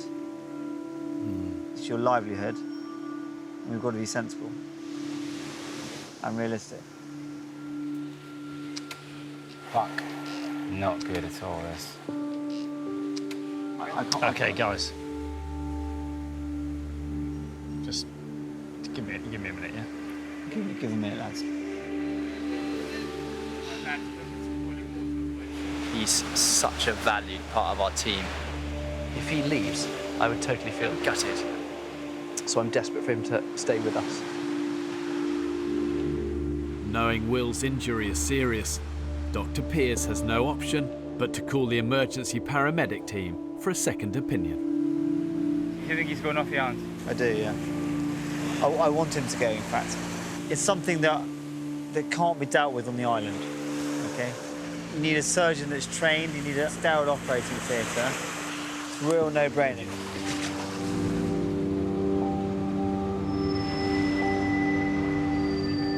It's gone quite deep. So it goes there. Okay. Injury is muscular and not just superficial, so he needs to be evacuated. Okay, I'm on board ASAP. Over. Right. Get your stuff together, okay? Yeah. All right, fantastic. Keep Brilliant. those for you guys. After 5 weeks on the island, Will's time is over. Smallest things. It's a simple fall like that, and it's cut my experience off.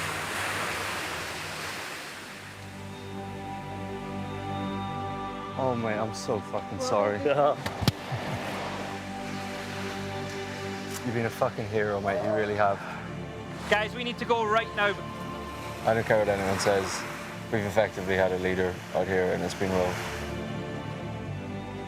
He's led by example. He's led by inspiration.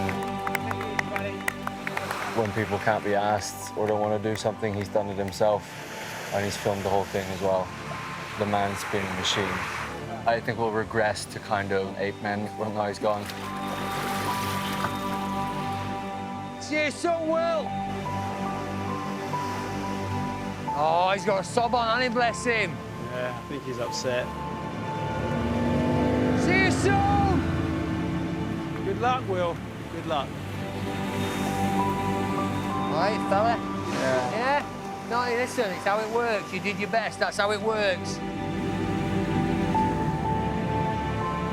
I never imagined that I'd be so gutted, so disappointed, so kind of upset with one of us leaving. Especially in the last few days, I've got on with him so well, and I've really made a really good friend there.